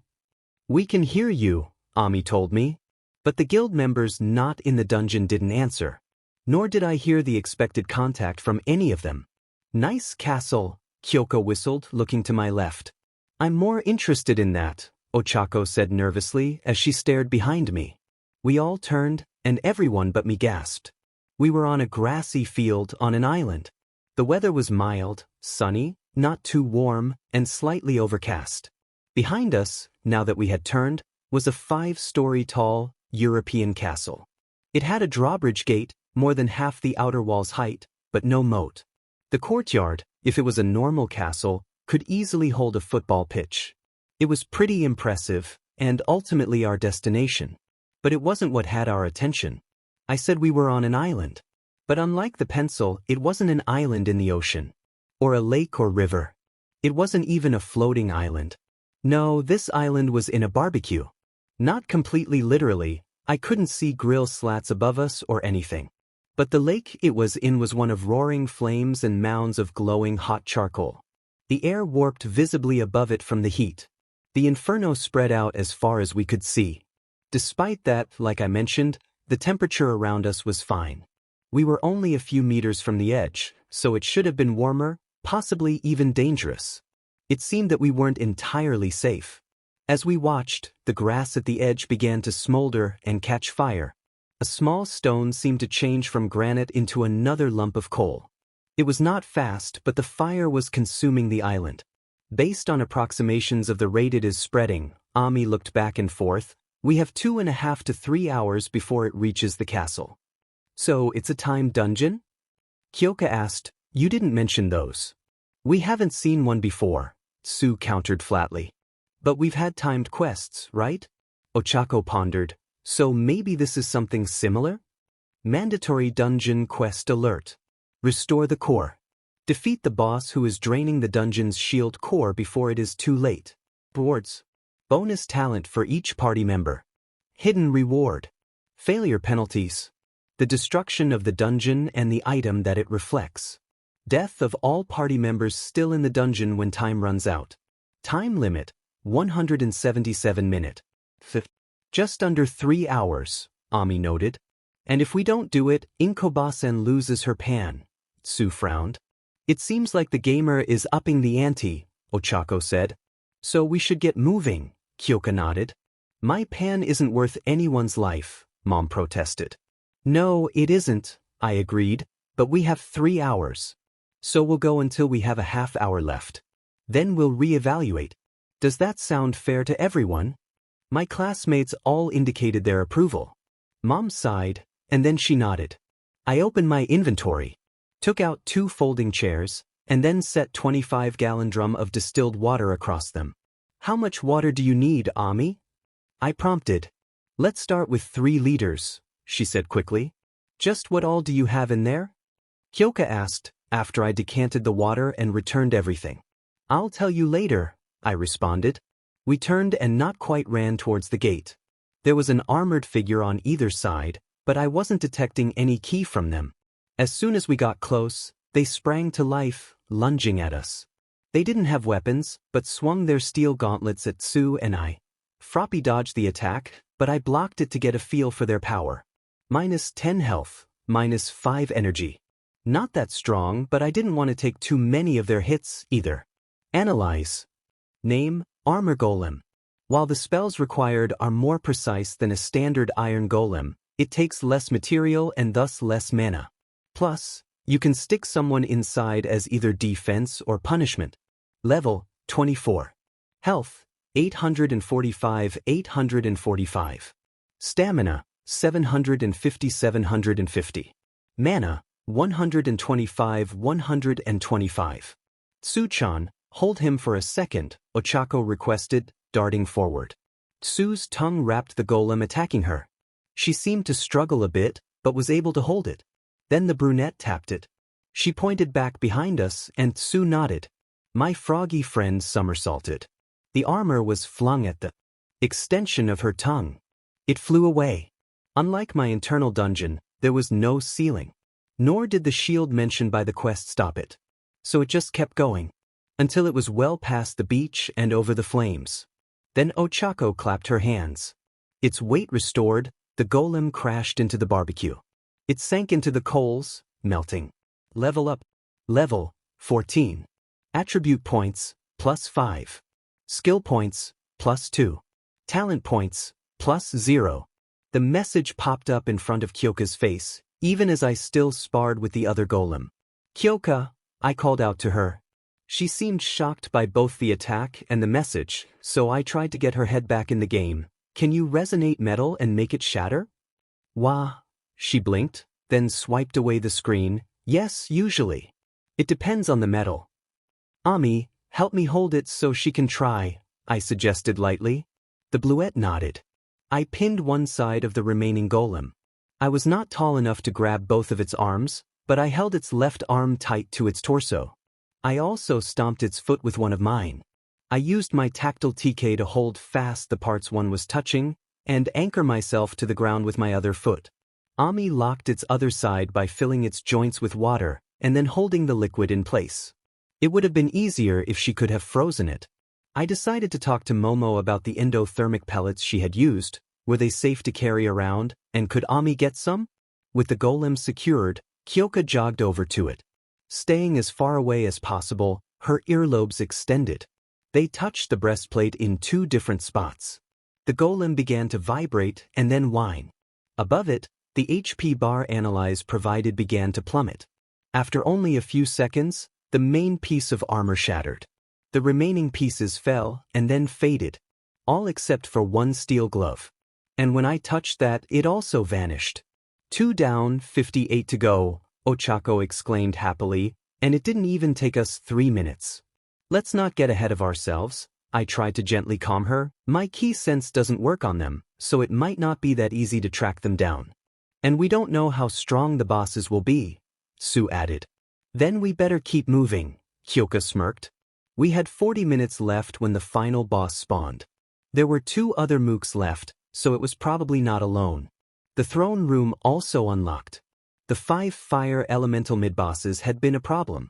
Only Ami's water and my key had been able to hit them safely. There hadn't been anything around to use as a weapon. The 4 iron golems mid-bosses had been much easier.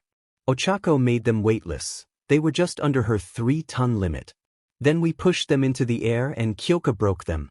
She was now up to level 15, and the rest of us had each gained 1 level. I was close to another level, so I was hopeful for the boss. Mom was unhappy that she had not had as much to contribute. The monsters had all been unarmed, so there had not been much around for her to pull in and prevent them from using against us. Or even just pass to me for telekinetic ammo. The throne room was not quite what we were expecting. There was a raised dais with a big, fancy chair. And 2 smaller chairs on either side. The boss and 2 armored golems were seated there. There was also a table on the platform, in front of the throne. Below the dais was a larger, square table. On either side of that, there were mirrored kitchens set up. It looked kind of familiar, but I didn't recognize it. Mom must have, because she sighed in dismay. Analyze, I checked out the boss. Name, Cast Iron Cook. Legally distinct OC. Do not copy. Do not sue. Level 30. Health, 1307-1307. Stamina, 1148-1148. Mana, 218-218. It looked like the armor golems. Except instead of a breastplate, the chest was an old-style coal oven, with flames flickering visibly inside. Plus it was at least 3 meters tall. Cast Iron Cook stood up from his throne. He picked up a frying pan that was a duplicate of the one we were in, except double the size. In his left hand he equipped a bread knife the size of a katana. He pointed the pan at us. Challengers, he growled, prepare to cook. Why do I think he's not challenging us to a baking competition? Kyoka asked sarcastically. Today's special ingredient, hero student. He seemed to answer her. Mom, can you get his pan? I asked, following it up with, Asgard's smash. The ball of ki didn't stagger the boss, and did less damage to his HP than I would have hoped. Maybe it was the level difference again, or maybe it was resistant. No, she shook her head after trying, it is too heavy for me. But I can. The knife ripped out of his left hand, and flew into Mom's grasp. She dropped into a basic kung fu stance, brandishing the stolen blade. Which surprised me a bit. I remembered she had learned kung fu from the scrolls. But she had never used it before, or even practiced it that I knew. Nor was I aware that she knew how to fight with a knife. When you say, too heavy, do you mean weight or mass? Ochako prompted, touching one of the side tables and then pushing it lightly towards Ami. What do you mean? Mom countered. I can make things weightless, Ochako said, but they still have mass. When Izuku uses his telekinesis, both seem to matter. Moving things that are weightless is easier, but if two items are both weightless, the one with more mass is still harder for him to move. I guess I'm not sure, Mom said. Try it, I suggested, pointing to the floating table. It was a heavy, metallic, food service type table. It had to weigh at least as much as the boss's pan. Said boss had just reached me. It swung its improvised club at my head. I ducked under. Then I fired a punch at its wrist, hoping the limb armor was thinner than the chest seemed to be. I smacked it with a clang. My knuckles were left stinging for a moment, but didn't damage me. Unfortunately, it didn't do much to the boss, either. Ami and Tsu took on the two mooks. Tsu led with her standard double drop kick and then jump off combo. But this time she also snagged the head with her tongue. The armor golem's parts were not physically connected, but they didn't come apart easily, either. But using the strength in both her legs and tongue, Tsu wrenched the helmet free. Unlike a living being, having its head removed only moderately damaged the construct and didn't seem to inconvenience it. She snapped her head to the side, tossing the helmet to me. I caught it and then pushed it forward. Hogwarts smash.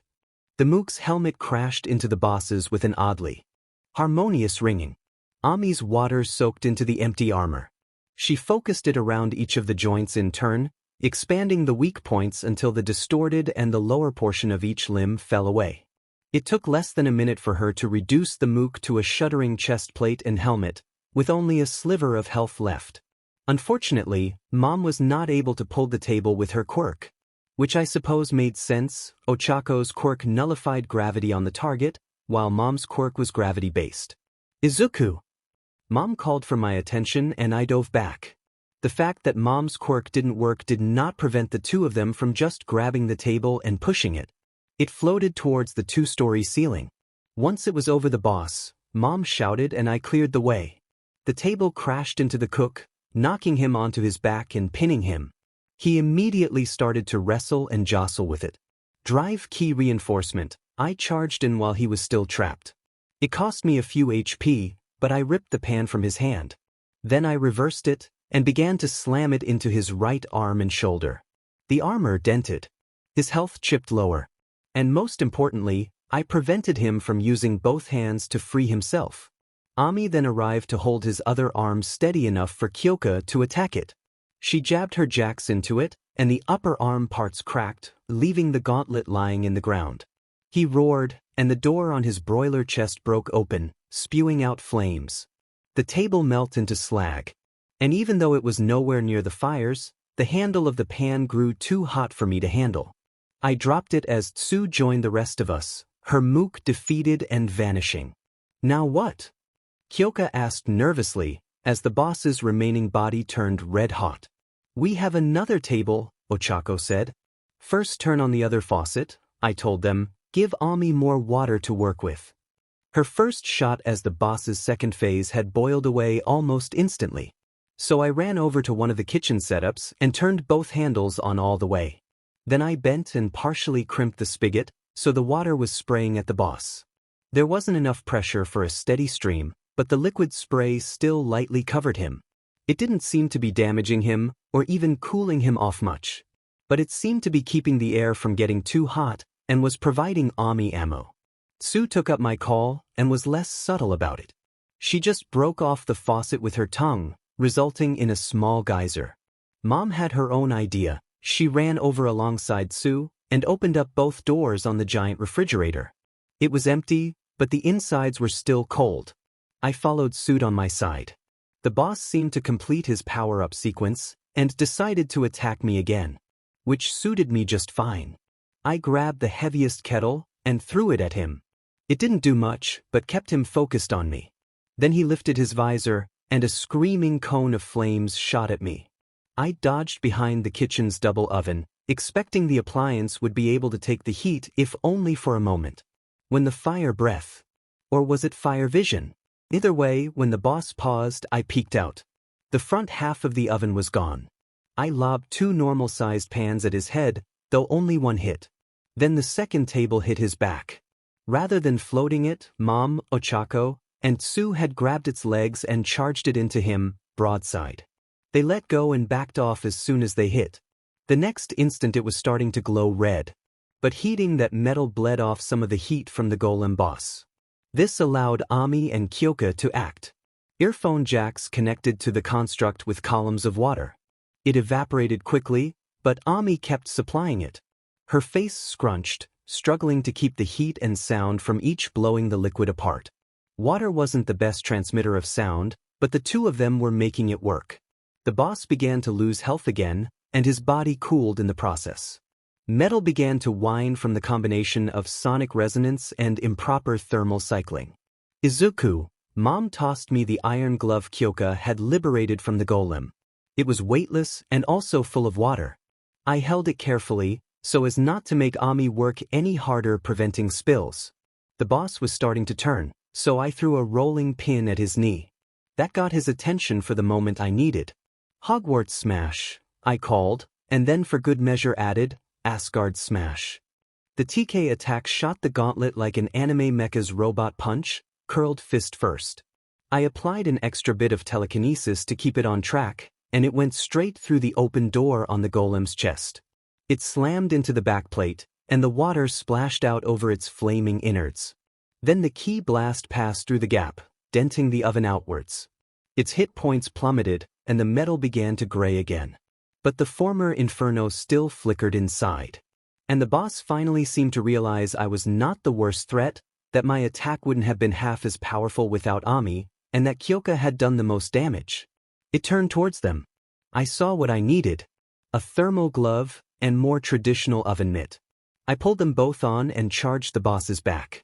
I focused on the bulge I had just created. Minnesota smash. I drove my doubly protected fist into the iron.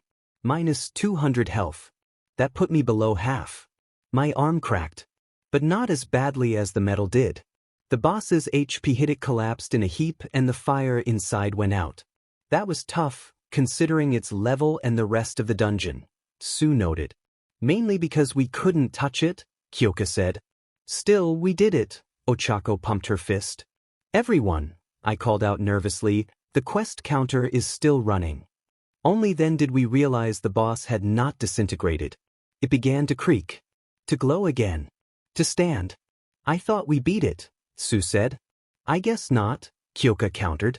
The quest, I realized. It said the boss is draining the shield.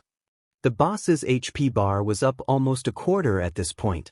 We must have to stop that first, Ami deduced. Look for the shield core, I told them. I'll try to keep it down. Key reinforcement off. Key regeneration. With my covered hand, I started punching the armor as it started to reassemble itself. Ami joined me, whipping at it with the water. We were fighting a losing battle. It was recovering faster than we were damaging it. And out of the corner of my eye, I noticed the 22 minutes we had left were ticking away at triple speed. Ochako and Mom started to ransack the other, more intact kitchen. Then checked in the oven, the cupboards, even the blast chiller. The throne. Tsu asked Kyoka. That would make sense, she agreed, and they ran to it. Kyoka touched the arm with her earlobes. The ornate chair rattled. There's a space under the seat, she called out. Tsu ripped off the cushion and threw it away. My mitt caught fire. Ami splashed it out, but the next hit I landed dried it and reignited it. I took both mitt and glove off, and began to blast it with my smashes instead. The gun door smash did not cut the armor, and the Asgard smash was only moderately effective. I realized quickly my best bet was using Hogwarts smash to hammer it with bits of itself, especially if the bits were from different parts of the body. It still was regaining health overall. It's a combination lock, Sue told us. Does anyone have any idea what the combination might be? Yeah, Kyoka said, 312 Hz. The lock snapped, and they opened the hidey hole. It's a green crystal ball, Sue reported, with some chains wrapped around it. Chains that look like the armor and are glowing purple. I'm going to try taking them off. I can't, they are too strong. I got it, Kyoka smirked. Don't damage the crystal, Sue said gently. Careful, Mom warned at the same time. I know, Kyoka said, though she did not sound as confident. She touched the first chain gingerly, as if expecting it to shock her or drain her. Nothing seemed to happen, and a moment later, the link crumbled to dust. One down, Sue grabbed the rest of that chain and pulled free. One more. Ah. She dropped the chain as it turned white hot. Ami, go help. I started to ask. No, I've got this, Kyoka said more firmly. She grimaced and jabbed her earlobes down again. Her face twisted in pain, and we could hear sizzling. In spite of Kyoka's protest, Ami turned the water from the further sink into a shower on the throne dais. Then we heard another snap. Sue reached in and pulled out the second binding. The boss stopped regenerating, but did not stop moving. Go, help them, Ami told me. Before I could start moving, Ochako reached us. She was carrying an ice cream maker. And she began to beat on the boss with it. I guess she was going for irony. And the industrial refrigerators must have been above her weight limit. I raced over to the platform. The chains were still radiating heat. It might have been generated by magic, but the reaction was natural, now that it was here. I took Sue's burnt hand in my right, and Kyoka's scorched earlobes in my left. Ki healing, I said. I focused on their injuries, not just channeling the ki, but also my feelings. My gratitude to them. My intense desire for them to be uninjured. Level up notices popped up in front of all 6 of us, as Ami and Ochako finished the boss once and for all. I headbutted the panel closed, not needing the distraction. Kyoka and Sue's burns turned to blisters. Then to pink flesh. Then finally, and just as my energy dipped below 5%, they healed completely. Thanks, Izuku. Sue flexed her healed fingers, and then put her hand over mine. That's useful. Kyoka touched her earlobes gingerly, and then more firmly. But it's also limited, I said sadly. The more recent the injury, the better. And it can't regrow lost limbs or anything. That reminded me. I now had built up a number of unspent talents. So I went in and purchased Psychometabolism, Basic. I would check out the skills later. Are we done here? Ochako asked as Mom and the others joined us. The clock is stopped. I switched back to quests, with 8 minutes left. I thought we had more time, Mom said. We did, I told her, but the clock started going faster when the boss was regenerating. Should we leave? Ami asked. I don't see why not, Sue said. Why does Midoriya-san still have the knife? Kyoka asked. I thought monsters vanished when they died in here. But it's smaller now, Ochako noted. It's a drop item, I said. We've seen that before. The military survival knife in the first dungeon, that Inkoba-chan uses for cooking. Sue listed them, both of Cassandra's tonfas, and a second survival knife that Izuku keeps in his inventory. Should we finish the quest first? Mom said thoughtfully, no use showing it off to the others. Sure, I agreed. Then I hit the accept button. Bonus talent received. Shape unlocked. Heat resistance skill unlock. Condition 2-3 met endure extended PRD of heat, complete fire element dungeon. What did everyone get? Ochako asked. I received a talent that reduces the cost of my hydrokinesis skills, Ami said. I got tough as nails, finally, Sue told me and Mom. Then she explained for the others, it improves my physical resistance skill. My new talent is called Knife Mastery, Mom said, It combines knife fighting, which I didn't have, and butchering into a single skill, and gives the new skill a bonus for other knife-related skills I had, like cooking and first aid. And according to the knife mastery skill, I can use it in place of those other skills, when I am doing something with a knife. Mine is called Samurai Jack, Kyoka said. It lets me turn my jacks into katanas. She lifted one earlobe, and the metallic connector at the end did indeed morph into a katana shape. It didn't gain any mass, so it was only a few centimeters long. Pretty good for stabbing my jacks into things that aren't the standard ports. Or just stabbing in general, I guess. She returned the jack to its regular form and then frowned. You know. She opened her window, flipped to the Talents tab, and bought one. Her cable-like earlobes changed into what looked like a braid of both skin and wire. And her jacks were a white metal. Armored cable, she grinned, since this all just reinforced that my jacks are a bit of a weakness. Well, now my jacks are partly titanium and my lobes have a mesh of steel, aluminum, and skin. Then she changed them into micro-katana mode again, and the tiny blades looked like they were made of Damascus steel. Or maybe Damascus titanium. If talents can change both the shape and composition, I began to mumble, taking my notebook out of my inventory. I flipped right to Kyoka's page. Maybe there are other options? A talent to make them USB ports. Izuku, later, Sue said. Sorry, I smiled weakly. Then prompted, what did you get, Ochako? I got studious, she answered, which is good, I think. I've been needing to study a lot, so this should help. And what about you, Izuku? Mom asked. It's another gamer talent. Told them, it's called Shop Analyze. It says I can buy things from my inventory tab. Inventory. Whoa. What is it? More than one voice asked, but I was too gobsmacked to pick out who. So I turned my screen so they could see it. Minor health potion, Ami read, restores 100 health or 5% of total health, whichever is higher. 50,000 yen? Ochako demanded incredulously. The rest are more, Sue noted flatly. There were also minor potions for stamina, mana, psions, and ki. Those cost 60,000, and only restored 60 points or 3%.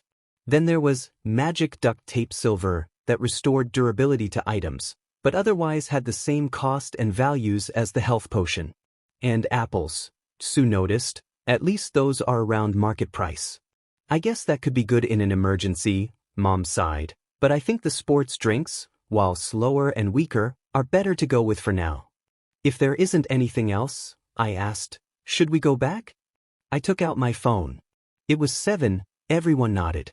Dungeon exit. Inherited fry pan dungeon level 1 complete. Defeated 60 enemies. Rank +++. Defeated mid-boss. Rank ++++++++++++. Defeated boss. Rank plus. Level 1 cleared. Rank plus. Inherited fry pan. A heavy-duty tool capable of frying eggs or stopping small arms fire. Durability, 411-450. Quality, 5-7. Rank plus. Rank bonus. Auto repair low. That's nice. Mom seemed happy. How did it go? Mikoto asked. Sue and Ochako started to tell her what happened. You didn't hear me? On guild chat. I asked Momo. No, she shook her head, and I'm guessing you didn't hear us either. But All Might did, and we could all still hear each other. So guild chat doesn't cross dimensional barriers, I mused. Not yet, Momo said thoughtfully, given everything you've said and shown us about upgrading abilities, that may come later. Speaking of upgrades, Yamamo, Kyoka leaned in close to her friend. Check these out. All right, Mom called for our attention. I hope no one minds ramen. I have placed an order for dinner. Izuku, Ichiraku will have a party platter for 15 for you to pick up at 6:20. I looked at my phone, and since it had synced back up with the server, it now read 6. But there are only 9 of us, Momo frowned. Well, the 6 of us did just get quite a workout, Mom explained, so we might eat a little extra. And if we don't eat at all? Second day ramen? I asked her excitedly. Mom nodded. Sue liked her lips. And the other ladies all looked confused. Aren't the noodles all mushy? Ami asked. No, Inkobachan fries them up crispy. Sue started to explain Mom's semi-secret recipe for the leftovers. You'd better get going, Izuku, Mom told me. Do you need some help? Cassandra signed, not wanting to broadcast to All Might or the others having other conversations. No, he has it, Mom said, somewhat forcefully. I'll be back in about a half hour, I told Cass. After Izuku was gone, Midoriya Inko gathered the girls together. Sue was standing next to her, and they were looking sternly at the others. Now I want to know, Inko asked sternly, what are each of your intentions for my Izuku? Status changes for Midoriya Izuku. Level, 1921. Max health, 643-696.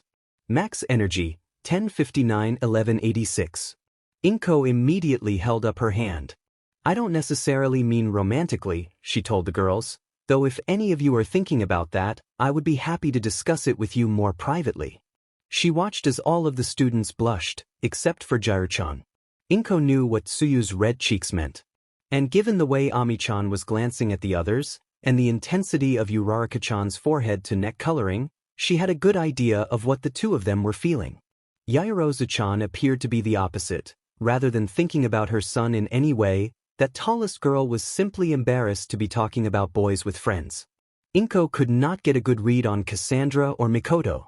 Those girls' blushes could go either way in her opinion. It is just, Inko continued, then she paused, I was going to say my Izuku has had a hard life. But that isn't fair to children who are abandoned. Who don't have enough food or a roof over their head. Izuku has had more than his share of troubles, but I made sure he was always cared for, even if I couldn't always support him like I should have. They looked at her curiously. Izuku always wanted to be a hero, she said, but I just couldn't support him, could not tell him that he could be a hero. Because Izuku is quirkless. It is easy to forget with the power the gamer gives him, but he doesn't have a quirk. And because of that, he did not have friends. He has not been treated well or fairly by the children around him. Because of that, he is both cautious around people, but also desperate for friends. Inko looked at them sternly again. That is what I meant, she told the ladies. Do you want train with Izuku, to be classmates who work together? Or do you genuinely want to be his friend? It is fine either way. Izuku won't reject you if you only want to use his power to get stronger, as long as you keep it secret. And I won't force you to leave as long as you treat him kindly. I just ask you to think about it and not lead him on. They all considered her words. I was jogging to Ichiraku, but my mind was going even faster. Mom obviously wanted to talk to them about something without me there.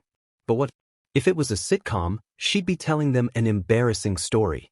Like the first time I had an American hamburger. But my life was more like a hero manga or American comic. Though there was that one story where Peter and MJ told Normie about when toddler Mayday discovered her wall crawling.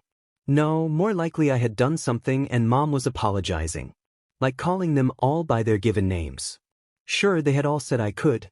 And Sue and Mikoto had been pretty insistent. But maybe I had been too forward with the others. That, or maybe it was in the dungeon.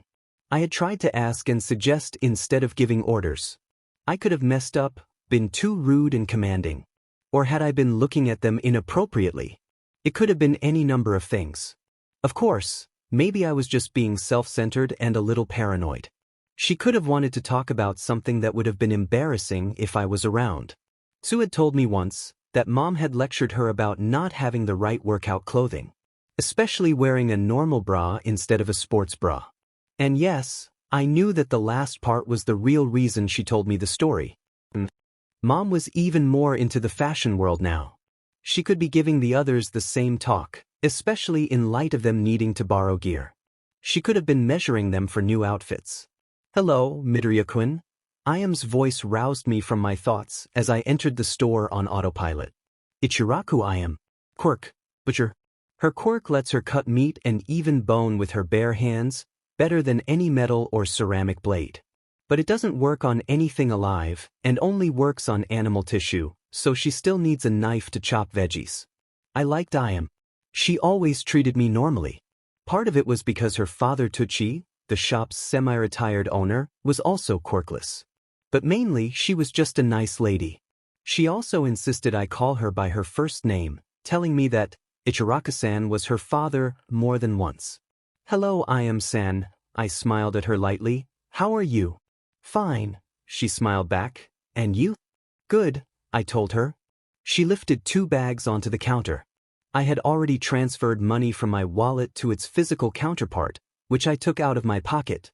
This is a big order for you too, she said. Is Inko-san making that recipe she won't share again? Probably, I nodded, but we are having a study group at my place, since they didn't let us stay at school today. So this is to feed everyone. We still hope to have some leftovers. Oh, I heard about that, she said, and shook her head. The press breaking into you, and I thought that they weren't supposed to become part of the story themselves. I guess they got too worked up? I said uncertainly. I handed her the money, and she gave me the change. So this study group, she asked conspiratorially, any girls in it? I could practically feel myself start to blush, only to have the cold spike of Gamer's mind shut it down. Yes, I chuckled weakly instead, Sue and a few others. Really? She grinned. Then she looked past me and her smile slipped. The cold in my spine hardened, even before I glanced back. They were wearing matching green leather jackets, black ball caps, and had a bandana of their noses and mouths. The first one in was fairly tall and muscular, with tufts of dark blue hair showing under his hat. The second one was shorter and very skinny, with longer, off-white hair. Most importantly, the bigger crook was carrying some kind of small revolver, while the second one had a hatchet. Analyze, I whispered. Name, Iori Junpei. Race, human quirk metagene positive. Age, 23. Level, 13. Health, 144. Stamina, 99. Quirk, cash register. Tell approximately how much money he can get out of something or someone, less than 1,000 yen, 1,000 to 5,000, 5,000 to 10,000, 10,000 to 50,000 and so on. That was the small guy. Legal name, Tatsumi Kanji. Villain name, Brickhouse. Race, human quirk metagene positive. Age, 25. Level, 16. Health, 233. Stamina, 171. Quirk, brick built. He can turn his arms from the shoulder down into clay bricks. No increased strength or defense, it is mostly cosmetic. The bigger guy was a bit tougher. I could have easily taken them both, but I was worried Brickhouse might shoot at IM first. I didn't think I was faster than a speeding bullet. I also might have gotten in trouble if I used my powers, but I was less concerned about that. I suppressed the urge to sigh, on the off chance that would set them off. Girl! Brickhouse barked, pointing the gun right at her. Empty the register. Now. Can someone please call the police? I asked my party silently. Ichiraku is being robbed. Right now. Kyoka countered, shocked. Are you okay? Ami demanded. The others remained silent. I'm fine, I told them as IM piled the money on the counter. Just a couple of crooks. The only problem is one of them has a gun, and I'm afraid IM might get hurt. Not you? Chaco asked. No, I said flatly. With TK armor and Gamer's body, he'd have to hit me with all 6 shots to hurt me enough for it to show. And as soon as he was out of bullets, I'd take him down. What is this? Brickhouse snarled. There's only like 25,000 here. You said this place was in the 1 to 5 million yen range. He glared at his partner. It was, Iori-san protested. Is there a safe in the back? The gunman demanded. There is, IM said gently, but I just sent my assistant to make a deposit and get change for the week, so it is empty. He didn't appear to believe her. But IM was saved when Iori-san gasped. It's the kid, he pointed his axe at me. He's worth 1 to 5 million. I frowned. I didn't have anywhere near that much money on me. But I did have it in my wallet. I was planning to go to the bank later this week, since wallet didn't earn me interest. So I had almost 2.5 million yen in there. Could his quirk somehow sense that too? Take out your wallet, brat. I relaxed slightly as Brickhouse pointed the pistol at my chest. And I did as he demanded. Toss it to my partner, he continued, and I complied. Iori-san looked inside. He's only got 2,700 in here. But I'm still seeing him as worth a lot more. You holding out on us, punk? He asked, shoving the barrel closer. Almost close enough. Then he seemed to think of something and pulled back. Maybe he's worth that as a ransom? Brick House prompted his accomplice. Never seen that before, but maybe. He kept rooting around in my wallet, and then his eyes widened nervously and he said, he's a UA student. What? Tatsumi-san looked surprised and angry, and his finger tightened on the trigger slightly. Step 1A, grab his right wrist with my right hand and force the weapon up. Especially important in the case of a gun, so if he does get a shot off, it won't hit anyone. Step 1B, use left fingers to hit the pressure points on the back of his hand and wrist, loosening his grip. Steps 1 successful. He dropped the gun. Step 2A, as he watches his weapon, release his wrist and palm strike to the throat. Step 2B, kick the weapon away. In this case, under the counter towards IM. Steps 2 successful. Gun is out of play and target is partially incapacitated, HP reduced by 42%. Step 3, observe secondary opponent. Second opponent is frozen in fear and surprise. Step 4, double punch to primary opponent's stomach. Step 4 successful. Target is unconscious and bumped into second opponent as he fell. The hard, mechanical feeling faded with Brick House, and more importantly his gun, out of play. I looked at Iori-san with caution. And part of me wondered if there was a way to keep Gamer's mind from affecting me that much. Please. Just drop the axe and sit down next to him until the police arrive. I asked him. He looked at me. Then at his partner. Then at me again.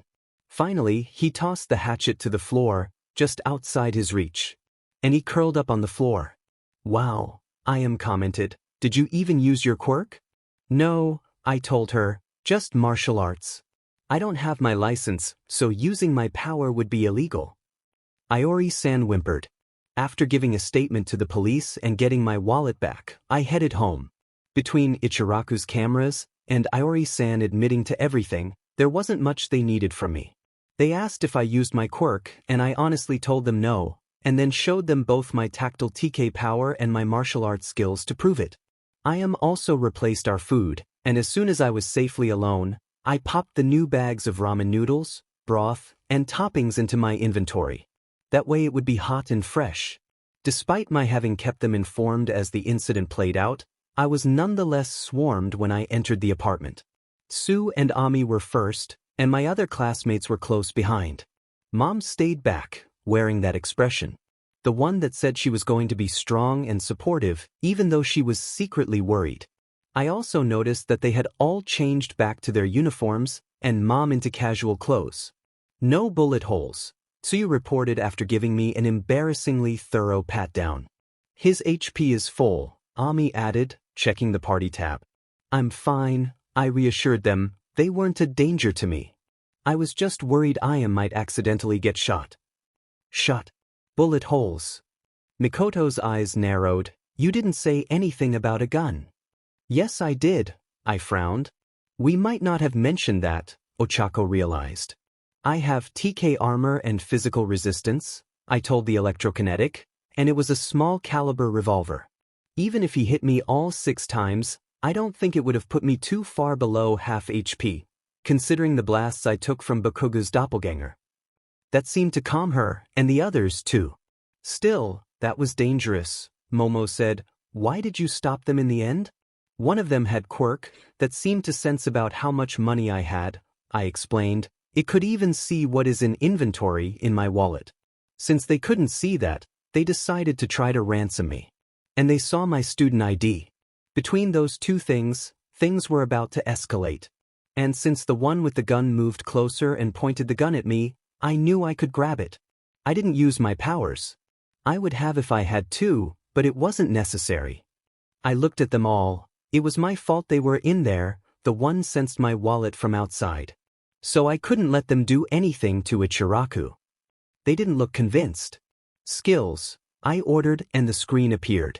I held down the button next to physical resistance, putting my unassigned points into it. Then the rate they were at it accelerated, and instead of bumping it up to 50, it was at 63 when I jerked my finger off. Then, partly to have a round number and partly to save face, I bumped it up to there. I tried to comfort them more. Now I'll be even safer. Ami and Ochako looked pleased. But Sue and Mikoto both looked exasperated. That's not what we wanted, Sue said. We want you to stay out of trouble. I did it again. My weakness to upset women. +1 intuition. Still, I put on a strong expression and looked at my best friend firmly. We're trying to be heroes, I said. Staying out of trouble is not par for the course. That is true, Mom agreed with me sternly.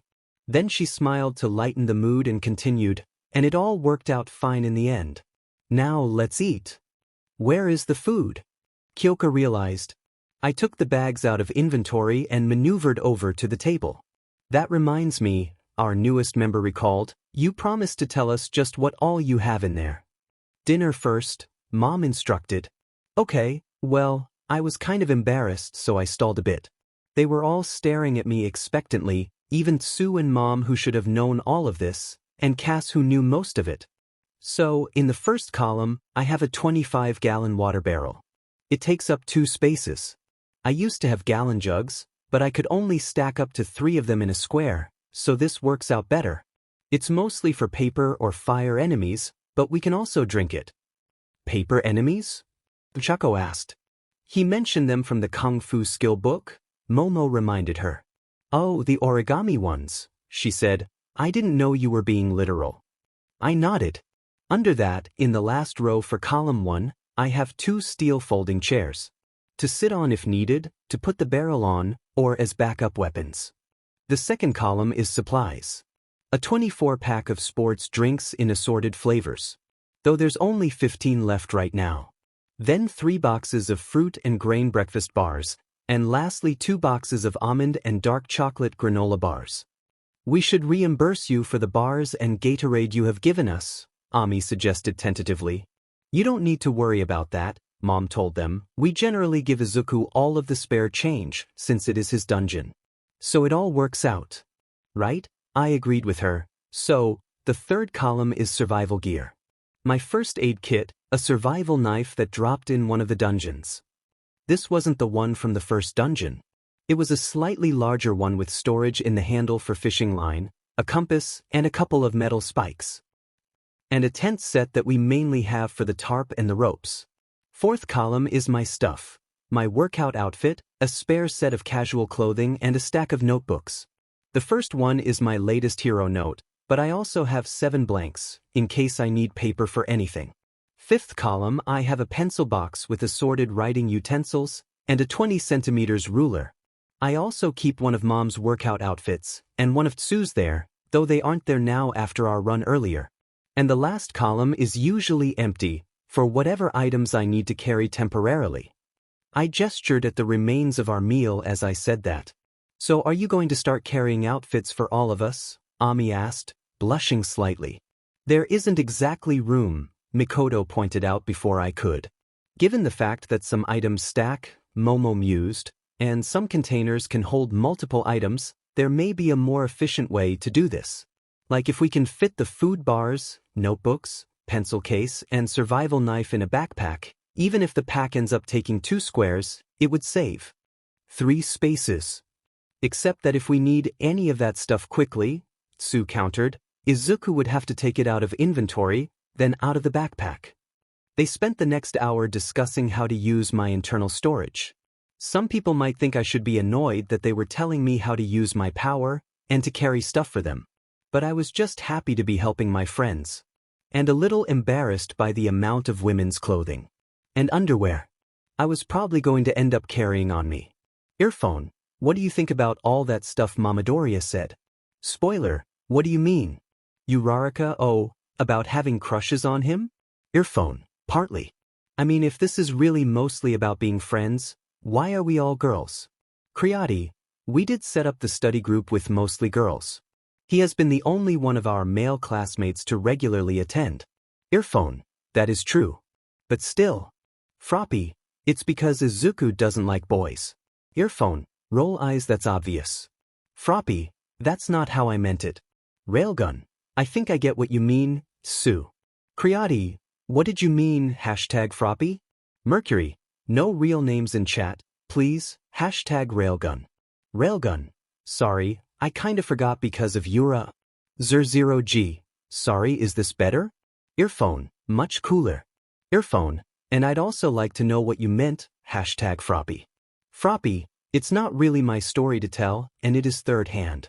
But #Mercury can back me up, and Railgun saw some of it too. Froppy. Remember, Izuku only got the gamer last year. When Inkoba-chan said Izuku didn't have friends and wasn't treated fairly, that's an understatement. His father basically moved away because Izuku is quirkless. And he was bullied quite a bit. Mercury, mostly by the boys. They treated him very badly. A few of the girls were nice to him, but most just avoided him. The teachers were the same.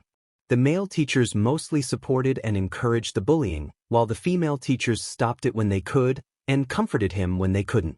Railgun. Those JRKS at the arcade. Mercury. Who? Froppy. Izuku called him Longfingers. Mercury, Bokugukuin's lieutenant. He took over after Bokugukuin died, but he was even worse. Railgun. IDK. I thought Izuku did a pretty good job of putting him in his place. Froppy, but that was after the UA exam. And he mostly did it for me. Creati. So much for Japan's supposed anti-bullying campaign. Zer0G. Quirks are still fair game. Railgun. Earphone. So no positive male role models or even friends. I can see why prefers to be around girls. I almost regret making that harem crack. Creati. What? Railgun. Really? Zer0G. Really? Railgun. Jinx. Earphone. Yeah, I accused him of trying to put together a harem and told him I wouldn't join. Maybe I should apologize. Spoiler, and to Froppy too. Froppy. Zer0G. Aren't you and Izuku together? Froppy. No. We are friends and we both like each other. But Izuku hasn't had a good model for romance either, so he's not sure what he's feeling is love, and not just friendship and a helping of attraction. And I can't say I'm much better. Plus, we want to focus on classes, since getting into UA was hard, but actually attending UA is even harder. So no, Izuku and I aren't dating. Maybe we will. Or maybe we will decide we are just best friends. And if any of you really are interested in him, don't hold back on my account. Froppy. Besides, I wouldn't mind if Izuku had a harem, as long as I was in it. Railgun. Really? Earphone. Seriously? Mercury. You would be okay with that? Froppy. Maybe harem isn't the right word. I don't mean like a real harem, where a king or someone forces a bunch of girls to serve him. Or like an anime harem, either. But a relationship where more than two people are together, and they all are either in love, or are good friends who support each other. I think that sounds pretty good. None of her friends responded. Froppy. I mean, think about it. Let's say, just for example, #Mercury and I were both in love with Izuku. Spoiler, Railgun, Creati and Earphone all mentally parroted, for example, with varying degrees of sarcasm. But none of them acknowledged it. Froppy. She is my friend too. I care about her. I wouldn't want her to be hurt by having to see us together, by me forcing them apart. I think I would almost rather step aside so they could be happy. But I wouldn't really want to do that either. I'd rather both of us date him, trying to help each other get time. And when Izuku isn't around, the two of us could still hang out, be friends, and commiserate about our boyfriend challenging a gunman without his powers because it might get him a slap on the wrist. Maybe it's because I'm part frog, and they aren't exactly known for monogamy. Maybe it's because my parents are happy, but they aren't around very much, either me or each other. But I think it could work. Especially with a good guy like Izuku. Spoiler, that actually doesn't sound too bad. Creati, the extra support system would be good. Especially for working heroes. Railgun, or raising children. Earphone. I'd be more willing to buy it if there were any examples of it working. Earphone. In the real world, I mean. Mercury, Uther. Creati. Zer0G. Creati, Uther Pendragon. Founder and president of Wrentaile Industries. He's a British industrialist. famous for being a major factor in the UK's resurgence and expansion, and also for having 2 wives. Mercury, sort of wives. The UK still does not allow polygamy, so the 3 of them have a ceremony once a year. First Uther marries Igraine. Then they immediately divorce. Then he marries Vivian. Then they immediately divorce. The 3 of them all live together, and despite the best reporters' efforts to prove otherwise, are in love and happy together. 0G. Wow. Earphone. I can't tell if that is incredibly romantic or just totally messed up. Creati. I found an interview with Vivian. Igraine and I were best friends, but we both liked Uther. So we all discussed it and agreed to casually date, to determine if one of us liked him more, or he liked one of us more. But after a couple of years, we didn't seem to be going anywhere. I sat down and thought about it. I realized I didn't want to be hurt, but I also didn't want to hurt my best friend. I went to Igraine and talked to her about it. She had been thinking something similar. And also, she pointed out that Uther worked late a lot and traveled frequently, so if it was the 3 of us, we wouldn't be lonely when he was away. As we talked, we realized things could be pretty rough for Uther.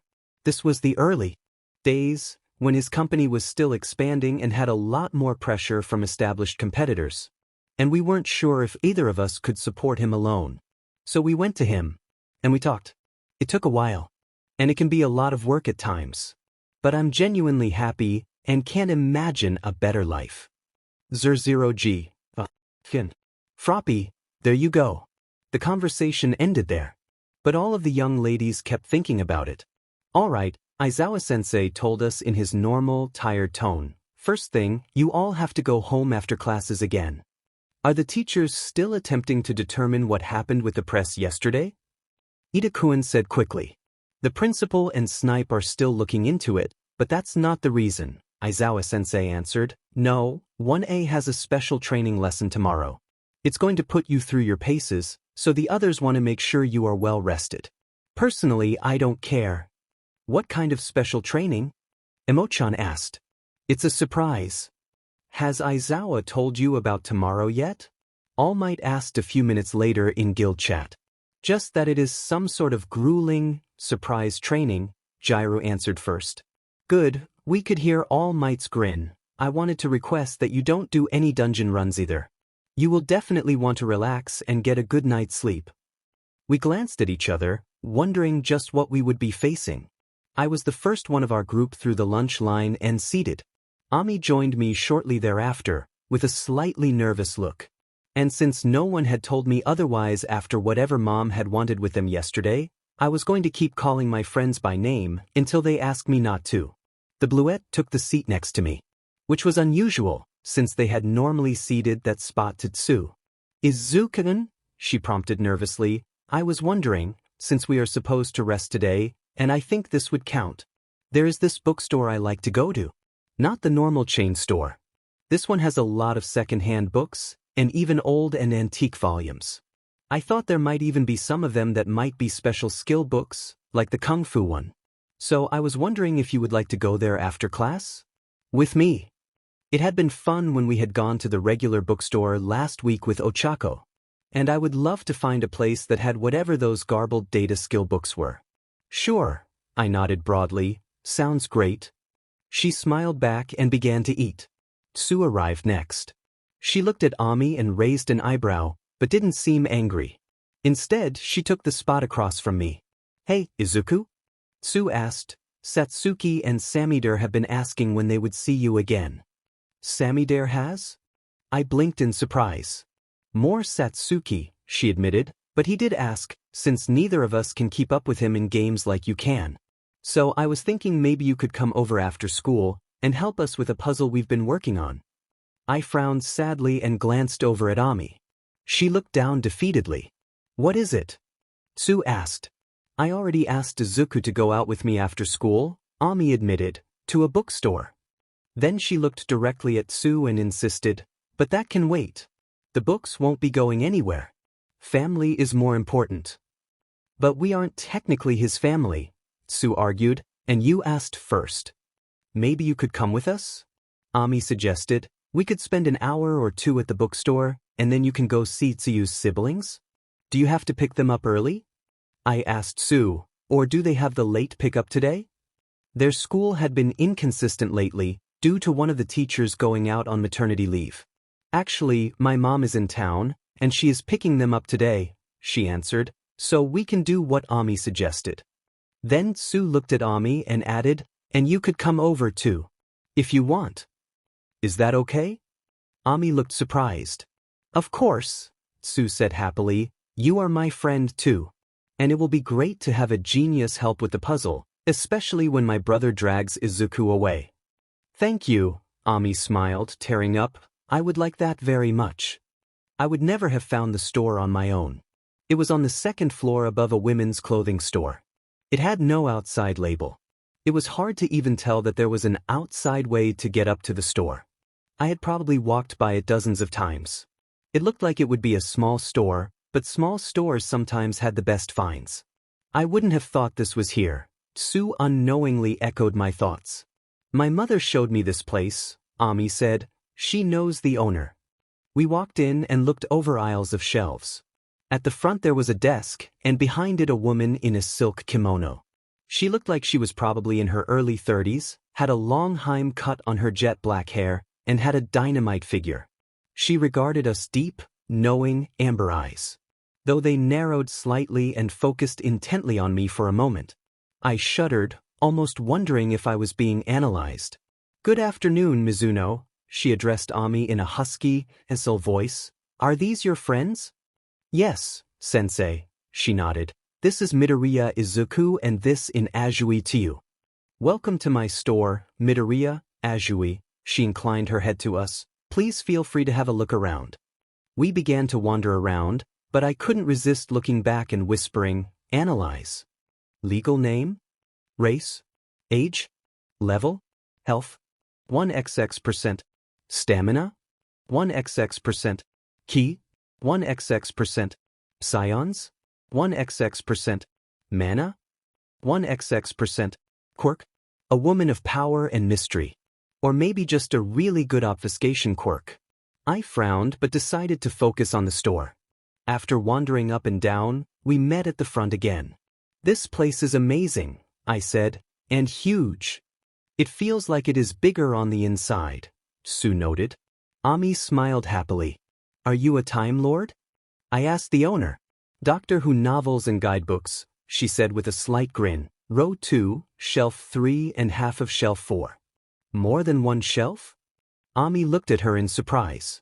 That show has been on the air for 2 centuries on and off, the owner sounded amused. It has accumulated quite the collection of related books. That's cool, I said, glancing where she had indicated. Actually, sensei, Ami suddenly sounded nervous. I want to show them the restricted section.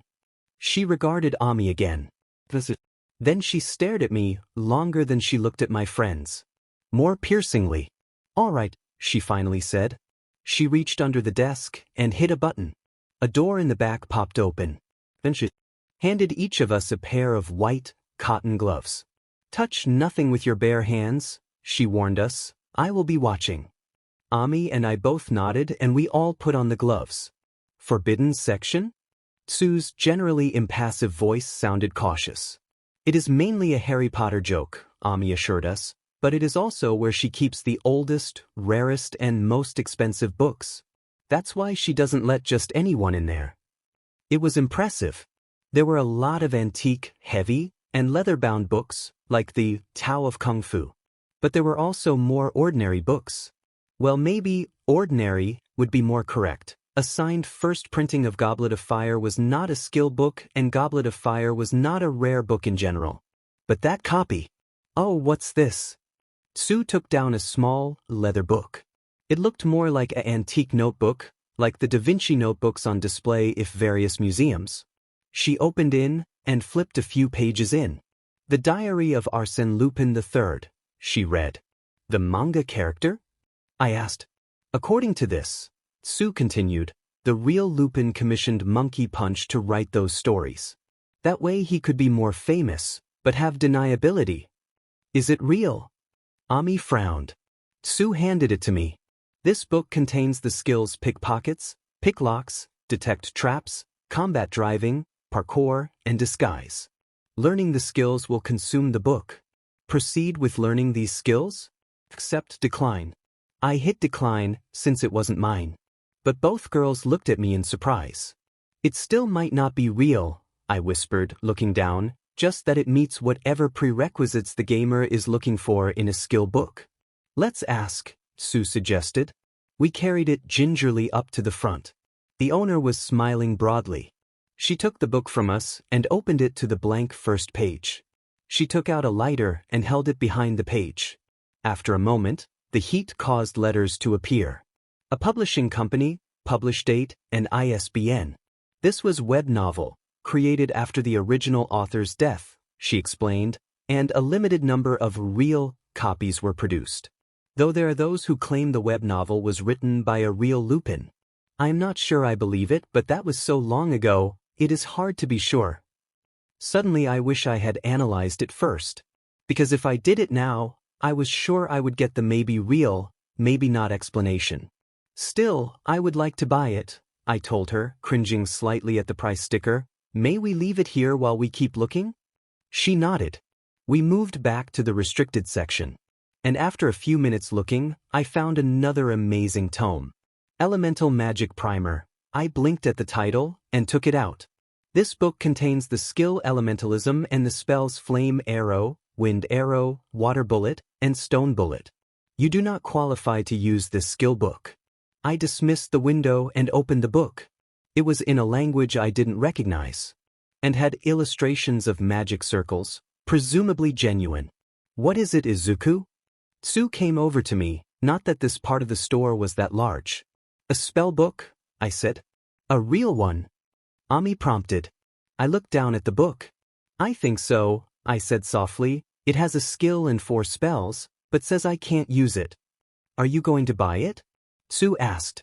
I looked at the price tag. And flinched again, though I was glad I had all that money in my wallet that had caused trouble at Ichiraku yesterday. I might be able to use it later, and I really want to see what the dungeon is like. I ended up buying some more mundane books from outside the special section, plus those 2 skill books. Ami and Sue also purchased a few titles. Then we went to Tsu's place. Her mom and siblings were already there. Wani-chan, Satsuki raised over to the door as soon as we opened it, and Izuku Oniai-chan. She trailed off when she saw Ami and backed away. I touched Ami's arm in support. Satsuki had been shy when she first met me too. Hi, Satsuki, Sammy, Mom. Tsu greeted her family. This is our friend, Mizuno Ami. Tsu knelt down to her sister's level, something she had taught me about dealing with kids. It made them feel more at ease when you didn't tower over them. Ami is really nice and really smart. I asked her if she would help us with the puzzle. Is that okay? Hello, Bursen, I said to Tsu's mom. Like her daughter, she had insisted I call her by name. Good to see you again, Izuku-an. Okay, Satsuki agreed softly. Then she waved Ami over. Ami smiled gently and bent over to the girl. You're really pretty, Satsuki whispered. Thank you, Ami said happily and blushed slightly. Will you two be staying for dinner? Buru-san asked us. Sure, Tsu answered for us. There is something I wanted to talk to you 3 about. Azui Buru addressed her 3 children after we finished eating. Should we leave? I asked. Ami's expression mirrored my statement. No, it is nothing like that, she shook her head. I just wanted to tell them that I am taking a position in the home office, so I won't be traveling anymore. Mom. Tsu looked at her. We paid off the mortgage, she told them, and you have been providing money from your job helping Midoriya-san. I blinked, unaware that was how Tsu was explaining her dungeon loot. But it made sense, and I guess it was technically true. So even if I am making a little less, we will be more than fine, she continued. But you are in high school now, and you ain't no less. So you need more time for yourself, Tsu. And I would like to spend more time with my children. Then she trailed off and looked them cautiously. That's not a problem, is it? She asked. Of course not, Tsu said. And Satsuki hugged her mom. Samidare tried to look indifferent, but I could tell he was excited too. We had barely checked in the next morning when Aizawa-sensei ushered us outside. Alright, line up, Ida-san barked at us as we moved towards the bus. Dude, you are the only one out of line, Kirishima told him, chuckling. Ida-san looked around, then pursed his lips. You don't need to try so hard, Ochako told him. We filed onto the bus. On the way, we talked about what we thought the special training might be. After all the rounds of lions and gazelles, and the heroes and villains last week, we didn't think it would be combat-related. The general consensus was that it might be rescue training, but Ishido-san and Toru-san made a good case for dealing with the press after what happened Monday. After about 30 minutes, we pulled up to a giant dome. And a familiar figure outside. It's 13, the space hero, I exclaimed brightly, the rescue hero who has saved hundreds if not thousands of people from disasters. And nice to meet all of you, 13 said. It is nice to be recognized. As you might have guessed, you are here today to begin training on how to deal with disasters. Heroes don't just fight villains. They have to deal with fires, earthquakes, and any number of other catastrophes. So using my experience, I have constructed this specialized training facility. Welcome to the Unforeseen Simulation Joint. Status changes for Midoriya Izuku. Attributes: Intuition, 47-48. Charisma, 33-35. Unspent points. Skill, 43-11. Skills: Analyze W, Battle Scan, 45-47. Physical Resistance ED, 38-70. 13 Sensei and Aizawa Sensei led us inside.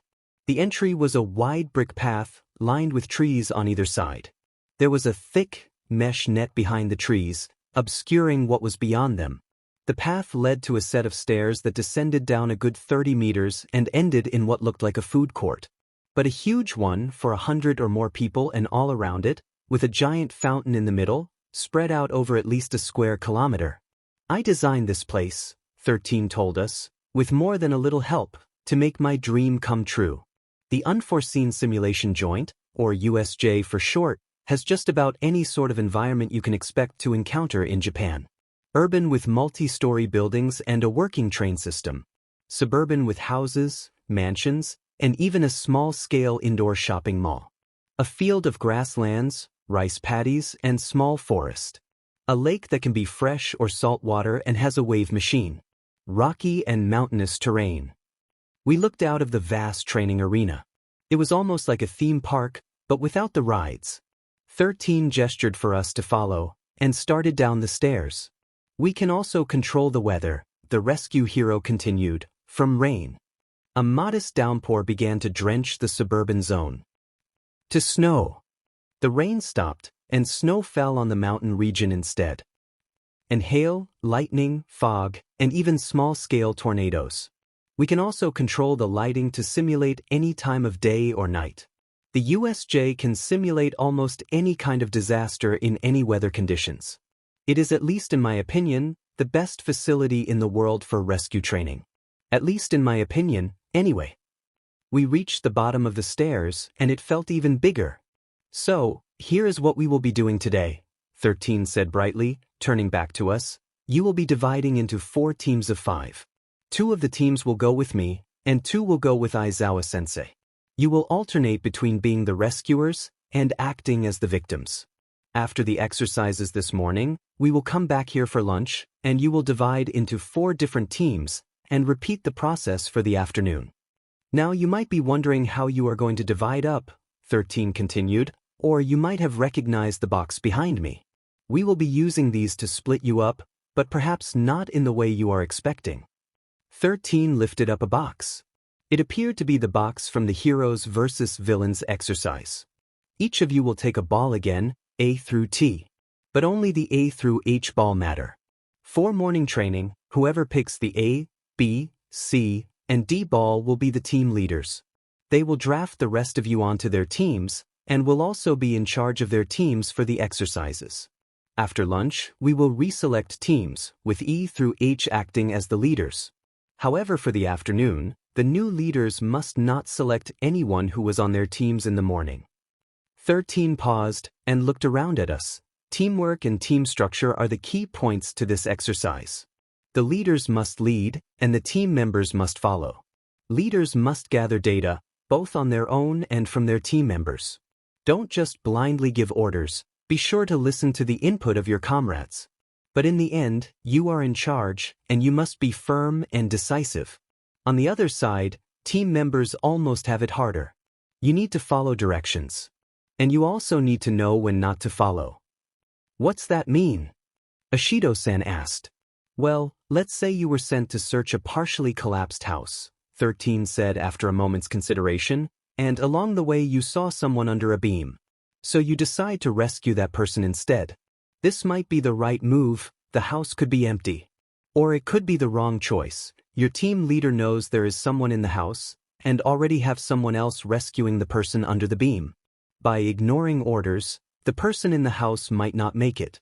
Ideally, you would report it in. Find out what your leader knows and has planned. Unfortunately, there also might not be time for that. This is a class, Aizawa-sensei interjected. While we will be teaching you about the basics of rescues, we will also be grading you on how you do as a leader or team member. What do you mean by the basics of rescues? Ami prompted with a thoughtful frown. Mizuno-sensei has taught you about first aid, hasn't she? 13 looked at her. You know my mother? I know most trauma surgeons in Japan. 13 sounded a little sad about that. She is very talented, and I respect her. But for today, we are not going to worry about first aid and potential injuries. Just on finding victims and freeing them. I don't get it, Hagakure-san admitted. Normally, you have to be careful when you rescue someone, I said. Moving the person or even just the rubble trapping them, it could make things worse. It could be the only thing keeping them from bleeding out or holding their organs in place. Tsu and I shared a look. And I could tell that Ami, Mikoto, and Momo noticed. Exactly, 13's tone picked up, but that is not always the case. And there will be cases where even if moving them could be bad, leaving them would be certain death. Like a fire, Todoroki said softly. Yes, 13 confirmed, it becomes less important that a victim might bleed out in 5 minutes, if they will definitely burn in 2 minutes. For today, we won't worry about that. Just find your trapped classmates, and remove them from the situation without making things worse. I nodded and so did most of my classmates. 13 held out the box and we lined up. By the time I got to the front, there were only 3 balls left in the box, and A to D had already been picked. I reached in and extracted the G-ball. Glanced at my classmates, thinking about who I would want to select this afternoon. Though it would depend on who picked me now. Hagakure-chan was the leader of Team E. Ami had pulled B. Ojiro-san was holding the C-ball. And Kirishima-kun was the last of the morning's captains. The rest of us formed a semicircle before the captains. Hagakure-chan's gloves and boots gave the impression that she was looking around at all of us. She said, I'll take Tokoyami. Ochako, Ami said immediately, but she gave me a regretful look. Kane-san, Ojiro-san decided after a few seconds' consideration. All right. Kirishima barked, Todoroki. Then there was a pause and 13-sensei said, the second round, and the fourth, you will draft in reverse order. So that means I go again? Kirishima prompted. Aizawa-sensei nodded, and so Kirishima called, great. Ida. Midoriya-san, Ojiro selected me, and I moved to join Cassandra behind him. Momo, Ami said. Then through guild chat she added, sorry Izuku. If you could openly use all of your powers, you would have been an obvious first choice. It's okay, I reassured her. Since it sounds like you are selecting teams, All Might added, young Midoriya, please disband your party for today. It is an unfair advantage. I softly whispered the command to remove everyone. And while we were distracted by that, Hagakure selected both Kota-san and Mikoto. Kyoka, Ami chose. Shoji-san, Ojiro said. Ashri-san. Kirishima selected Tsu a bit more hesitantly. Then for his last pick said, Inchin. Siro-san was the last one to join our team. Ashido-chan, Ami took the acid user. Aoyama-kun, Hagakure called him over, despite not having a choice. Alright, now that the teams are set, 13 told us, here's each team's set of earbuds. Wait, Emo-chan objected, How are Kane and Koda supposed to communicate through these? Koda-kun can speak, Aizawa-sensei reminded her. He just doesn't like to. As for Kane-chan, and really communications in general, that's up to all of you to figure out. Just be thankful we're giving you the earbuds. Logically, you would be very lucky to have something so convenient in a real disaster. Teams A and C come with me, 13 said. Teams B and D will be with Aizawa-san. 13 led us to the suburban zone. We will be starting with a flash flood scenario, we were told, and to mix things up a bit, Team A will be playing the victims first. In addition to your classmates, there will also be 5 animatronic victim robots to find and rescue. Team C, you can feel free to discuss general strategies, while I get Team A into position. Hagakure's team followed him, and the 5 of us formed a loose huddle. I want to explain my reason for picking each of you, and my expectations, Ojiro-san told us. First of all, Kane-san. Your power to sense movement will be invaluable in finding the victims. Midoriya-san, your power should allow you to both move rubble and temporarily act as a support against additional collapse. He trailed off as water began to run down the fake street. Then he continued. Shoji-san, you can also move rubble well, thanks to your extra limbs. And your extra eyes and ears will make you a good secondary searcher. Siro-san. I get it, you picked me because you didn't have many other choices, Siro sighed with a wry grin. No, Ojiro-san shook his head, I was torn between you and Shoji-san in the 3rd round. You have mobility, climbing and swinging with your tape. And while Midoriya-san can keep things from falling apart, you can actually hold them together without having to be there. The only reason I picked Shoji-san first was for his sign language. I wanted to make sure we had 2 people who could converse with Kane-san. Not only did I get that, I got the 3 best signers in the class, including Kane-san herself. For strategy, he switched gears slightly. I think Kane-san and Midoriya-san should start together. The other 3 of us will go solo. We will split up and start searching, Kane-san and Shoji-san with your quirks, and the rest of us just using our regular eyes and ears. I glanced at Cassandra, and we nodded at each other. Cassandra's power would make a good cover for key detection, which wouldn't sense the robots, so we needed her power and Shoji's extra ears. I also had my clairvoyance, though I was hesitant to use it, since Hagakure was out there. The water was up to our ankles by the time 13 returned. Okay, as I said, this is the flash flood scenario, 13 told us. The height of the water will ebb and flow, as will the speed it moves. Your goal is to find the 10 trapped victims, and move them to the safe point on the top of that market. You have 30 minutes, beginning now. Izuku Midoriya. Health, 654-696. Energy, 8031186. I was more tired than I would have expected by the time we broke for lunch. We ran 5 scenarios. For the first 4, the teams alternated between being rescuers and victims like 13 had explained. But for the last one, we were all rescuers. Instead, there were 40 of the victim robots spread out through the town. They didn't look particularly human, but they breathed, had a heartbeat, some could talk, and some could walk. And they were heavy, even with drive 1 or 2 on. And I didn't want to use a higher level, since we were going to do this all day. At least we had some time to rest when we were playing the victims. How did it go for you? Kyoka asked as Cassandra and I joined Ami's team at one of the 6-person tables. We had been served a meal of hot dogs and fresh fruit. Not unlike the amusement park the USJ resembled. /good, Cassandra signed. Yes, I agreed. We were able to find everyone, and Ojiro-san did a good job of directing us. I think he has instructed martial arts classes, Cassandra added, and I translated for Ashido. Tsu sat at the table behind me, and Emo-chan slid in next to her. We did a rock slide in the mountain zone first, Tsu told us, then they cranked the snow up and we had to do a blizzard rescue. Did you do okay? I looked her over. It was tough, she admitted, but the thermal gel helped. Well done this morning, everyone, 13 called out. In fact, you may have been the best group of first years I've worked with. So for the afternoon, we are going to adjust things, just a little. The basic structure will remain the same. But this time I want you all to pay attention to your bedside manner, so to speak. Bedside manner? Ida-san said dubiously, as in how doctors treat their patients. Exactly, 13 agreed. Just like a doctor, it's important to consider what you say and how you present yourself. If you act worried or complain, it will make things harder for the victims. They may panic, and that will make your job harder. Worse if I missed the rest of the 13th's explanation as my head split open. Figuratively, not literally.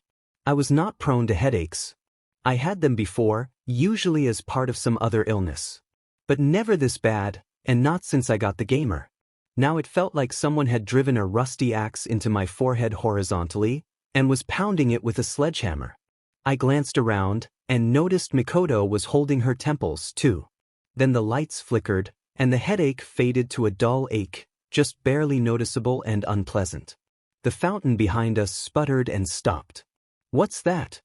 Shoji-san still had extra eyes at the end of two of his arms from searching, and now one of them was pointing up the stairs. In front of the entrance, a purple-edged cloud of black mist was pouring out of thin air. Then a hand appeared from the mist. He was tall and gangly. He was dressed in a long-sleeved black shirt and matching pants and shoes. His hair was white and his skin had a grayish tint. And to be honest, was in need of serious moisturizer. Vicious red eyes glared from between the fingers of the hand covering his face. And not his own hand either. No, this guy had 14 severed hands clamped on his head, neck, shoulders, body, and arms. He was followed closely by a woman in a skin-tight, black and gray bodysuit. Her costume was torn in places and looked rotten in others. Her skin was also gray, but a deeper gray that was obviously makeup. Her hair was red on one side and blue on the other. She was also wearing a little domino mask, and casually swung a heavy-looking sledgehammer. Dozens more followed, most notably the huge bird-faced man with the exposed brain. And I couldn't see them all, and didn't know most of them. But a few I did recognize. Finally, the mist resolved itself into a humanoid shape with glowing yellow eyes. It was standing to the right of the hands guy, and Sledge Woman was on his left. What's this? Kirishima set down his half-eaten dog and started to walk towards the stairs. Some part of the training? Stop, Aizawa-sensei barked, scaring the rest of the class. But not me, I was already there. Those are villains, I said. She-beast. Grey Girl. Bug Weasel. I know a few others. They are low-level thugs, but if they are here, I have two. Where's All Might? Hands Guy demanded in a high-pitched, grating voice. I dunno, Sledge Woman said, her Japanese betraying a heavy American accent. Maybe he's in the toilet? Sorry to say, Aizawa-sensei didn't sound sorry at all, but All Might's not here. So maybe you could just show yourselves back out? What? Hands Guy shrieked. I built up a battalion. Let Harley level up her squad. Did that stupid side quest to get the schedule. And now the boss isn't even here? All we've got is a support character like 13, a low-rank troll Eraserhead, and a bunch of ads. A shiver went down my spine, and it wasn't Gamer's mind calming me. The way he was talking. My friends all looked at me, no doubt thinking something similar. Even if he is not famous, the Mist said, Eraserhead is a high-priority target. Sensei will be quite pleased if we can eliminate him. It's okay, Mistus. Sledge Girl put a comforting hand on his arm. We can just kill a bunch of the kids. That means All Might failed as both a hero and their teacher. That will hurt him, right? He glared at her, and very deliberately put his hand on her face. Then, for just a moment, his eyes looked relieved. Then his stare returned, and the madness seemed to deepen.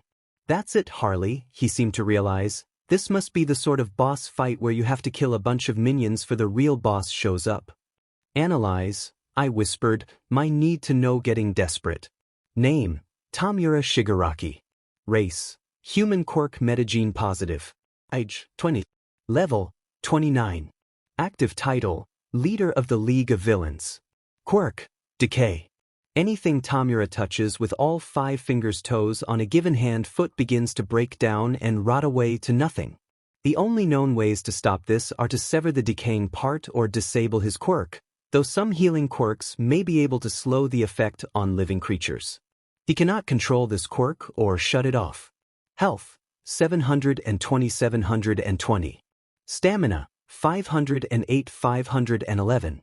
Ki, -600. He didn't have the gamer. Maybe he was just that obsessed with games?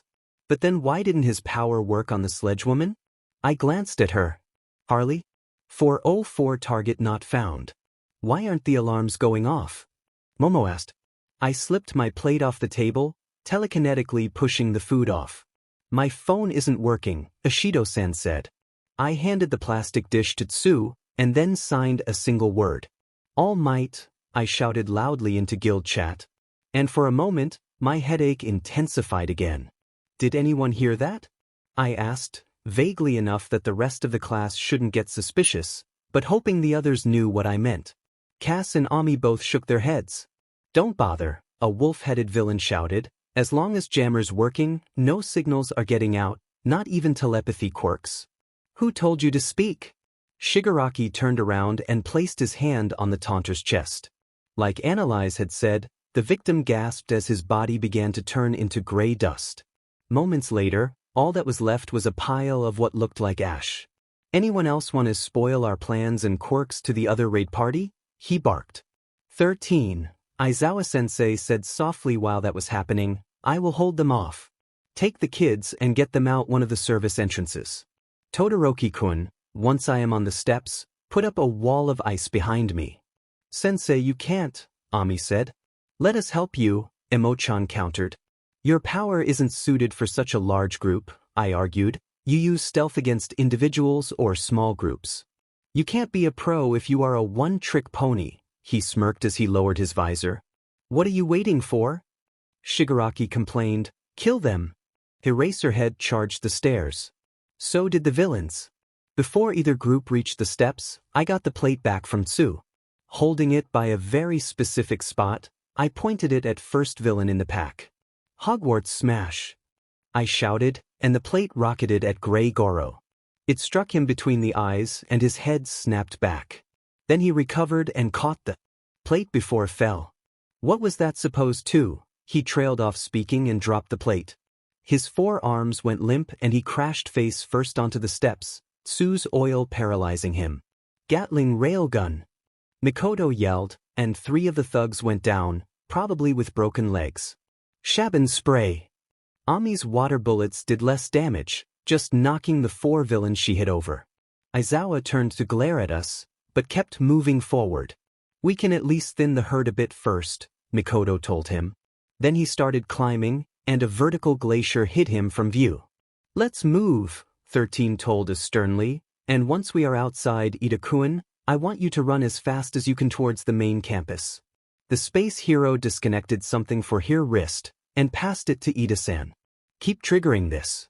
Once you are outside of this jammer villain's range, this will put you through to UA's emergency line. Tell them what is happening here. I'm sorry, but I cannot allow that. The voice of the mist echoed closely, and the next second he appeared in our path. Like we're going to let you not let us. Kirishima shouted, jumping forward. Emo-chan immediately joined him, her red-lined broadsword appearing in her hands. The mist gestured, and they vanished. Then it began to flow over the rest of us. I pushed back as hard as I could with my TK. Not when our other comrades are waiting to meet you all, the mist's voice continued ominously. Then I was falling. My vision filled with white. Status changes for Midoriya Izuku. Attributes. Wit, 46-47. Intuition, 48-49. Skills. Analyze W, Battle Scan, 47-48. Key Detection DI, 25-27. Climbing S, 18-20. Tactile TK ID, 16-19. Telekinetic Aura ILB, 32-33. JSLWA, 13-15. Clairvoyance IW, 4-6. I braced myself as I fell, ready to roll when I hit the ground. But it was the ground that gave way instead of me. Snow blasted out in every direction. The light powder was at least 40 centimeters deep before I hit it. I realized I was still in the USJ in the mountain zone. Post the blizzard Tsu had mentioned, the rocky terrain was covered with a thick layer of white and cold.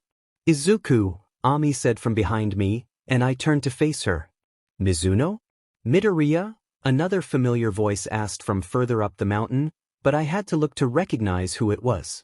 Penryu-san, I waved her over. She jogged down to meet us, but scowled at me. Call me Emo-chan, she said, but not quite as firmly as normal. She glanced around uncertainly. What happened? She asked. The teleporter sent us here. But I don't see Kirishima, I answered. He must be somewhere else. Which means our other classmates are probably spread out around the USJ. Why do you think that? Emo-chan prompted. Because he said he was sending us to his allies, Ami said first. Then she folded her fingers and closed her eyes. I feel people coming, she said, but all the snow makes it hard. Key detection, I whispered as she said that. There were 16 key sources cautiously approaching us. And while I couldn't recognize all of my classmates by their specific key signatures, I could tell that none of these were familiar. Why aren't they attacking? I mumbled, why are they hiding behind the rocks and snow? What's that mean? Emo-chan asked softly. They have us surrounded, I half answered, half considered, and surprised. They have us outnumbered 5-1. And we don't know what they can do. Though I might recognize some of them when I see them, that shouldn't be enough. Izuku. Ami tried to break me out of my reverie. I looked at her and realized it. We don't know what they can do, I said, but if Ami is here, then the reverse must also be true. Isn't that a bit of a stretch? Emo-chan asked. I don't think so, I shook my head. Why else would they send Ami, who can control ice, to a peak covered in fresh snow? Maybe he didn't see it. I pointed down to Square, where some of the others were still barely visible. But that would be foolish, not paying attention. Maybe he can't control his power that well, but the fact that he brought this many people and spread them out like this, that would seem to prove that his quirk is both powerful and precise. No, the most likely possibility is that they don't know what our abilities are. They might have guessed that Ami can control water based on her costume. But quirks tend to be specialized, focused. Even that she can control both water and ice is connected to their temperature. That's why it is ice water. So they are all holding back, because they are afraid we have some amazing quirks? Emo-chan nodded. Then she smirked, which we do. But still, how do we handle so many? Ami, I looked at her, do you want to build a snowman? What was that? Kurogyari asked dubiously, that pressure. I've never been pushed back like that. It kept me from banishing all of the children. No matter. I should be able to handle this many. There was a pink girl who looked like she was going to a party. Two girls covered head to toe, one like a biker and the other like a classic hero in gray and black. Two boys, the one in heavy armor that 13 had called Ida. And the other was wearing another traditional costume, with strange orange pauldrons and a helmet. And of course 13, but a rescue specialist was not a threat, regardless of the power of their quirk. The mist villain sighed slightly. While his quirk could be used for combat, it was messy and he was not fond of the results. Unless he could get the heroes to attack in a way he could redirect. What did you do with the students? 13 demanded. I have sent them to the locations where my allies are waiting throughout this facility, Kurogyari answered. Bring them back, the pink girl demanded. I will, Kurogyari said, or perhaps I should say I will collect their bodies once they are unconscious or dead. The pink girl took a step forward. The girl in the gray bodysuit and hood cut her off. Her hands flashed. What was that? The boy with the orange shoulders asked. Kane-san said that his body is not right, 13 explained, that he is mostly not there. She said his neck is the only solid part. Good to know. The boy grinned under his mask and pointed one elbow at the villain. Kurogyari's glowing eyes widened. A line of tape shot out, at his neck, his armored anchor to reality. A portal opened, and the tape continued through it, into the back of Kane. The girl reacted faster than Kurogyari had expected, but the adhesive still connected. The misty gate rotated around her, wrapping her. Twice before the boy thought to stop. Stay back, 13 ordered. If that mist is the source of his gates, I can take care of it. The fingers on her costume's right glove snapped open, and black hole began to SCK Kurogyari in. The tape boy ran over to Kane and began to cut her free with a palette knife. Kurogyri was pulled closer to 13, but this was what the villain was waiting for.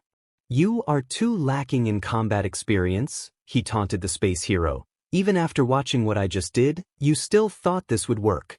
A portal opened between them, and the other end was behind 13. The pink girl and the biker started to shout warnings. But even though 13's face was completely hidden, Kurogyri could almost feel the hero's grin. "Thought it would work?" 13 shot back. "I was counting on it." 13's left glove also opened. The hero shifted her stance, one hand pointing at each side of the gate. Kurogyri's eyes widened again, this time in actual fear rather than a trap. The pull of black hole locked the gate in place. The resonance of the gravity fields made the dimension inside the gate shake, including his main body. If he closed this gate, he might end up pulled into black hole before he could open a new one. And even if he did, there was no guarantee that 13 wouldn't do it again. Still, he didn't think he had a choice. Except the gate wouldn't close. It was locked in place. And so was he. 13 had him. And they didn't leave it at that. The pink girl circled around and grabbed his armored collar with her right hand. Then 13's gloves snapped closed. "Please don't try anything," the student told him. "I don't know what this metal is, and given what you are doing, I'd have to use my strongest acid." She held out her other hand, and a yellowish fluid dripped from her fingertips. It melted the concrete with a noxious stench. Then the biker girl unzipped a panel over her stomach and drew out 2 devices. "You can let him go, Ashido-san," she said, slapping one of the devices onto his armor. "This is a shaped charge on a dead man switch on a 5-second timer. If I let go or move more than 10 meters away, the explosion will breach the armor and seriously damage whatever is on the other side." She showed him the second machine. She was tightly holding the button down. "Not my preferred methods," 13 said darkly, "but given the circumstances, good idea, Yayarozu-chan." 13 stepped closer. "Now, bring my students back," the hero instructed. "No," Kurogyri refused simply. "No." The tape boy looked surprised, glancing at 13, Ashido, and Yayarozu. "Even if you kill me, it will be quicker and less painful than what Shigaraki Tamura would do to me," the villain said flatly, "and you are heroes. You won't kill me." "Fine." 13 relaxed, then turned slightly. "Ikungo. There is a service exit at the back of the suburb section. We will keep him here." "Don't do it," Kurogyri warned. "Try, and I will send the 6 of you 10 kilometers straight up, my safety bead med." "You are suicidal?" Yayarozu asked, shifting her grip on the detonator. "I have no desire to die. But if I allow one of you escape to get help, I will no more survive than if I bring your classmates back to regroup." Then he took a step closer, and his voice grew darker. "And did you forget we are jamming your signals? That your device never worked in the first place?" He couldn't see the biker's face, but her posture suggested an annoyed look. She took her finger off the trigger, and the machine on his neck began to beep. Then beep a bit faster. She hit the trigger again. "You may have blocked radio waves and superhuman communications," she told him, "but we can still hear each other. This runs off an ultrasonic frequency. That's the reason for the distance requirement." Kurogyri held up his hands and backed off. Both sides knew they were in a standoff that couldn't last. It was broken by the sound of shattering crystals behind the heroes. Aizawa Shoyuda was annoyed. Mostly at the villains. Partly at his students for bending his instructions. Even though he should have expected that from Midoriya and the kids who hung around with him. But also, he was annoyed with himself. He claimed to be logical and rational. Yet here he was charging a group of over 20 unknown villains. And that was after Midoriya, Mizuno, and Misaka had taken out 8 of them. Eraserhead was a street-level hero. Like he had implied to the students, despite his preference for stealth, he did have to handle gangs. 5, even 10 junkers like these shouldn't be a problem. Especially since the 4-armed mutant was out of the picture. Ajui's paralyzing oil should take him out for almost an hour. Unless his mutation gave him some sort of resistance. Better to plan for only 30 minutes. No, the real trouble was the 4 in the middle. Unlike the rest of these scrub villains, Harley, Mistus, the misty guy, and the bird brain didn't seem worried. They held themselves more certainly. Hell, the one with the exposed brain wasn't even moving. Shooting squad, one of the mooks ordered, "Take him down. We have the high ground." A handful of them stepped forward. One with fingertips like gun barrels.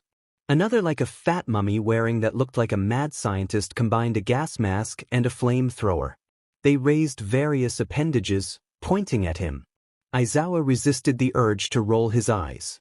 Instead, he activated his quirk. The villains were surprised or scared when nothing happened, and he raced closer. Then something hit him hard in the chest. It only moderately hurt, like a weak punch. But then he felt his torso begin to seize up. He glanced down.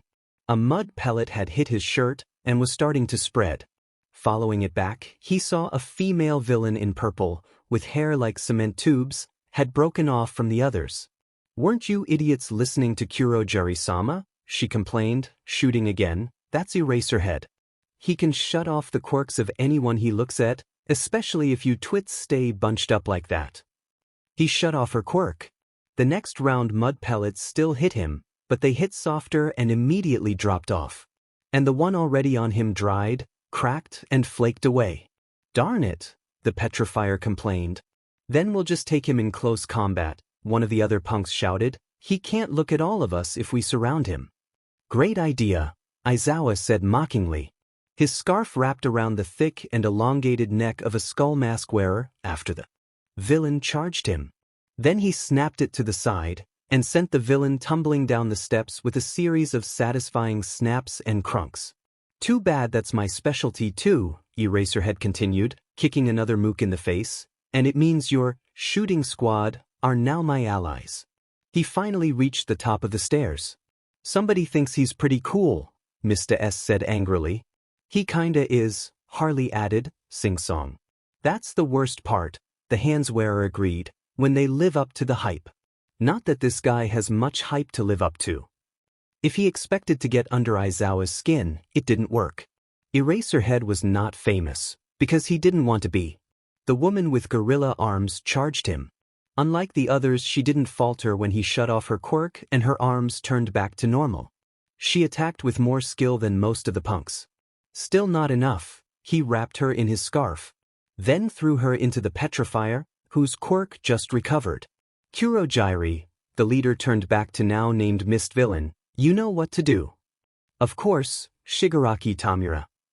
Then his foggy body folded in on itself and he was gone. "Running away?"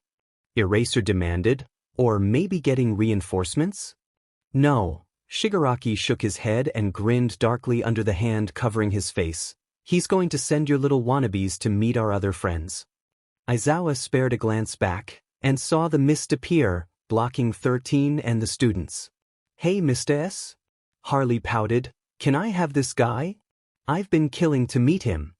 Aizawa cleared out 3 more of the mooks, sweeping them into another who was about to regain his feet. "Sure," the leader decided. "Have fun. But don't screw it up."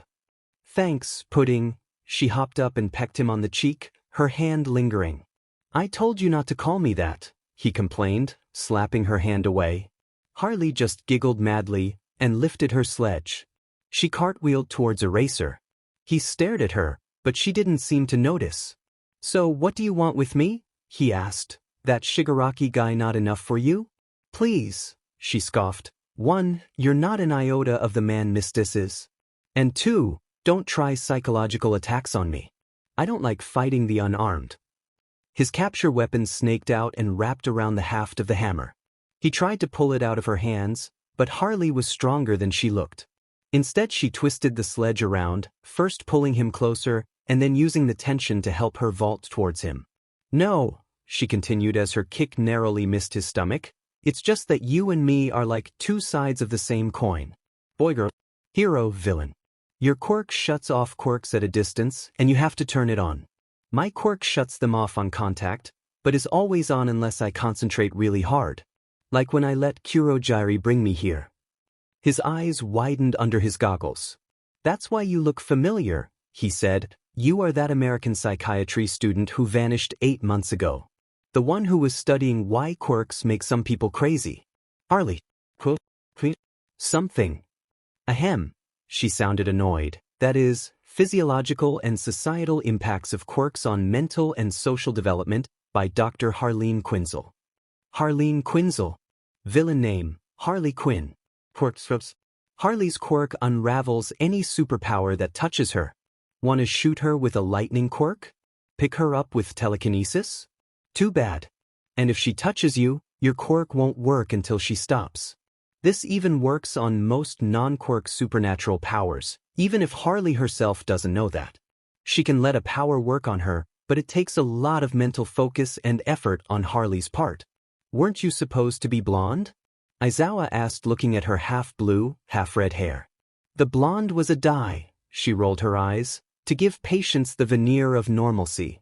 But after I met Sensei and Mistes, and realized just how pointless that was, I let my natural colors come back. Shigaraki began tapping his foot. Eraserhead was getting anxious too. The girl was matching him, move for move. He wasn't sure if his quirk would trump hers, but he doubted it, and it wouldn't matter either way. If he could focus on her and not have to worry that the other two might make a move, he could probably take her out. Meanwhile, the mooks were starting to head down the stairs, which was less of a direct worry for him, but instead he had to worry about the students. He wouldn't have thought a store-bought sledgehammer would have matched his capture weapon. But it had weight, and she was able to keep hold of it and swing it around like a toy. And she moved with a dancer's grace, using the hammer as both a weapon and a support. He dodged another cartwheeling kick at his chin. He tried to grab her arm, but she twisted the haft into his wrist to escape. Harley, Shigaraki barked, are you just playing with him? No way, Mistes, she complained. He's actually pretty good. And it doesn't actually matter if I shut his quirk off. He doesn't need it to fight. Fine, he grunted. We can't waste any more time. No, kill him. The last villain finally moved. It let out a noise somewhere between an eagle's shriek and a human's shout. And then it vanished. Misaka Mikoto found herself falling. It wasn't a long fall, and fortunately it was into water. She pushed back to the surface and began to question her costume choices. It was absorbing the water, weighing her down. And that wasn't counting the almost 2 kilograms of metal discs, both hidden and visible across her body. She could try to lift the coins with her power to counteract them. But if Mikoto messed up even a little, she might drain her electricity reserves into the water. She started to look around, treading water as best she could. Looking for the shore, the boat she had seen when 13 was pointing out the zones from the stairs. What she saw first, and was not looking for, was the shark-faced villain swimming right for her. Mouth open, teeth in serious need of brushing. With no immediate or better options, she prepared to shock him. Before she had to, a shadow appeared under the villain. Suyu's feet slammed, his jaw closed with a snapping crunch Mikoto heard even above the water. As the shark sank, Suyu hooked Mikoto around the waist and began to swim away at high speed. Sorry to interfere, the frog girl said. I was coming to bring you back to the boat, but it looked like you froze up there. I did, I guess, Mikoto admitted. I don't have great control of my power when I am submerged like this, so I worried I would drain myself, or that someone else might be around, which you were, and I'd zap them by accident. The electrokinetic side. Since we started training with Izuku, I was hoping I would get some sort of talent to overcome my water issues. But so far I haven't. She deliberately kept her explanation couched in vague terms, in case someone in the water was listening. Suyu understood. Same thing for me, Azui admitted, but with the cold. We'll both have to keep working on it. I guess that makes Ami the natural enemy of both of us, Mikoto chuckled, then a bit more sharply added, in more ways than one. You too. Suyu prompted carefully. Not like you or Ami or Ochako, Mikoto said, but he's cute and also cut and nice. To be honest, I wouldn't have thought he was my type, based on the crush I had in middle school. But the more time I spend around him, and listen to you ladies talk. Well, I don't see Ami as an enemy in that respect, Suyu reminded her. You said that, Mikoto agreed, but the thing is, my parents had a friend back in college. Kaminari. Something. Naraku? Naruto? I don't remember, but I'm pretty sure it started with a Na and then one of the RA series Kana.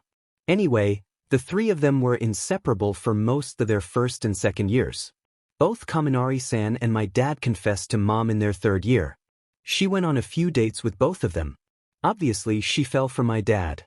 They tried to stay friends with him, but things just weren't the same and they drifted apart. They still regret it. And sometimes my mom teases my dad that she picked by flipping a coin, Mikoto said wryly. She never does it in anger, and we all know she doesn't mean it, but it still makes me wonder. Maybe in a parallel universe I'm Kaminari Mikoto, and my quirk is weaker, or just different.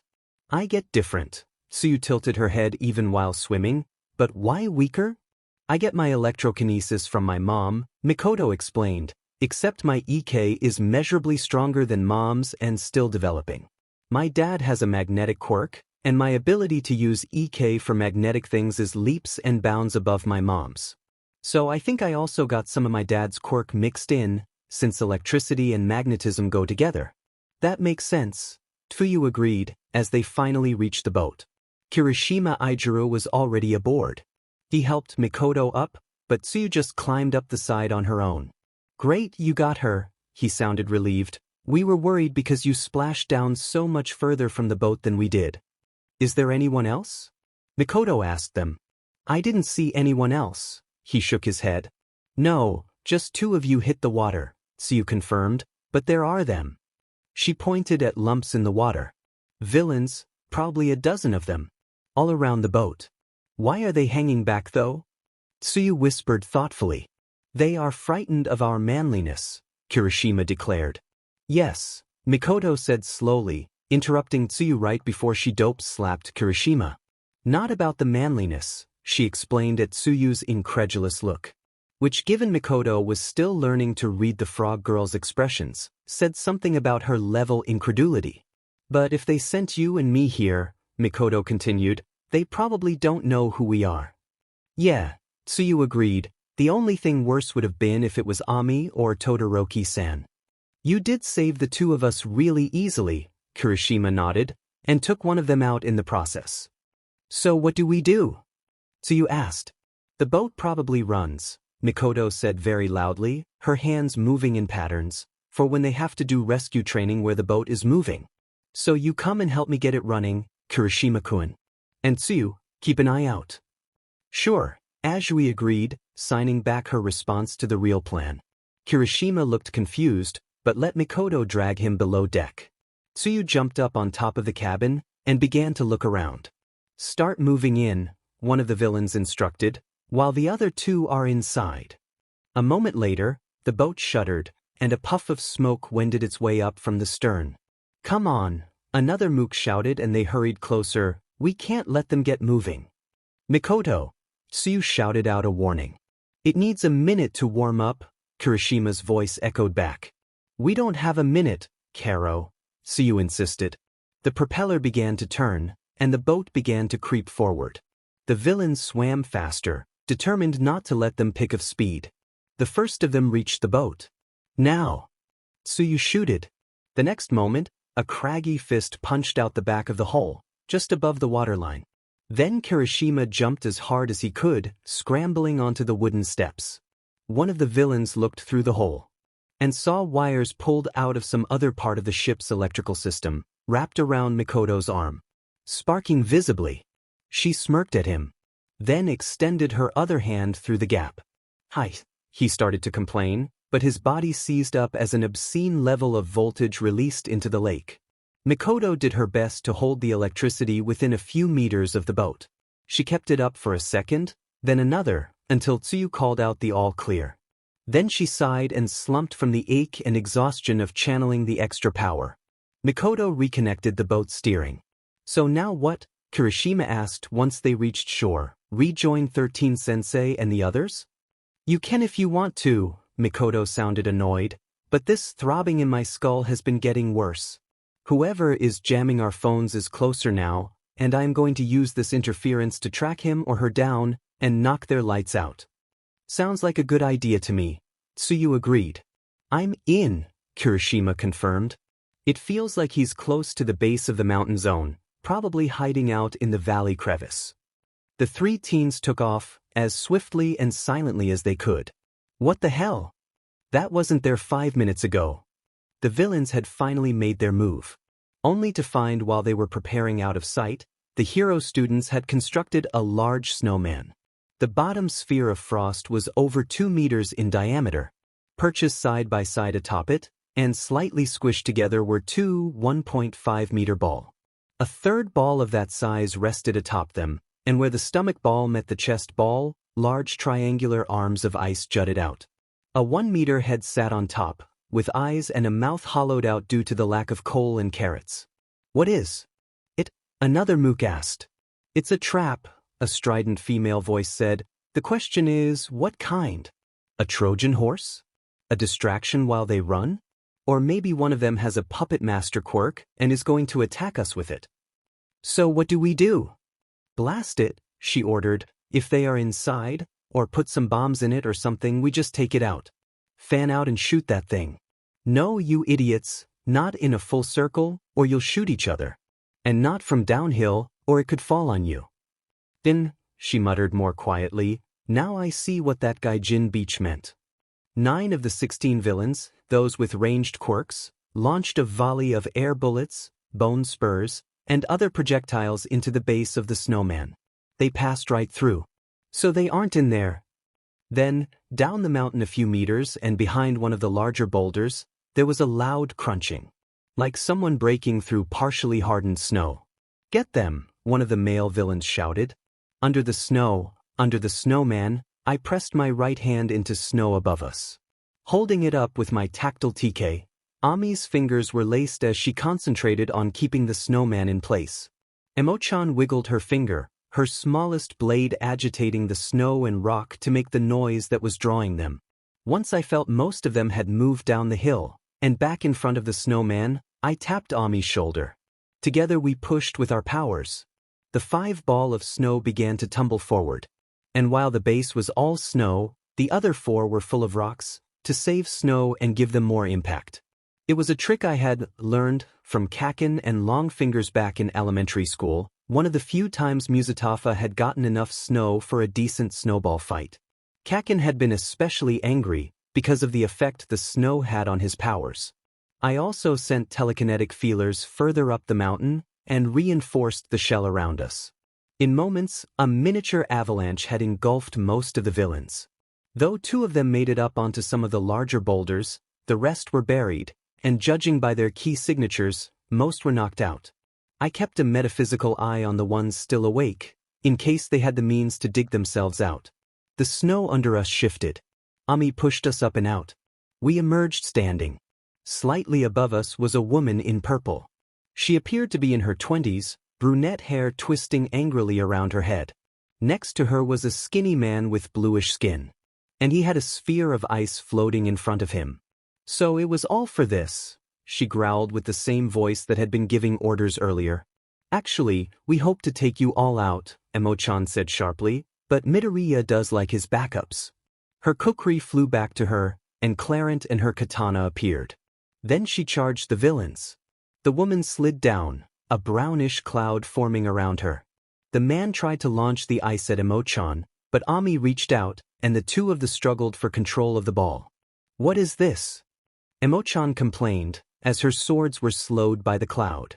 My hair, the villain smirked. I can control it. I always thought I could only control it while it was attached, but that beach showed me I could do more. Even better, now I have hundreds of threads to slice up my enemies. I grabbed a bunch of snow with both my hands and my power, and threw it into the cloud of hair. The villain glared, but Emo-chan's blades began to more easily slice through the now wet strands that had been obstructing them. Tell me, Emo-chan glared, is controlling more harder than controlling a few? Because for me, 3 swords is tougher than 1. I have to spread out my power more and watch them. Took me years to get the hang of it. So if your hundreds of threads become 200s of shorter threads. Slice. Or 300s. Or 400s. That's not proper Japanese, Ami whispered. The villain began sweating, and the cloud thinned out. Fine, but it doesn't matter how few there are if I just impale you. The remaining hairs straightened like spears. I swept Emo-chan out of the way, taking the attacks. Health -10, energy -50. I still was hit by a few, but my TK armor stopped most of them. The villain's eyes widened. Then Clarence's pommel slammed into her temple, and she crumpled. We turned to help Ami. But her opponent was buried in ice up to his waist, even while they struggled with the ice chunk. Emo-chan knocked him out too. Then Ami sunk them both in up to their necks. The ice crystals in the snow were too small for him to control, it seems, my genius friend deduced. Now what? Emo-chan asked. Izuku Midoriya. Health, 644-696. Energy, 514-1186. Holding everything up had drained me, but I wasn't in danger of running out of energy quite yet. Clairvoyance, I said under my breath. My vision expanded out, and I looked down at the square. Momo and the other were fighting the teleporter still, and other villains were starting to break down the ice wall. And Aizawa-sensei had just taken a hard right from the exposed brain villain, who moved faster than Ida-san. Eraserhead was knocked back over the stairs. His scarf snaked out, grabbing a tree so that he landed on the slightly softer grass beside the steps. The rest of our classmates, spread out though they were, seemed to be doing better. 13 and the others who weren't teleported are about to be overrun, I said quickly. We have to get down there and help them. Ami, can you make ice sleds or something? Snowboards, Emo-chan said, at least for me. Moments later we were skidding down the mountain. You are shredding it. Skills snowboarding LVL1 unlocked. Mordred Pendragon took another mental note. She may have mostly acknowledged the neonized version of her name, especially after learning why father had moved them here and changed their names. But in her heart, Emo-chan still preferred her original name, even if her namesake was reviled. But while she had no intention of becoming a second knight of betrayal, the blonde swordswoman was careful to observe those around her. Izuku Midoriya seemed like a good person, a genuine nice guy. But he was more than a little mysterious. Like how quickly he had drawn in their female classmates. How quickly his group all grew in strength and skill. And a few minutes ago, he had somehow precisely counted the number of villains surrounding them, even though they were all out of his line of sight. His tactile telekinesis shouldn't have been any help. Now he was able to tell that 13 and some of their classmates were still in the square. In trouble. When she could only see them as indistinct dots. He hadn't done anything overtly dubious, at least from what she could tell. After the entrance exam and getting to know her a bit more, Mordred trusted Cassandra, who trusted Izuku. Heaven knew Emo-chan had her own secrets. And now was certainly not the time to bring this all up. But Mordred noticed. And she kept an account. Status changes for Midoriya Izuku. Skills. Telekinesis ID, 3638. Key Detection DI, 2728. Tactile TK ID, 1922. Telekinetic Rampart IE, 1517. Clairvoyance IW, 67. Snow Sculpting SW, 1. Snowboarding A, 2.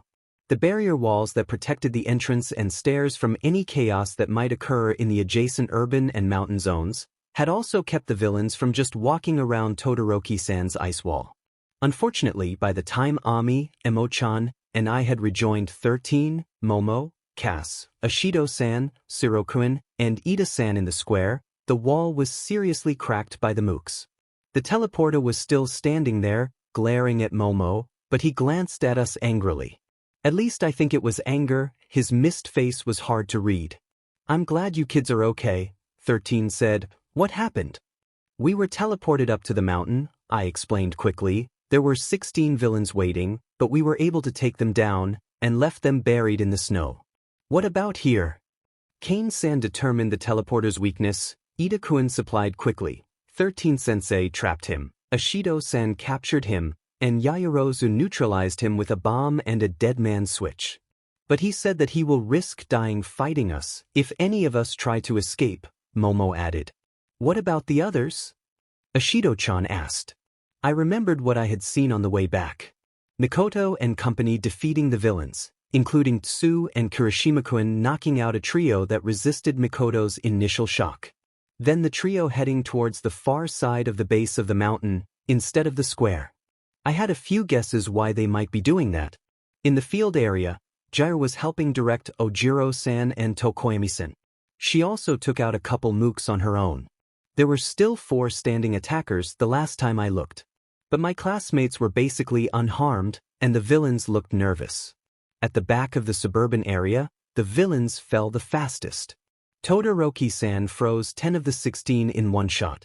Aoyama-san blasted 4, and the last 2 were taken out by Shoji-kun. Despite the latter having devoted 2 of his arms to extra eyes and 1 to a third ear. The urban zone worried me the most. Koda-kun was the 3rd strongest in our class, behind Shoji and myself, and was probably stronger than I was without my ki or psionic boosts. He was swinging an I-beam like a club, its massive weight neutralized by Ochako. Ochako was throwing chunks of concrete. And Toru-chan, who I did my best not to look at, was sneaking around, tripping them, and generally staying out of Koda-kun and Ochako's way. Despite that, all 3 of them had been hit. Toru-chan wasn't bleeding, so she was still hidden. But she would be sporting an invisible shiner. And both of the other 2 had cuts and bruises. I would have worried about them, except Todoroki-san's group was heading for the urban area. I wasn't an expert lip reader, but I was able to catch them saying, "Train." They were planning to use the zone's working train to get back here faster, which would also put them in place to be reinforcements for Ochako. And Toru-chan and Koda-kun. "They are fine," I tried to reassure Ishido-san. "How do you know?" the pinkette asked dubiously. I hesitated. Should I tell them? Tell my classmates and especially 13-sensei more about my abilities, even if I didn't tell them everything. Reassure them, and also give them better information to deal with this crisis. But more than worrying about telling them, I worried about saying anything in front of the villain. If he escaped, whatever I said would get out. And he was the teleporter. All he needed to do was grab Momo, or find some other method to neutralize the bomb.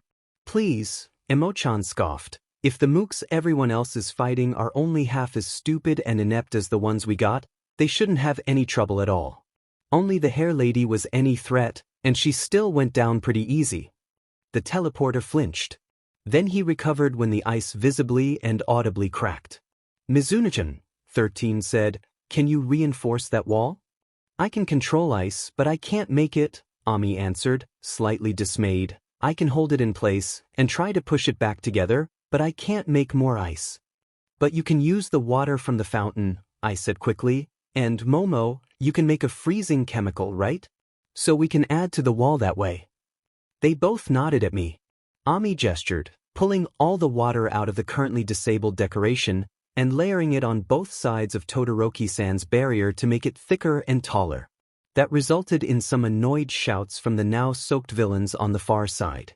Momo unzipped part of her left sleeve, and a number of small white oblongs fell into the right hand. "Don't touch them with your skin." She handed half of them to me. I used TK Aura to heed her warning. Hogwarts Smash. I launched them at the left side of the wall, while Momo used a slingshot to shoot them at the right. The water froze over quickly, and the cries of annoyance turned to fear and anger. "That should buy us a little time," 13 said. "Nice work." "So what do we do about this guy?" Emo-chan asked, pointing one floating blade at the teleporter. "Should we finish him?" The others looked at her in surprise and dismay. But the spike of cold shot down my spine again. Tactically, practically, what she said had merit. "I know it's not the hero thing to do," she defended herself, "but it's not like we can hold him or knock him out. And the moment we relax, he'll try something." "But we can't," I decided, stepping in before anyone else. "And not just because it is wrong. He brought them here. He's got to be their exit strategy. If we kill him, the rest will fight that much harder, because they won't have a choice." "Well said," 13 complimented me. "There are times when a hero might have to kill. Like when the Rhode Island 7 fought the villain who tied the nuclear weapon into his heart. I remembered one of the earliest cases of the first pro heroes, so it would go off after a certain number of beats." 13 nodded and continued, "But it should always be the last option, and you have to consider the ramifications." The space hero trailed off as something black sailed through the air and over the wall. At first I thought it was an attack, but I quickly recognized the form and the splash of white around it. "Eraserhead," Momo gasped. I was already moving. calculating where he would land, slowing him with my telekinesis, which was stronger than when I had tried to do the same to Tsu. I was also stronger and had my TK aura on top of it. When I caught Aizawa-sensei, I wasn't pushed back or knocked over. I quickly but gently set him on the ground. Emo-chan and Ishido-chan both took up more threatening and watchful positions around the villain. Analyze, I whispered, then added, key diagnosis. Name, Shota Aizawa Eraserhead. Race, human quirk metagene positive. Age 30. Level, 48. Active title? Health? -2%. Stamina? 12%. Psions? 0%.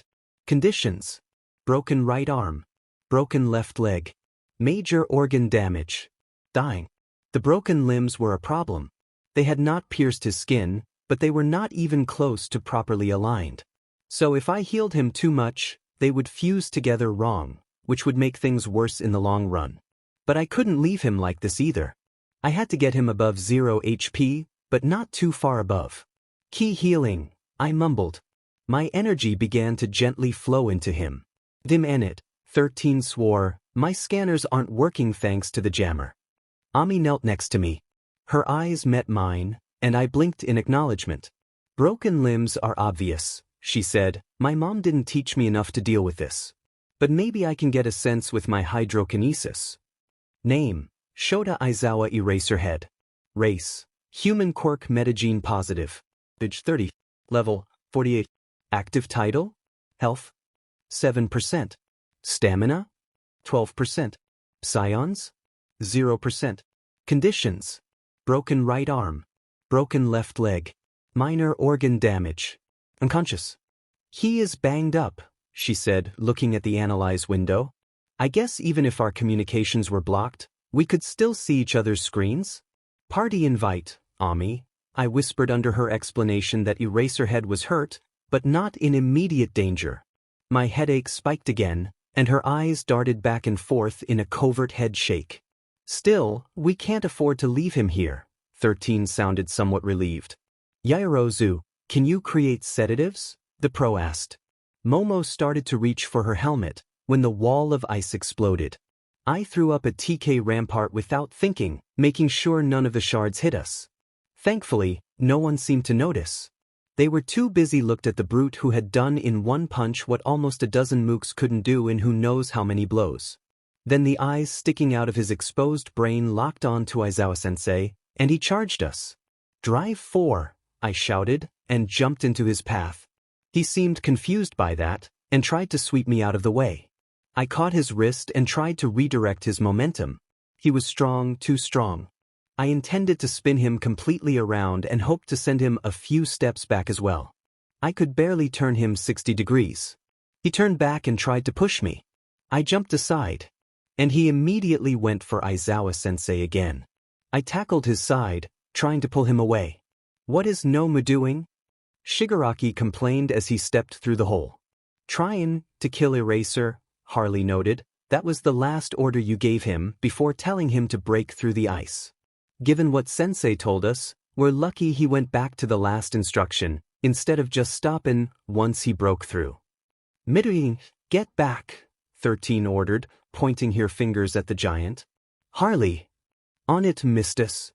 And what are the rest of you idiots waiting for? Shigaraki glanced back, annoyed, as Harley tumbled forward. Get over here and take out these kids. I dove away, as the fingers on 13's gloves snapped open, only for Harley to land in front and jam her own fingers into the slots. That should have killed her. Instead, there was not even a hint of the pull of black hole.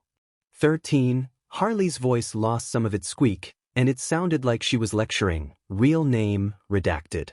Gender neutral. Quirk, black hole. Between here non-binary status and villain-like quirk, likely social outcast and bullying victim. Tried to refute that by becoming a rescue hero, despite having an offensive quirk. Quite the interesting psychological specimen. 13 was visibly shaken by her words. Then Harley's studious expression turned into a deadly grin. She slammed her sledgehammer into the side of 13's helmet. It wasn't a full swing, she was holding it one-handed and more than halfway up the handle. Even so, The glass in 13th's visor cracked. The space hero stumbled back. Harley put both hands on the sledge's grip and raised it over her head. Then she actually flipped forward, spinning the hammerhead around completely for extra speed, before bringing it down on 13th's chest. Only to be stopped maybe a dozen centimeters away by 3 crossed and floating swords. Though I couldn't pay too close attention, because I was still desperately kiting Nomu, it looked like Emo-chan's blades intercepted the sledge a little earlier and deliberately slowed it and let it push them back. Better than just taking the blow full on. Then the swords pushed the bludgeon and its wielder back. Here comes a new challenger, Shigaraki complained. Are these yours, Blondie? Harley purred angrily. Her left hand slid up the wooden haft. Harley's fingers brushed the side of the flying katana. The next instant it dropped, clattering on the cobblestones. Emo-chan yanked her quirky and Clarent back. The red-marked broadsword disappeared, but the curved blade snapped into her left hand. The swordswoman charged in, slipped a foot under the katana's crosspiece, and kicked it up to her hand. She stepped in, swinging both blades at Harley from different angles.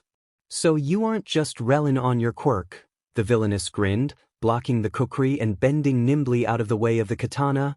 Interestin' form of daisho. A little help here? Emo-chan hissed through gritted teeth, struggling to keep the heavy weapon at bay. Harley swung it easily, seemingly unbothered by its weight or balance. Emo-chan directed her call for assistance at Cassandra and Momo. Momo was preparing a longstaff, and she handed a small remote off to Shirokuen, since he aimed from the elbow, not the hand. But Cassandra was frozen, though it was hard to tell through her mask, but it looked like her eyes were widened in fear, and her jaw slightly dropped. What is she? Cass signed, she isn't there. But she hit Sensei, so she is. It suddenly dawned on me. Cassandra couldn't turn her quirk off. Presumably she had gained it when she was a toddler like most people. For the last decade or more she had lived with it, always knowing if someone or thing was moving around her. At the same time, Harley hadn't disintegrated when he boss touched her. But the various finger holes in her costume said he had tried more than once to do it. She had stopped Black Hole, and seemingly severed the connection between Caliba Z and Emo-chan's katana. And I couldn't analyze her. So Cassandra could see and hear Harley, but her extra and most trusted sense was failing her. She's a power nullifier, I told them. That hit home for Cassandra, but she still did not seem to want to fight without her quirk. Would have been nice to know 30 seconds ago, Emo-chan groused. Sorry, I said, ducking a shove from Nomu and trying to trip him up. Not your fault, she admitted. Her weapons tied up the hammer, and Momo jumped forward, swinging her bow at Harley's head. The clown villain released her weapon, rolled between Emo-chan's legs, and pushed her into Momo's arc. She seemed to be hoping to make Momo fall on one or both swords. But my two classmates worked together, deliberately clashing their weapons to adjust their landings. Meanwhile, my other classmates and the villain mooks hadn't just been standing around. Ami, Ashido-san, and Shirokuen had been exchanging range attacks with the invaders. Ida-san was darting around, trying to take out the few melee fighters who had survived Aizawa-sensei, while avoiding everything else flying around. He ducked under a gout of flame, less than a second before Ami's gout of water smothered the flames and sent the villain flying. He slammed his shoulder into the back of the female villain with gorilla arms. She sailed a short distance into one of the shooters, and Ida-san dashed off towards the next enemy. One of them locked her eyes on him and smirked. Gotcha! She led her target expertly. Her stony, snake-like hair lifted, and globs of it shot at Ida-san. Right into where he was running. They hit his legs. The gray masses only hit hard enough to make him stumble. Then they began to spread. Up and down his boots, locking him to the floor and keeping him in place. The next set spread over his chest plate and up to his uncovered head, Ida having not replaced him helmet after our lunch was interrupted. Ashido-chan ran over, and began to melt the spread stone before it would cover his face. The petrifier took a shot at Ashido-chan. The acid melted away the stones before they could spread. But her body could take a stronger pH, and she struggled to find a balance that would keep Ida-san from suffocating, without also burning him. Kurogiri, Shigaraki hissed. The teleporter eyed Shirokuen carefully, and then reappeared next to his boss. "Why aren't you doing anything?" the disintegrator asked in a dangerously quiet voice. The black-haired girl was able to plant a bomb on me with her classmate's help. He inclined his neck to show the explosive. "It is on a dead man switch and also has a distance limit." "It shouldn't even work," Shigaraki sounded angry. Angrier. "Fin. She built it to run on ultrasonics," the mist objected, and showed that it works. "Is that what that is?" A random mook with animalistic features and a pained expression groaned. "Come here," Shigaraki ordered. The humanoid mist stepped closer. Shigaraki brought his fingers to a point and tapped the bomb. It turned to dust. Kurogiri turned to face us, but his boss stopped him. "Stay here for now." Instead he turned his attention back to me and to Nomu. The giant was still trying to get past me to Eraserhead, but wasn't doing anything more than dodge me or lightly push me aside.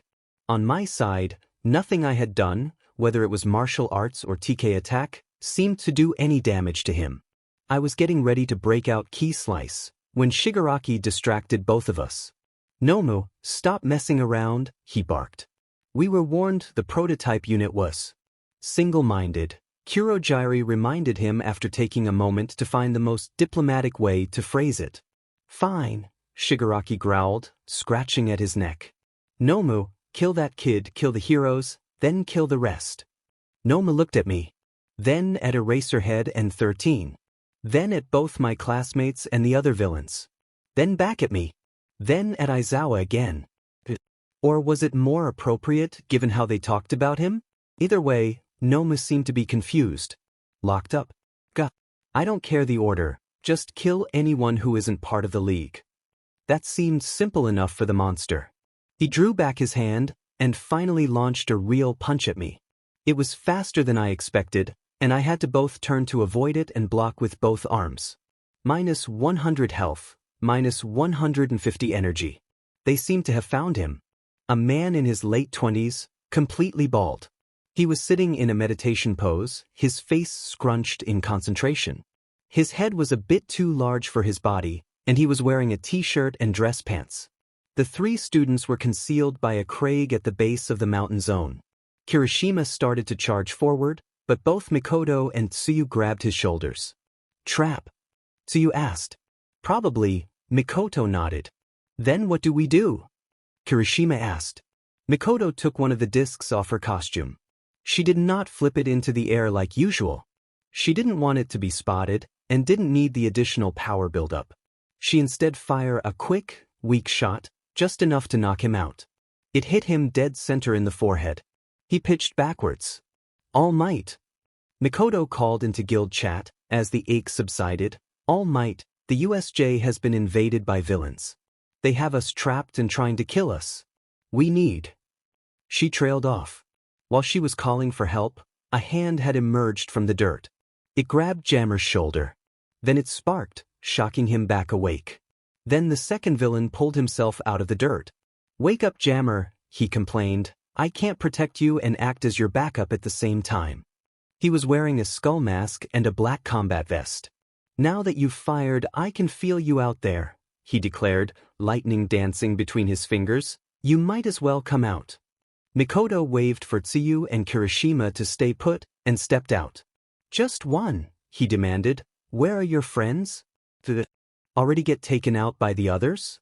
Or are you plotting something?" "My plot is just that I'm going to take out that guy who is blocking our phones," Mikoto shot back. "And you too, if you try to wake him up again." The skull mask whistled, and two more villains pulled themselves out of the ground. One was a black-haired woman who was muscular except for her skinny right arm. The other was of unknown appearance and gender, due to a thick coating of mud.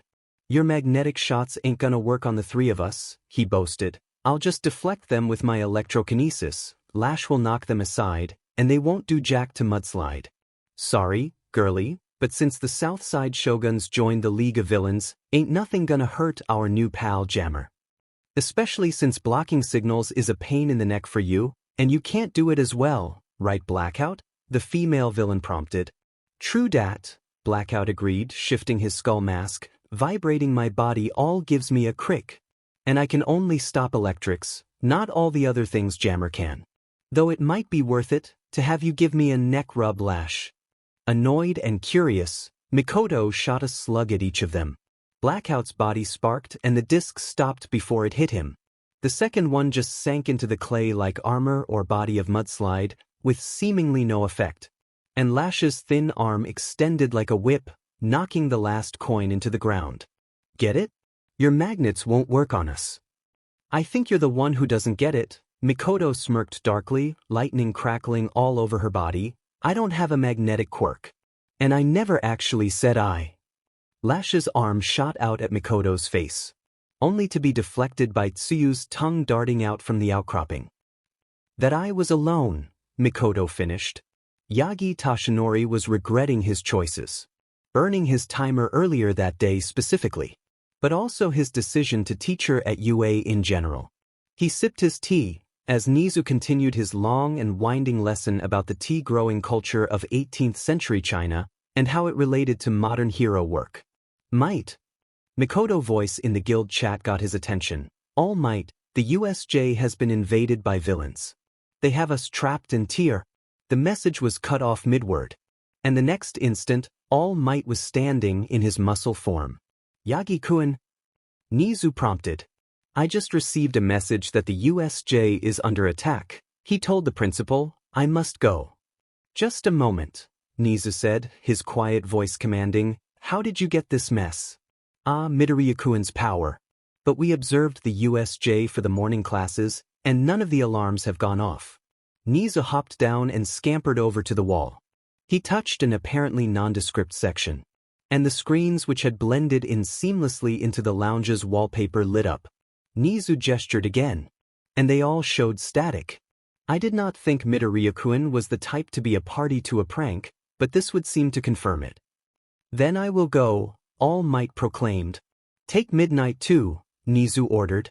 Sir, She has a free PRD, and can meet you outside, Nizu continued. Even allowing for the normal indiscretion in her reported weight, you should be able to carry her without reducing your top speed. Since you do not know what you will find, I will not send you alone. The rest of the faculty and I will join you as soon as we can. Then the mouse bear dog touched a different panel. Midnight Sensei, he said over the PA, please meet All Might Sensei at the front entrance to the main building. All other teachers as well as Lunch Rush and the Big Three, please report to the vehicle bay. Class representatives, please return your classmates to your classrooms if not already there, and keep them there and calm until further notice. All Might was already gone before the announcement was halfway finished. And it took less than a minute for the R18 heroine to reach him. What is it? She asked, all business. A message indicating a villain attack on the USJ, where Class 1A is training, he confirmed, kneeling down so she could climb on his back. When we tried to check, it seems all communications with the USJ are cut off. She nodded and jumped on, carefully avoiding his left side. As soon as she was aboard, he took off with a speed most race cars would have envied. Might. I suddenly heard Mikoto's voice in guild chat. All Might, the USJ has been invaded by villains. They have us trapped in tier. She was cut off, but I wasn't sure if the jamming had been restored or she had been interrupted. Party at All Might, I whispered. But nothing happened. I dropped to my knees, under Nomu's punch at my head. He was too strong. Normal use dodge skill was to move just enough to barely avoid being hit. But the force of his attacks was still damaging me. Even with my physical resistance and TK aura. From the crouch, I pushed off with both legs, driving an uppercut into Nomu's solar plexus. He skidded back a less than a centimeter, but otherwise didn't seem to notice. What is this kid? Shigaraki complained. How is he pushing Nomu back? Part of me wanted to scream in incredulity. That punch would have dented tank armor. And that wasn't theoretical, I had done it in a dungeon. Dented the tank boss and moved it further. When both my strength and TK aura skills were lowered by a debuff. Based on my earlier attempts at throws. Minus 12 health, minus 12 energy. Nomu weighed a lot less than the tank. Something was keeping him in place and also increasing letting him hit like a truck. It had to be his quirk. Maybe something that changed his density? Or something like TK aura. No, I had managed to sneak in a pair of key slices, when I was close and no one would see. They broke his skin, but it healed almost immediately. I wanted to analyze him, but didn't have time for the distraction. Not with him legitimately trying to kill me, and one direct hit probably being enough to do the job. I'm muttering without even talking. Stop that! Ashido-chan and the stone villainess shouted at each other in unison, as I jumped back to avoid a haymaker. Momo and Emo-chan, or Team 3MO as I found myself thinking of them, were still fighting Harley. Cassandra broke out of her fugue and was helping Ami and Shirokuen mop up the mooks. Ida-san was still trapped and Ashido-chan had been working to keep his face from getting covered. The villain seemed to have it in for Ida-san and kept attacking him. Ami had been helping, keeping the stone shooter from adding any more creeping mud to the trapped speedster. The petrifying material seemed to have a limit, either in time or surface area. So after a tense minute, it stopped spreading. Ashido-chan mentioned starting to free Ida-san. But at almost the same time, one of the bigger villain and Cassandra drifted between Ami and the stone shooter. So Ashido-chan had to switch, splashing her acid to stop the incoming clay bullets, which in turn resulted in a sort of stalemate, and the two of them complaining to each other. Hey Cassie, Emo-chan said as their fights drifted close to one another, I can get why you are nervous to fight this wench. That's wench-sama to you, little girl. I'm used to relying on my quirk, too. As soon as I realized I inherited my father's quirk ×3, I focused on controlling swords, fighting at a distance and keeping myself safe while having a wider view. Almost like playing a third-person game. I cringed. Huh, that's pretty cool. Shigaraki sounded impressed and slightly jealous. But my father, my dad, and my Aunt Rin, Emo-chan used the English word aunt here too, they forced me to keep practicing swordsmanship with my hands. And even learn a little unarmed combat. Because I never knew when I might encounter someone like Eraser Sensei, or otherwise make my quirk ineffective. But you are better than me, the blonde knight continued. They taught me that the idea of an unarmed fighter being a match for a swordsman was mostly a myth. Sure, a master unarmed fighter with an anti-weapon style could easily take out novices.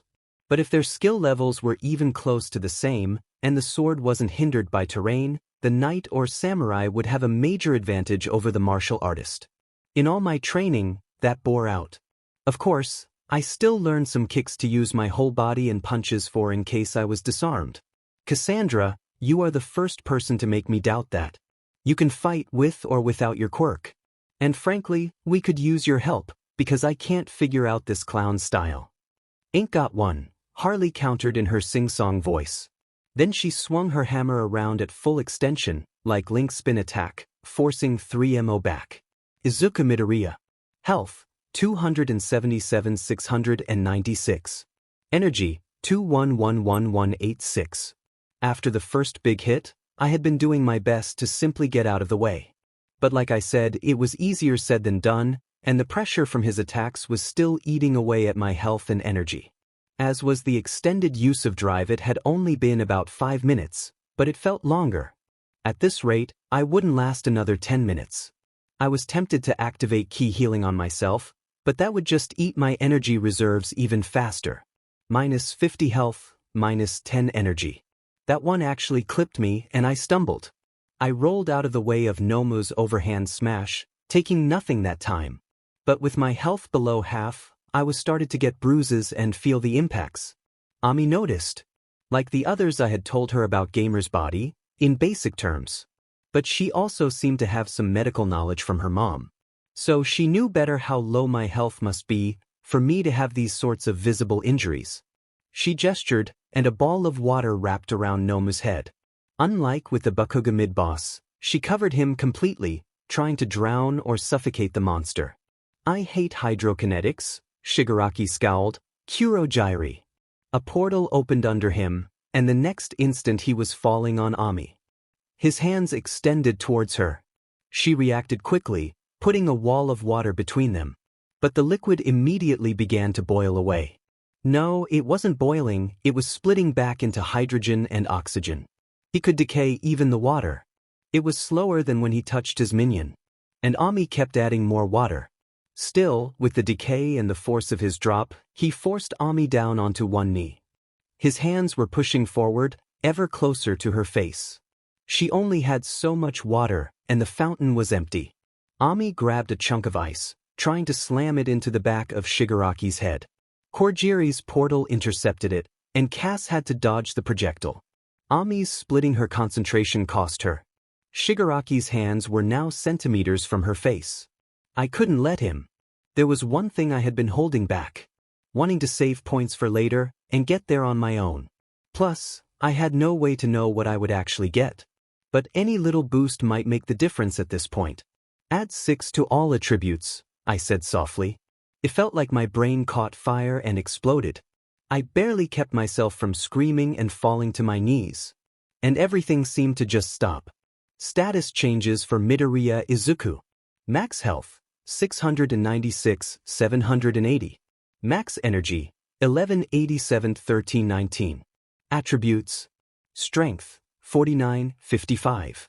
Agility, 49, 55.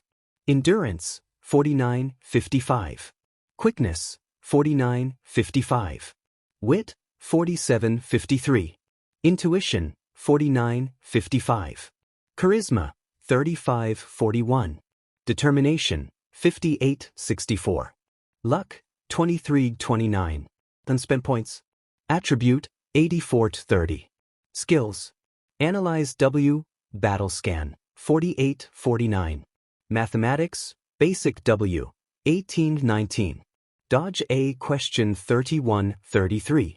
Telekinesis ID, 38, 39. Strength Training S, 19, 20. Basic Karate A, 39, 40. Yoga E, 12, 13. Physical Resistance ED, 70, 72. Acrobatics A, 21, 22.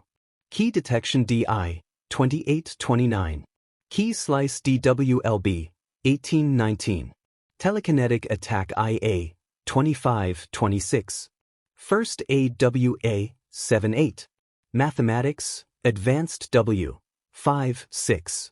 Tactile TKID, 22, 25. Telekinetic Armor IE, 23, 26. Telekinetic Aura ILB, 33, 34. Kung Fu Fundamentals QE, 2021. Tai Chi Quan AS, 16, 18. Key Diagnosis DW, 8, 9. Telekinetic Rampart IE, 17, 18. Clairvoyance IW, 7, 9. I'll make my loony playthrough. Gah. I don't care the order, just kill anyone who isn't part of the league. I am joining the league. I announced immediately and loudly. In fact, I'd like to announce my candidacy for league treasurer. Embezzling is mandatory, right? Nomu blinked. Which shouldn't have been possible, what with his eyes coming directly out of his brain and no eyelids. Then he turned towards Aizawa-sensei again. Both my teachers are joining, I insisted, but you'll have to wait until they wake up to confirm it. I will join as well, Ami caught on. Sure, me too, Emo-chan nodded. How are the league's medical and dental benefits? Ida-san asked, his body contorted from when and how Stheno's petrifying bullets hit him. I am interested in joining but may need a chiropractor. Ooh, Ashido-san hand shot up. Do you have cookies? Yup, Harley confirmed, and the good kind, not healthy crap like oatmeal raisin. Harley! Shigaraki snapped. Sorry, Mistus. So, since we are all members. I started to address Nomu, but was cut off. Just kill that green-haired guy, Decay barked. I dashed over to one of the tables still standing. I grabbed the ketchup bottle. I crushed it over my head, and used my TK to help direct it. The result was me having messy brown hair where the condiment was thin with red streaks where it was thicker. Then I grabbed the relish bottle. I pointed it at Shigaraki and did a bit of math. One karate chop and another round of TK, and the green goop was covering his hair. I pointed to my head, then to his. And then Nomu turned to his boss with a snarl. Not me, you oaf, he all but shrieked. Him. What did 13 call him? Midoriya. Kill Midoriya. I'm not Midoriya, I proclaimed quickly. I'm Shigaraki Tamura. He's Midoriya. What? No, I'm Shigaraki, he's Midoriya. No, I insisted. He's Midoriya, I'm Shigaraki. No, his voice went up 5 decibels and half an octave. He's Midoriya, I'm Shigaraki. He's Midoriya, I'm Shigaraki. I countered. Oh no, Harley sighed. No, he's Midoriya, I'm Shigaraki, the villain screamed. No, he's Midoriya, I'm Shigaraki, I declared, then as quickly and angrily as I could, continued, I'm Midoriya, he's Shigaraki. No, I'm Midoriya, he's Shigaraki. Nomu's head had been darting back and forth between us as this went on, and now he was staring at me again. He's right, I admitted. Then I grabbed the last bottle, the mustard. I jumped onto Nomu's shoulder and filled his ear holes with the yellow paste. Wait, no. Shiga. Fake Midoriya complained, as the monster charged him. But his protests went unheard. 10 minutes later, it was over. Shigaraki was unconscious, and probably heavily concussed after taking multiple blows to the head. Nomu was a pile of ash. And we were tying up the rest of the defeated villains with Sirokuin's tape. Harley glared at me as I rapped her.